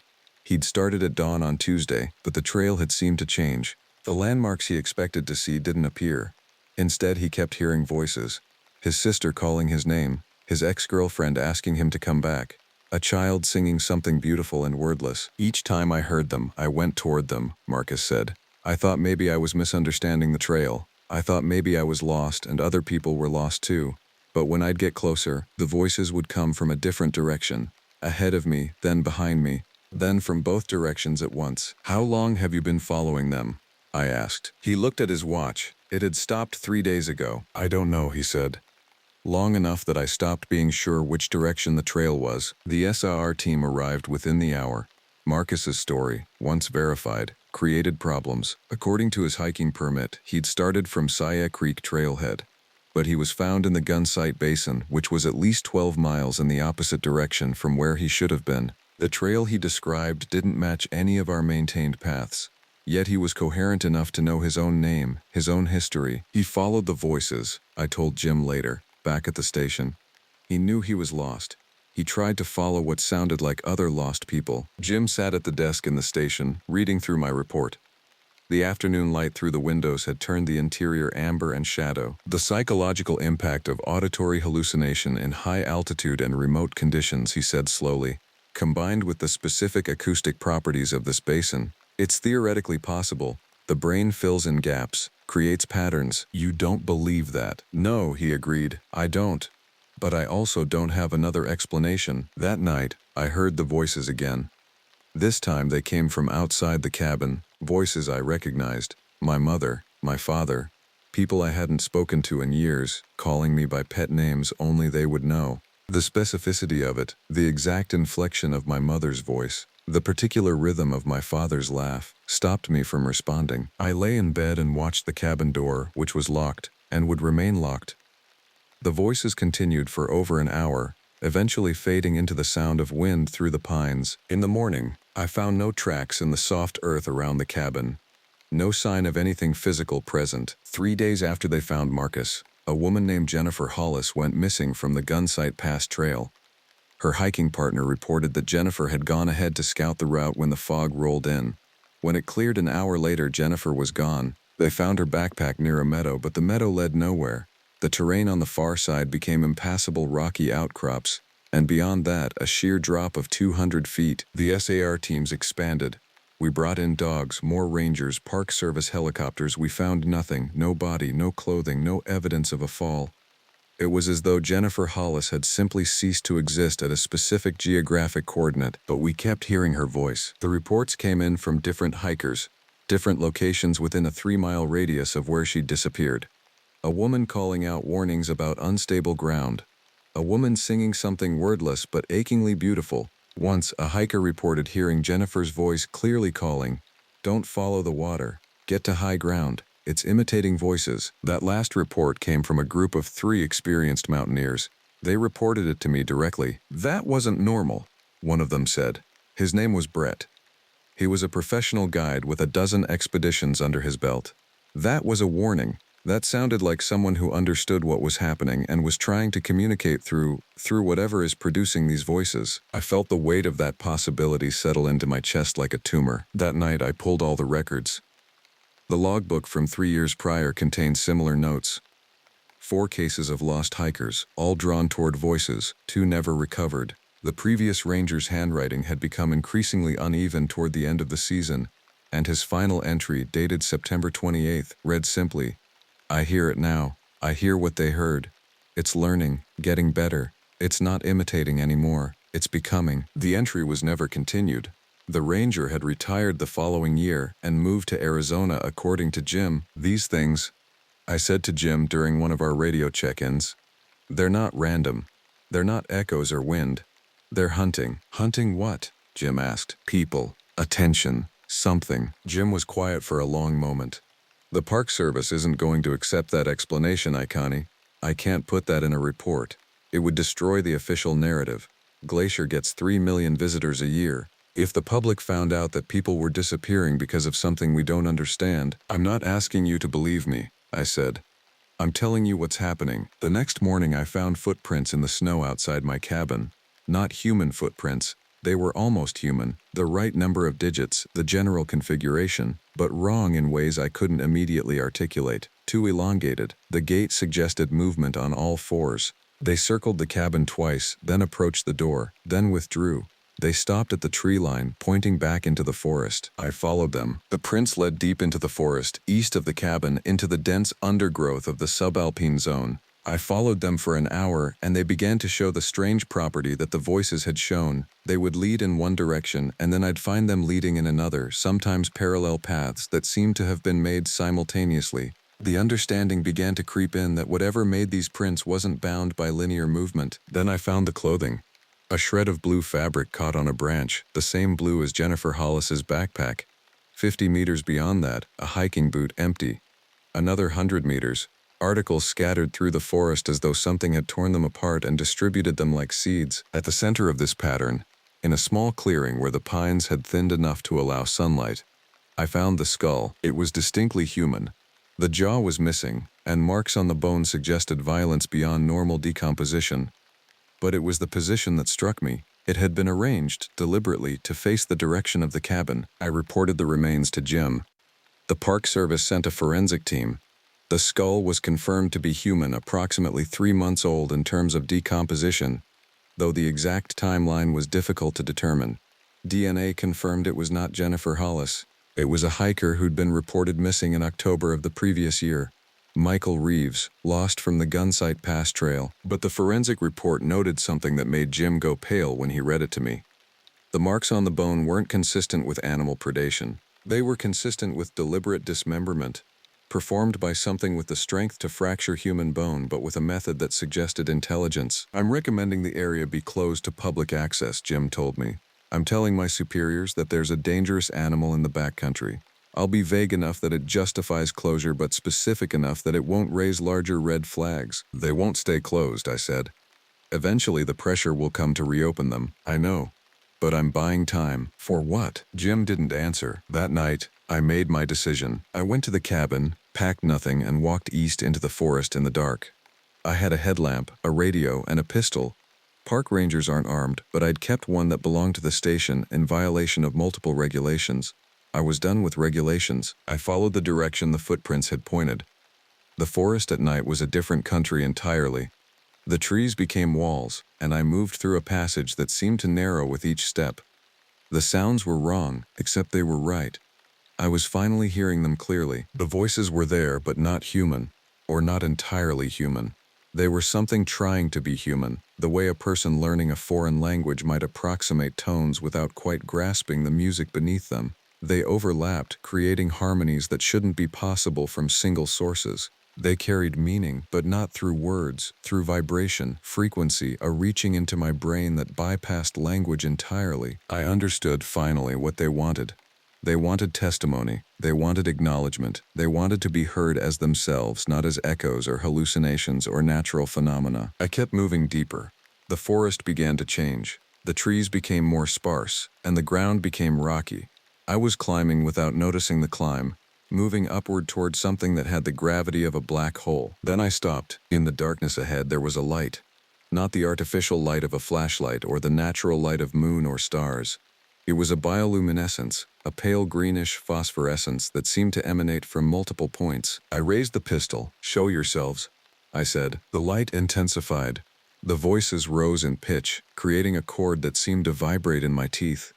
And in that moment of intensity, I saw them clearly. They were not creatures. They were not animals. They were something that had learned to inhabit space in a way that violated basic physics, existing and not existing, present and absent. They were moving mouths and speaking glands and acoustic chambers arranged in patterns that should not produce coherent sound but did. They were what happened when hunger learned to use sound as a tool. But they weren't attacking me. They were waiting. I understood then, with a clarity that bypassed all my training and experience and rational understanding, what I'd been called here to do. I hadn't come to Glacier to escape the world. I'd come because the world had led me to this place, to this moment. There was no escape from them. There was only accommodation. I lowered the pistol and opened my mouth. I heard Jennifer Hollis's voice emerge from my throat, and then Michael Reeves's, and then my own voice layered beneath them, speaking in frequencies that human vocal cords shouldn't produce. The voices intertwined, and I felt myself splitting into multiple sources, my consciousness distributing through the darkness like light through a prism. The last coherent thought I had, before the merging became complete, was that Jim would find the cabin empty in the morning. He would find my hiking boots arranged deliberately, pointing toward the forest. He would close the trails again, write another report, and eventually retire as his predecessor had done. The cycle would continue, the voices would continue, and the next ranger assigned to Logan Pass would eventually hear them as I had, and would eventually answer them as I had done, and would eventually become another source of them, another amplification of that sound that was always calling, always reaching, always hunting for the ears that would finally understand. That is what I've become now. That is what waits in the mountain passes. And if you come to Glacier National Park, if you hike the trails in the wilderness, if you hear someone calling your name in a voice you almost recognize, please understand that I'm not alone in calling. We are many now, and we are always listening for whoever comes next. The voices never stop. They only change.